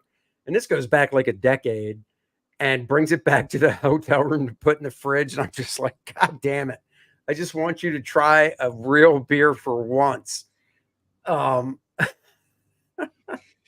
Yeah, so we went down to they got a couple of bars. We ate at one upstairs and then they had one downstairs and we were drinking. And the girls, most of you, if for those of you that are new and don't know me, I'm not fond of light beer. I don't like beers that you can see through. I like stouts, Guinnesses, really dark IPAs, things like that. If you can see through it, for me, it's not beer. I always ask, what do you have on tap that's like a stout that you can't see through? Nope, we have nothing. Okay. Do you at least have like an amber or red? Yeah, okay. I can live with that stuff. But man, when I start hearing Bud Light, Miller Lite, Coors Light, and I'm like, nope. I would rather have a Bloody Mary or something than to drink that. Just not my cup of tea. I'm going to pour Dennis a Bud Light, not tell him it's a Bud Light, but then I'm going to add really dark food coloring to it and be like, here you go, sport. And he's going to drink it and go, oh my God, this is the best dark beer I've had. What is it? And I'll be like, oh, it's cheap, so you can afford it, and it's simple. It's Bud Light, and then you just put brown food coloring in it. Yeah, no, doesn't work that way. Beer that tastes like beer is my favorite, like Guinness. Yeah, I'm a beer snob. So, guys, I used to brew my own beer. All right. Yeah, until his wife said I'd rather eat shit. If you ever see her at a show and stuff, she will tell you. I love brewing my own beer, the Guinness. But when you buy these big packs of different ingredients, they always wind up sending you some light Pilsner crap that comes with it. Well, I'll make it because for bratwurst, if you cut up some good onions, put it in beer, boil it, and then grill them, it's perfect. And that's what that beer is good for. But man, all the darker stuff, that is the stuff I like. My wife was like, I am so sick of these beer barrels being lined up throughout here. You just got to be done. So I conceded. I no longer brew my own beer. This is why I like Dennis's. This is why I like Dennis's wife. Here's the difference between Dennis's wife and mine. Dennis's wife makes up white lies. Like, I'm tired of seeing these beer barrels laying around. Stop making your own beer. Whereas my wife would just come right out and say what Susie means, which is your beer sucks. Stop wasting our money and brewing it. My wife doesn't drink beer, so all beer sucks to her. Wow. She's a wine and margarita. That's and mainly margarita. And you know this because when we go out to eat, Oh, I he do. orders margaritas from everywhere and then be like, oh, I don't like this one. Oh, I don't like this one. I'm like, why are you ordering margaritas then? And it's always the regular one. Imagine this is a full-size margarita glass. This is his wife. Oh, I don't like this one. Here you go, Dennis. Finish it. And he's like, I don't want a margarita. Yeah. Yeah. I mean, but that's what it is. So when we do go to a place like Chewy, something like that, she loves their margaritas. Okay, get 6 of them. I don't care because I know you'll drink them. I'll just drive. That's right. And then Dennis can't have a fun night because he's such a lightweight now. He won't even drink 1 beer and drive. Nice. Miller Lite equals seltzer. Nice. Nice and Refilling. refreshing. Tastes great. Oh, wait. That's from the first quarter. That's right. So, yeah. No, I do not make my own fritters. You know, I don't. That is a lot of work to be putting into something that I can use that time better for something else, like brewing. Brewing, I love doing. Right. He doesn't need to make his own fritters. I'll just buy him a dozen and say, here, eat these, and he'll have one at a time. I will be content, yes. Yeah. Yep. I don't know. Who knows? Maybe on one DNA show, I'll crack a box of Entenmann's, dozen plain cake donuts, softies, and pound them down during the show. I wish Blevins was on right now because if we're going to do DNA versus BS or whatever it winds up being, we have to find out what they do because that's where we would do it. Yeah, I don't think it's allowable to be DNA versus Pop XP because Pop XP I consider Niall and Billy. I think if those two are doing something, it's got to be a different name. Well, it would be that he already said that it isn't going to be Pop XP. Oh, okay. Well, it's got to be BS then. Well, that was a good thought today. I actually like that one. I mean, I would have given you a thumbs up. You know, to give it 3 letters, we could do BNS, you know, bull and shit. But I'm not worried about those youngsters because I'm pretty sure Blevins is younger than us. And I know Niall is. So just so you know, she does love apple cider because her parents owned an apple orchard. So we would make apple juice, apple cider direct. They had a hand press. So we would get it. We would make our own. We would have all these gallon jugs, unfiltered. We didn't filter anything. I'm telling you guys, that is the greatest stuff. Then you can heat it up. You can put whatever alcohol or non-alcohol stuff that you want in it. Trust me, we know we did this for decades. Let's see what we got here. He did say he grew. I think he means brew his own beer, but I didn't want to make fun. You can, because chances are I may say a few things wrong now that I've had a few shots. By the way, how are we doing? We're not close. We're still 600 and change away from the next time. Oh, good. Well, like I said, we have to do it where maybe up till 15, and then we have to make it every 5 or something because there ain't no way. There you go. There you go, guys. Come on. Dennis is wearing his granny panties today. He didn't come to the stream in his man shorts. So leave him alone. It's got nothing to do with it. But I'm saying we can't do that on Ethan's. There's no way. Oh, you can wear your granny panties on Ethan's show. Granny panties. Now I just want to watch that 70s show. Oh, my God. Do you feel bad that your favorite character on that show was played by that rapist guy that's in jail now? You mean Hot Donna? Because I know you're referencing Danny Masterson, which is not my favorite. It was Hot Donna, of course. But yeah, I love it. Of all the things that allegedly, thank you. You always have to say allegedly. Well, I mean, it's difficult to go with allegedly. Like, look, if he was, I don't know, if he was found not guilty, then I'd go allegedly. And just because somebody is found guilty by a jury doesn't technically mean they did it. But he's locked. I'm glad I don't know this dude personally. Well, actually, let me rephrase. If I knew Danny Masterson personally, I would probably know if he was innocent or not. At least I would like to think so. But I don't know him personally. I I read about the stuff. It is really a shame. But man, just he's done. I don't think he. I don't think he's looking at. I thank you. I was about to say that he was convicted. So yet I'm going to say he was not innocent. Just going there. I mean, unless you're trying to say, OJ did it. Just saying. Oh well, we know OJ did it. Too soon. Peter Ma, LOL. It's funny stream today. Thank you. You're very welcome. We try to entertain. OJ. It's funny. I heard that OJ's funeral procession. His coffin was put in the back of a white hearse and driven down the freeway. And it drove at 5 miles an hour on that low. Well, that's well, Dennis. I mean, that goes without saying. Funeral processions are always slow. Whoa! I don't like to disagree too much, guys. Wait, since when? This pains. You disagree with me every day. Yeah, but the stream, not you. You're obviously not what I'm talking about.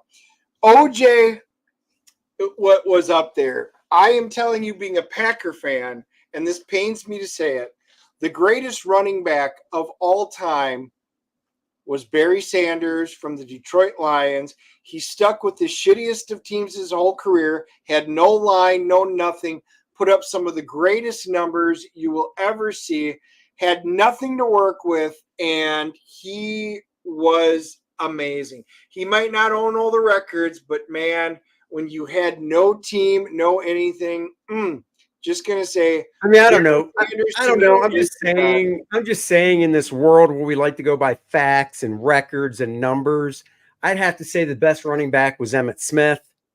Yeah, just saying. Barry's a nice number. Barry's a nice number 4. Troy Aikman here. Back when I played, always got to say it. Emmitt had the best line, literally for years. Had the best team around him. On a one-on-one, Barry Sanders would kick the crap out of Emmitt Smith, hands down. I'm just saying, you look at the total yards and stuff. Exactly. I am just saying, as a runner, not with a record or a win, my nemesis, Barry Sanders, was the greatest. Guys, I only own one set of 24-karat gold cards that Action Pack used to put out. And that was Barry Sanders, because he was that great. And the Packers have had nothing like that. None of the teams had. I'm just saying. Hey, I'm not saying O.J. Simpson wasn't great. As a running back, he was great. I'm just saying he's no Barry Sanders. Barry Sanders was better. What about this comment? Of course he would say that. The whole Sanders family is humble, unlike you. Whoa. I didn't. Andy would be like, if I were playing, I would be the best. And then after our loss, we would go eat plain cake donuts and cry in the corner. That would be you. Oh, my God. Plain cake donuts as the dessert to a beautiful big plain. Yes, exactly. Crying in the corner. Plain cake donuts as the dessert to a fantastic thick crust cheese pizza. Oh, fantastic. Again, cheese pizza is not pizza. It's cheese bread. Oh, my God. That's a whole separate argument, by the way, people. OJ could have been a stand-up because he did kill. Oh. Thank you, MD Halton. Really appreciate it. Right. Plain cake donuts are for winners. I agree. I don't even think Dennis has actually had a plain cake donut. I think he just looks. Dennis is like my daughter. You just mention something and ask her to try it, and she'll be like, "No, it's gross." And you'll be like, "But you've never tried it." She's like, "I don't have to." And that's what Dennis is like with plain cake donuts, because the word plain is good. Blueberry cake donuts, good, correct, love them. So are sour. Was it sourdough, sour cream? What is that type? That type's good too. The sour cream donuts, yes, those are not plain cake donuts. Hail the mighty Dennis and Andy. Congrats. Thank you, Dennis. Welcome. Thank you. Yeah, I mean, it's okay. I mean, Dennis, you like vanilla ice cream. I mean, you're weird. I hate vanilla ice cream. Oh, I forgot. You like that shitty mint that's right chocolate there chip. with plain cake donuts. That's plain, boring, regular. This is Oh, why I don't you like. get all the things that have no flavor. Cheese pizza, plain cake donuts, vanilla ice cream. Honestly, get us some taste buds. You have no refinement whatsoever. Oh I my don't God. like. What beer do you drink? Whatever one doesn't have flavor. Okay, we That's can bring not you true. That's not true. I had a beer last night at Moo and Brew from our local Vault Brewing Company. So there. And that's right. I went to Moo and Brew last night over here, the new one that opened up. It was very Oh, you nice. tried the new one? And did you have the cheese curds, hopefully? Of course, we had the cheese curds. And They were they as good as the original? tasted just the same. Good. And in fact, I got my Carolina style burger as always. And I asked for the no coleslaw. I'll give the guy a pass. He was probably new. He screwed up, came out with coleslaw.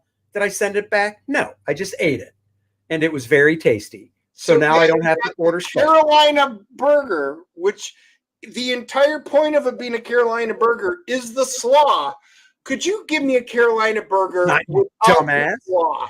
That is not, no. The whole point of a Carolina burger is the chili on top of it, dummy.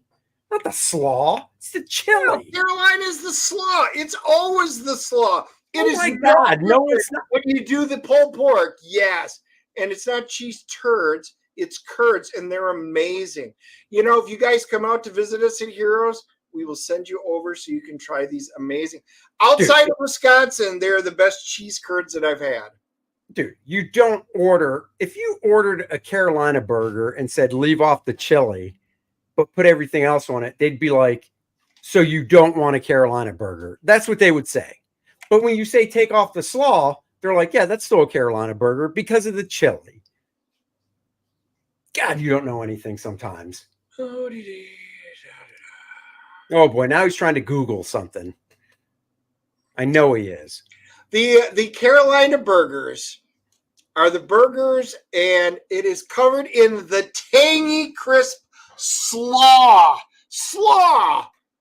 And That chili. is what makes it. Nothing else matters. It is the slaw that goes on there. The same thing if you get pulled pork, barbecue. If you get a Carolina style, it is slaw that they put on there.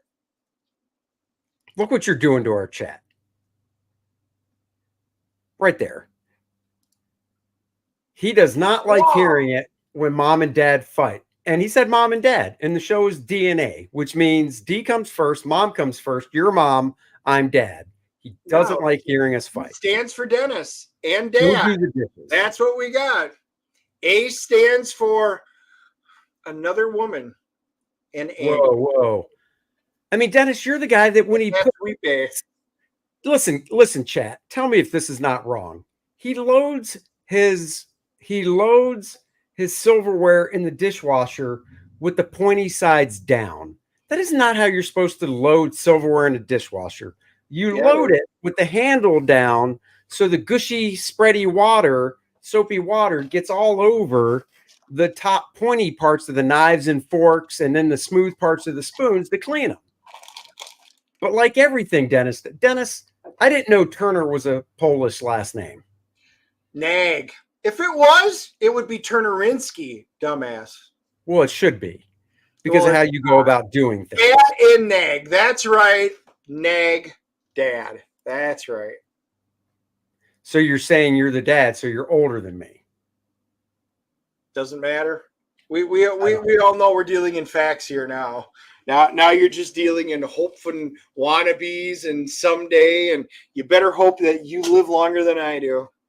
See, you don't have to. Okay, Peter Ma, I gotta say, I'm not that type. When I'm done with my dishes after eating, they go right in the dishwasher. There's no pre-clean, rinse off. That's what the dishwasher is for. Yeah, I don't need to do that. Mine just cleans it. Well, I mean, yes, Susie does a great job hand washing your dishes. I tell you, for your anniversary, maybe spring for an electric dishwasher. It is 2024. Wow. What? Wow. I can tell you her brother's probably texting her all of this right now. I can't wait till we all go out to supper one night.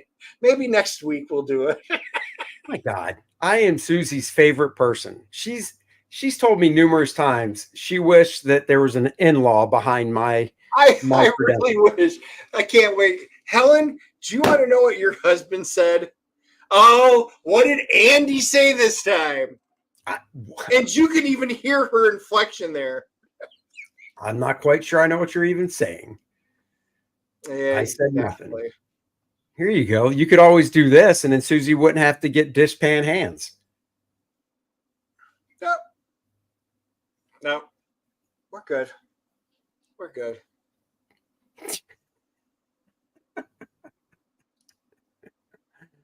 Oh boy. Let's see. How about for all those new people joining, why don't you play the trailer? The trailer. Yeah, we do have a lot of new people join. Look at that number. Guys, we're playing the long-awaited, for people that have just joined us. We are talking about Kor-Drath, The Awakening, our newest campaign. We got It is over live. 460 of you right now that have hopped on to chat with us, listen to us bicker. It's amazing. God, did you say bicker? Oh, I yeah, hope that's what I meant. Okay.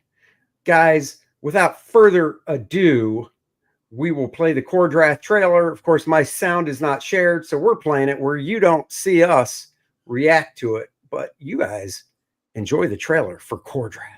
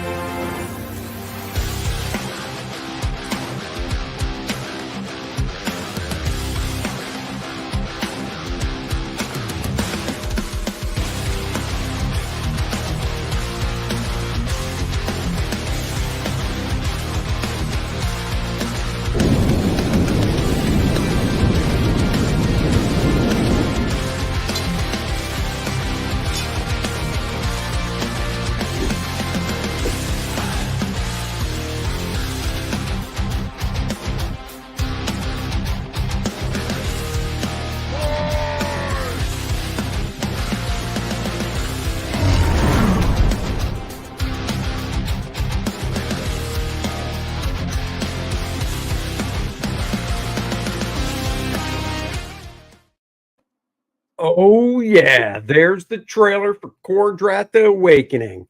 Devil Flyer, did you like the new Godzilla Kong movie? Well, I think we do our movie reviews. I'm blanking on what I gave it for a rating. I think it was in the 7s out of 10.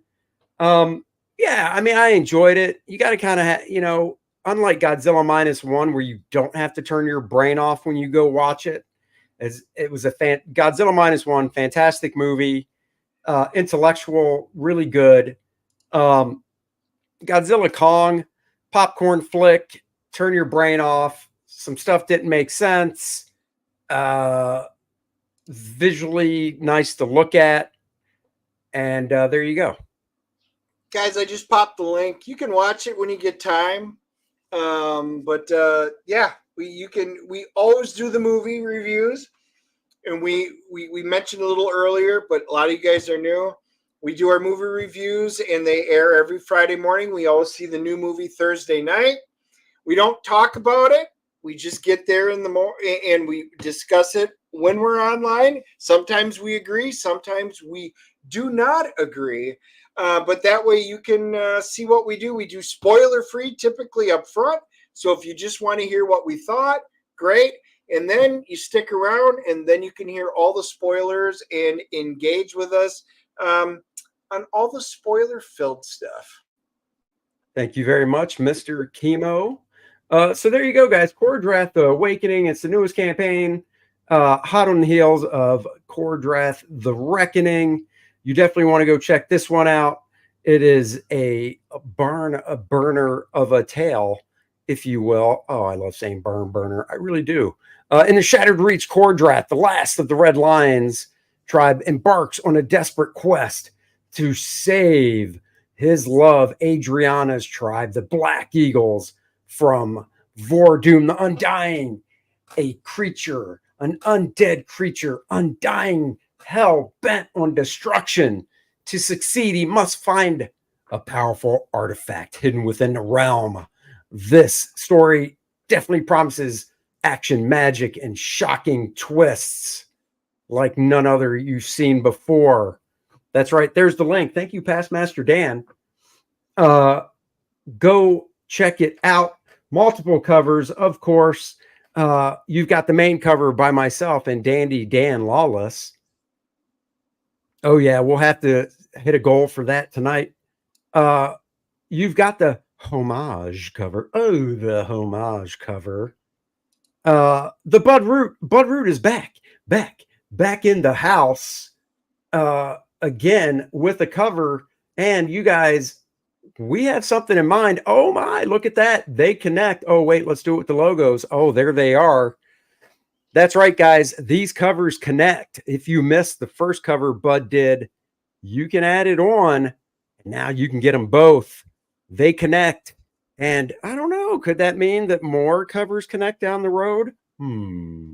Possibly. Nice little collector's item there. So check that out. Let's keep going. Oh, a black and white edition. That's right. Not just the cover, the whole book, graphic novel size. It's not an artist edition. It is the black and white edition. It is the scans that I send to the colorist. So they're a nice high contrast, black and white. You're not going to see any whiteout or gray tones or pencil marks in these. That's what the artist edition of the previous campaign was.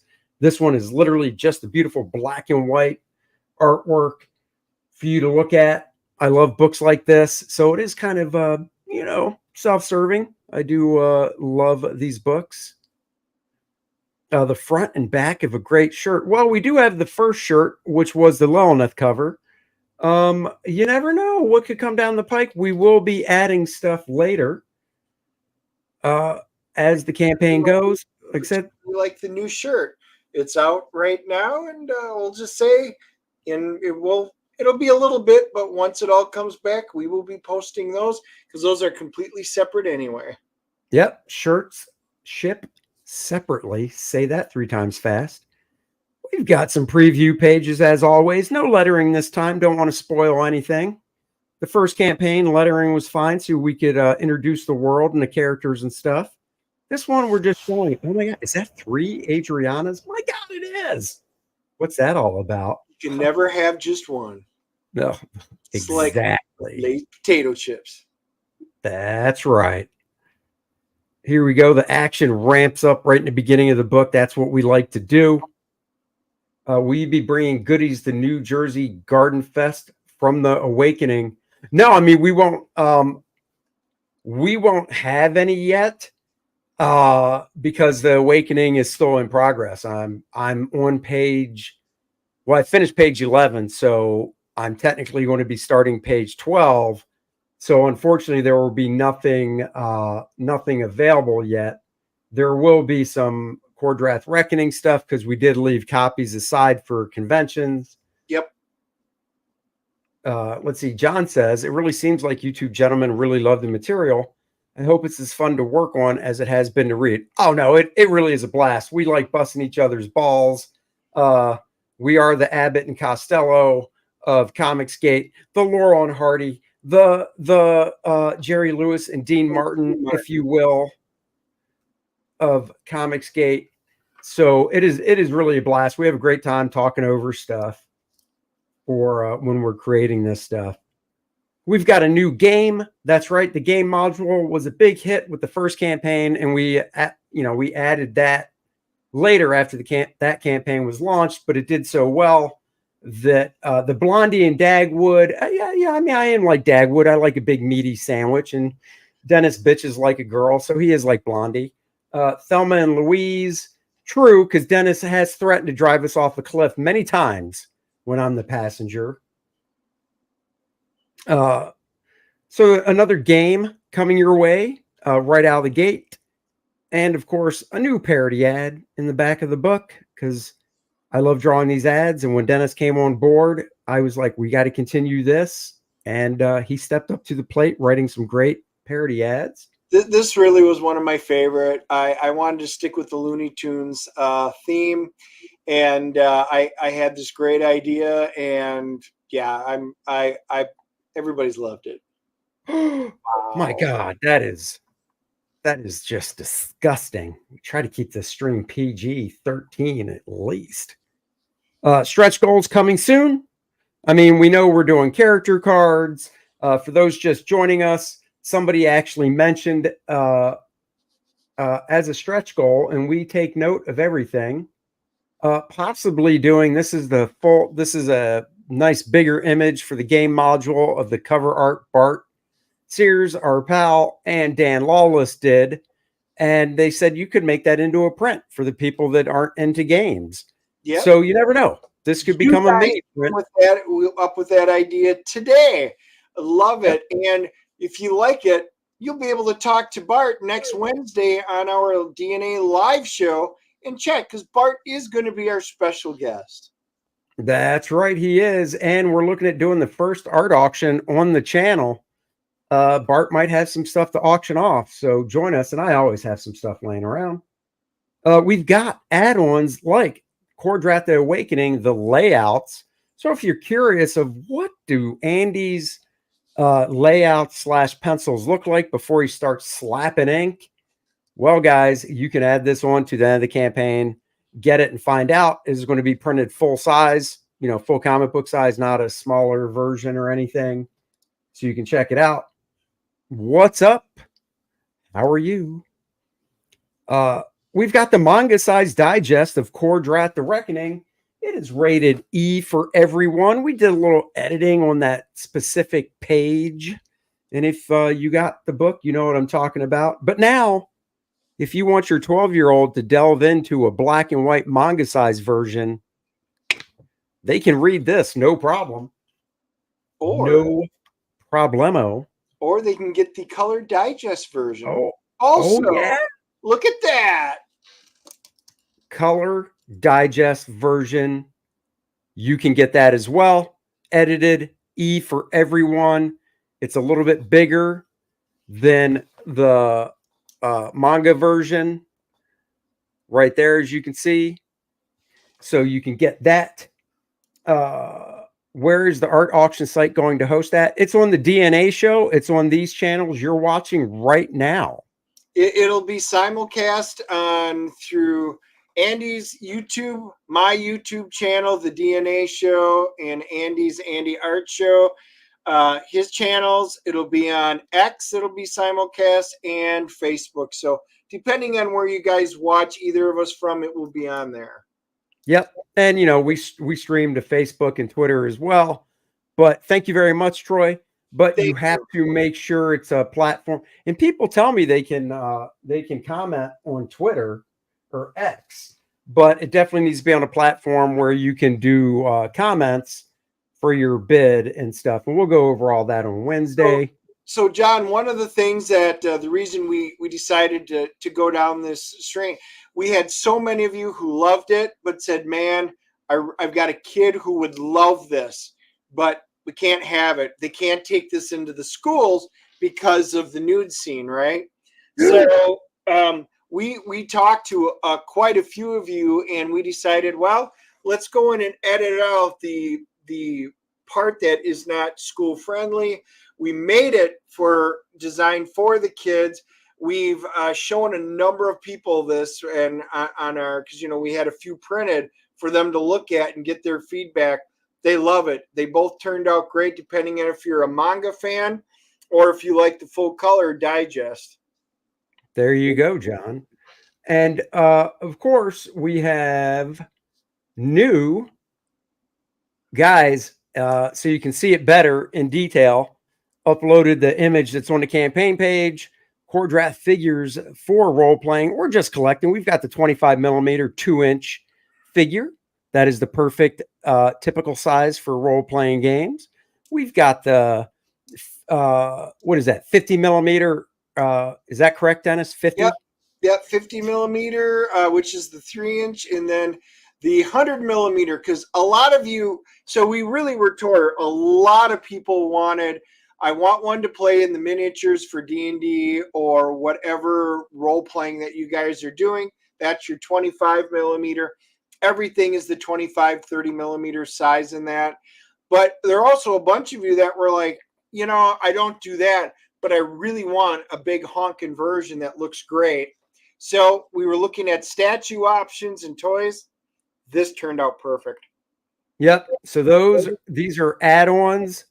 It's not a separate tier, so you can just add it on upon checkout. Comes in a nice blister pack, clamshell, whatever you want to call it, like you see there. So you can definitely add that on. And oops, got to get back to the proper screen.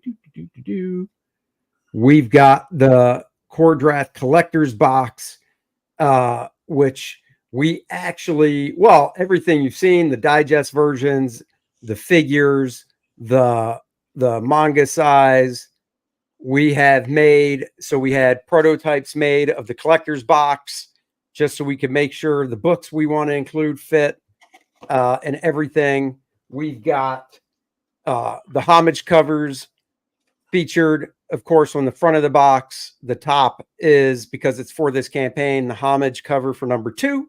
On the back, on the side, we've got the cover, part of the cover of that Dan and I did. Got the logos and stuff. Oh, look at it open. Oh my God, that's beautiful.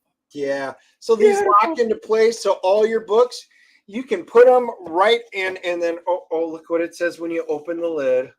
Oh yeah, beautiful right there, guys. So we've got that. I didn't see it. It was part of an add-on. So you can always add it on, because some people, GJ Martinez, thank you very much. And guys, just so you know, the box will ship inside of a regular brown box, and inside it'll have bubble wrap and stuff around it because it's a collectible box. We don't want it to get messed up. That is not a shipping box. Yep. And the cool thing is you can put all your Kor-Drath Volume 1 stuff, Volume 2 stuff all together, slide it right on like a slipcase right into your bookshelf. That's right. We set up the spine so it looks kind of like a big fat book on a bookshelf. You can do that. And of course, if you get going through the tiers, the Kor-Drath, the Awakening box bundle, you will get everything that's involved with this Awakening campaign. All the covers, cover A, B, C, D, which is the Budroot line art cover. You'll get the black and white edition of the book. You'll get the game module volume 2, the Adriana trading card, and of course the collector's box. Retail $162. Here on the campaign, $135. Of course, the game module you can order, and there's add-ons for everything. So like, you want to get cover A and add on the box, knock yourself out. You want to add on a figure, go right ahead. Maybe you want to add on one of the original books from the Reckoning. They're limited. Get them while they last. So we've got the individual covers here. We've got the black and white edition, of course. But show them the second print one, because not everybody has seen that. That's right. We are offering a second print of the first book, The Reckoning, with a brand new Budroot Lilith cover to it, colored by the Dan Lawless, of course. So you can check that out as well. Let me just hide that so I can go back over here. We've got the catch-up tier where you can get 1 and 2, and 1 is the Budroot cover. And then the main cover A. Of course, there's the head sketch tier where 7x10, character of your choice. I will draw a head. I don't even like to say sketch because, they're inked with, I ink all my stuff with brush and whatnot. So it's more of a head finished drawing tier. And then there's the full figure sketch commission tier. If you want, those are limited. And then, of course, the big bad booty daddy Kor-Drath volume 1 and 2. You get everything. Retail $5.10, for you $3.99. You get every book that is in the Kor-Drath, the Awakening tier, as well as Kor-Drath Volume 1, all 6 covers, the first game module, the first 4 character cards, the map, the artist edition, and both Adriana and Lilith trading cards. Woof! You get it all right there in the box, and everything, all the actual graphic novels fit in the box.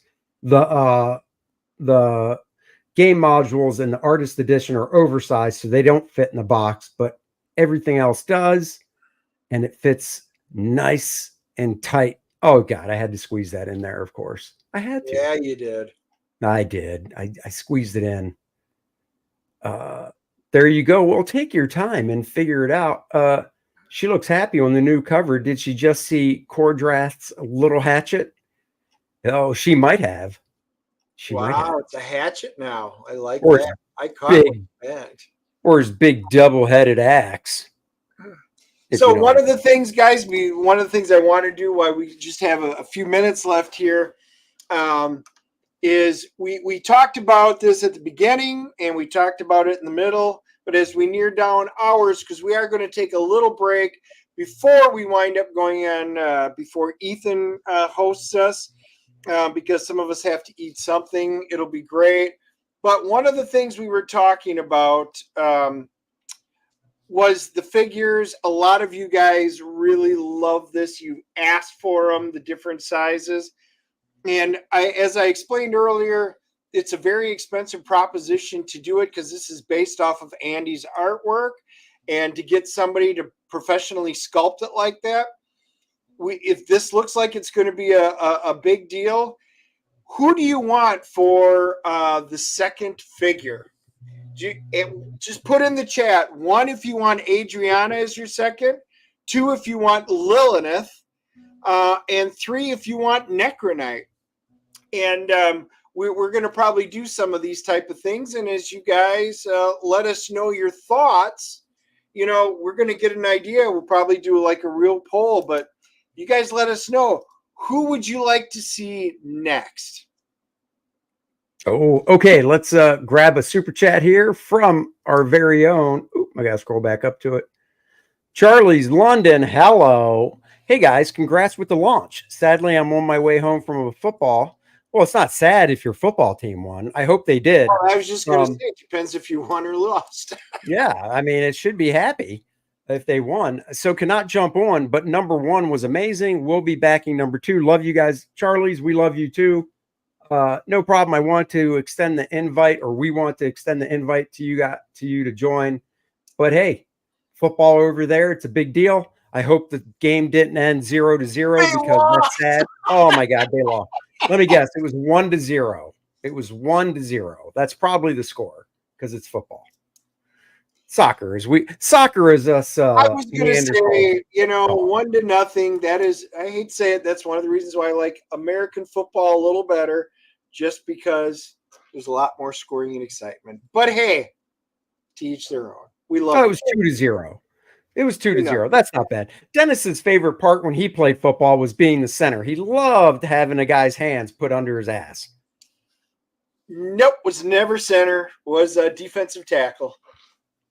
Oh, what are you going to do? I was close. I mean, it's either having hands put under his butt or dragging a guy down to the ground and being on top of him. Either way, Dennis loved football for those reasons. So, wow. Dennis, where are you? Dennis, we are only $37 away from another shot.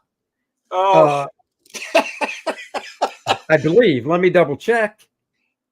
I just hit refresh. Nope, it is shot time. 13. Am I going to make it to Ethan's? Oh, it's only one more, and you got your baby shot glass. I think you can do it. Oh, whatever. Baby shot glass. Go take a nap, old man. Are we doing this on Ethan's tonight? Because honestly, I mean, I'm not going to have enough Captain Kirk anyway. I might have to go pull out something else. I don't think it's going to be every 10. But $13,236. I'm pouring a shot. Man, I'm going to have to, not today, but Oh, look who it was. Yeah. yes, my backing got us another shot. Well, thank you very much. We so much appreciate it. Have you poured it out yet? I did. Cheers, Toast it. guys. Thank you. And boy, I know Andy will make it tonight. Because I'm a man. You can say it. God, that tastes good. It does. It do- Captain James C. Kirk and the It Bird. does. Oh my God, that does. That's not allowed on YouTube and probably X, Admiral Wackass. Just saying. I mean, we like to keep our channels around here. That's what Dennis is going to go do off stream. He's going to go down, do a few lines, cut them with his credit card, and celebrate with his wife. I can vape. I've got some CBD here that I can vape, but I don't think you're allowed to do that on stream either. So there you go, guys. We are going to take a break. Ethan is supposed to be streaming at 8 o'clock tonight, so we are going to take a little break. It is dinner time, plus it's a weekend, and my wife would probably be like, I know you're doing your launch of your campaign and stuff, but man, I do like to see my husband. And, she wants to see me. What can I say? Can't wait to see Fire Night on EVS. Congrats on the launch. Thank you so much. And guys, we love the fact that, I know we're, Ethan's the big channel and stuff, but you guys took your time out of your day with just Andy and I and our little channels coming out. You hung out with us. You got to hear us bicker and fight over stupid shit like plain cake donuts, but you still came best thing ever. You backed Kor-Drath. We've heard from you guys from one. We're going to keep trying to make this better. And all I can say is thank you guys for just coming out and joining us. That's right. Sincerely, I second everything Dennis said, and sincerely thank you guys. Thank you so much for coming out. The little channel that could, we're obviously co-streaming on our channels, co-streaming on Twitter or X and Facebook and all that fun stuff. 26 was the first 24. I'm glad Randy, you, my friend, are amazing. Thank you, Randy. Thank you, Past Master Dan, Marcus Kelligrew, all the wrenches that we have. Thank you all. I would never have remembered that. So thank you for sharing that. We now have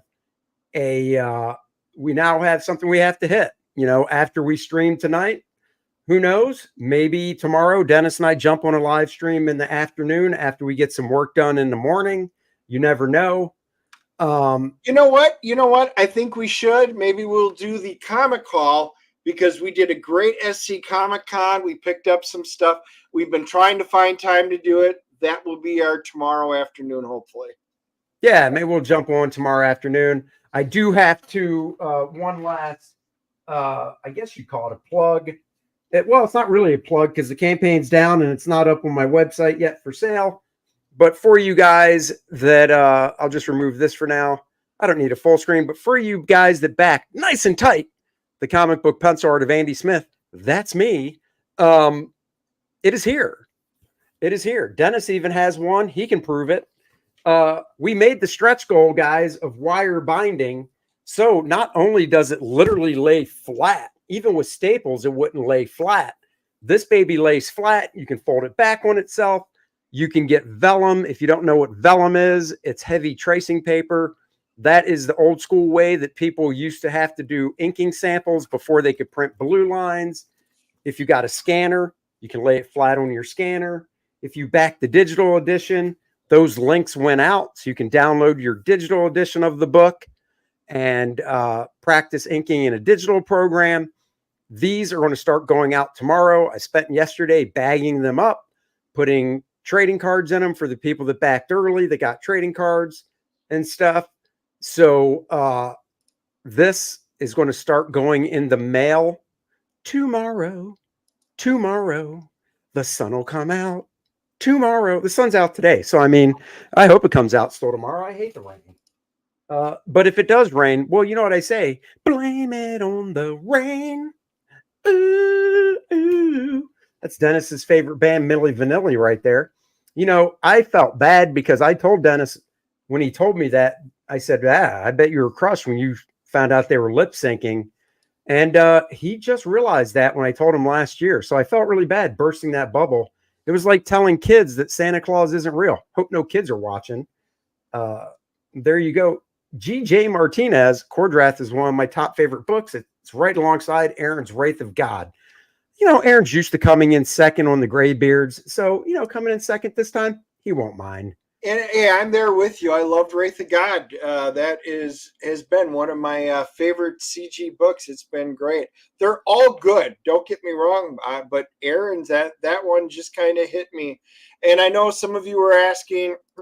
You know, Andy and I both do it. If you're new or you're just on Andy's, make sure you go to YouTube at Dennis Turner and do it. And that because all of our DNA shows that we do get put up on Andy's as well as the DNA show. And that way you will not miss any of the announcements that we put out. That's right. And, you know, 26K is the first 24 last year. I'm going to say I would like to do a nice, we would like to hit. I'm speaking for Dennis. That's what I said. Hi. Well, it's another 26, so it was 39. What? You're. So it was another 26. So look at it again, and we will match. So 13 plus 26, we did 39. 26 was last year. This year, I'd like to hit 30. Straight up in the first 24 hours. No, that isn't. It says another 26,000 will match the first 24 hours. Oh, it was 39 last year? Yeah. Oh, shit, it was. 39. Okay, well, let's make a nice round. Wow, that did really good last year. Let's shoot for a nice round 40. Now I'm scared. He surprised himself. Look at that. Well, now I'm nervous. I'm so nervous I could feel my testicles recede up into my body, and it's a warm day. They were hanging by my knees. It's so warm up here. Now they just receded because I'm nervous. Hopefully we can crack a nice solid 40 in the first 24. You know, 24, that's 12:30 tomorrow afternoon. So we're going to have to really effing crush it tonight. Let's say the first 24 means actually midnight tomorrow night. You know, I'm fine with fudging that hours. You know, I'm just saying. No, I have faith. We don't have to fudge nothing. All right. Well, we'll do that. Screw that 80K or bust. Man, if we do 80K, I'm not doing shots anymore. I'm just drinking right out of the freaking bottle. So, yeah, if we double the first one in the first 24 hours, yeah, we will be drinking, and that stream tomorrow will be in a question mark. Hell, I'll tell you this. For those that are just joining us, I originally said that if we hit 100K, the sooner the better, because Dennis and I will literally, and we said this, and this is no joke, Dennis agreed, when we hit 100K, I will stop shaving my head until the campaign ends, and Dennis will not cut his hair, and he cuts his hair like once a month until the campaign ends. Randy's right. The 24 hours starts with the EVS stream because that's what we launched with last year. Oh, I like that. So, and that's good because this is a Sunday night and Kings is tomorrow night.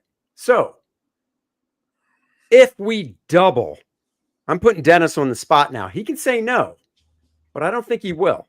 If we double what we did in the first 24 hours last year, I will stop shaving my head until the campaign is over. So that's 80 because I'm rounding up. You know, double would actually be 39 and 39, you know, it'd be whatever. So we're going to round up to 80. If we were to hit 80 in the first 24 hours, I'll stop shaving my head until fulfillment. And fulfillment is March of next year. Dennis, what say you? No haircuts until March if we hit 80 in the first 24? You know, if we hit how much? 80? We double it, 80. All right, I can do that. My wife will be pissed at me because she's already pissed about this. Let's add one more. She can only be mad for a year. I mean, think about it, Dennis. You've had that. That was only supposed to be for November, No Shave November. And No Shave November, and we waited to see how long she would complain about it. She is now. Yeah, and then in December she was like, No Shave November's over, and you're like, it is, and I love it. So she'll get over it. She'll get Dennis. All right, it's fine. Mar- I will not get my hair cut. Marriage vows are for better or worse. So if she thinks it's worse with you with long hair, just remind her of those vows. My wife will just have to live with the scraggly looking bum, because when you have nothing and can't grow anything right here, and you let the U shape horseshoe go for a year, yeah, that's going to be I'll even throw a ponytail. You'll be sitting in your chair going, engage. I'll be able to do this, and you'll see the back of it whip around a year from now. Actually, I won't, because my hair is really curly, actually. So it's going to be like Bozo the freaking clown. So if you want to see me look like Bozo the clown, share the campaign, guys. Share the campaign. All right, guys. Sincerely, once again, from the bottom of our hearts, thank you for joining us. We've been on for 5 hours and 31 minutes. Literally just click that mark. 500 of you are still listening to us jabber, so I just love it. So take a break, and if you really want to hear us argue, we'll see you on Ethan's. See you on Ethan's. See you tomorrow afternoon. We definitely will do a live stream, even if it's only for like an hour or so. Got to get some work done. Got to mail some books out of Nice and Tight. We're ending the 5.5 hours at $13,427, 174 backers. Thank you guys so much. We sincerely love you all. It is honestly because of you guys. Just remember, guys, you're the producers of this book. Just like the producers of a movie, you're the producers of the book. And you should feel good about that, knowing that you helped bring this to life. So until 8 o'clock tonight, Ethan's channel. Bye-bye, everybody. Live long and prosper. Thank you. See ya.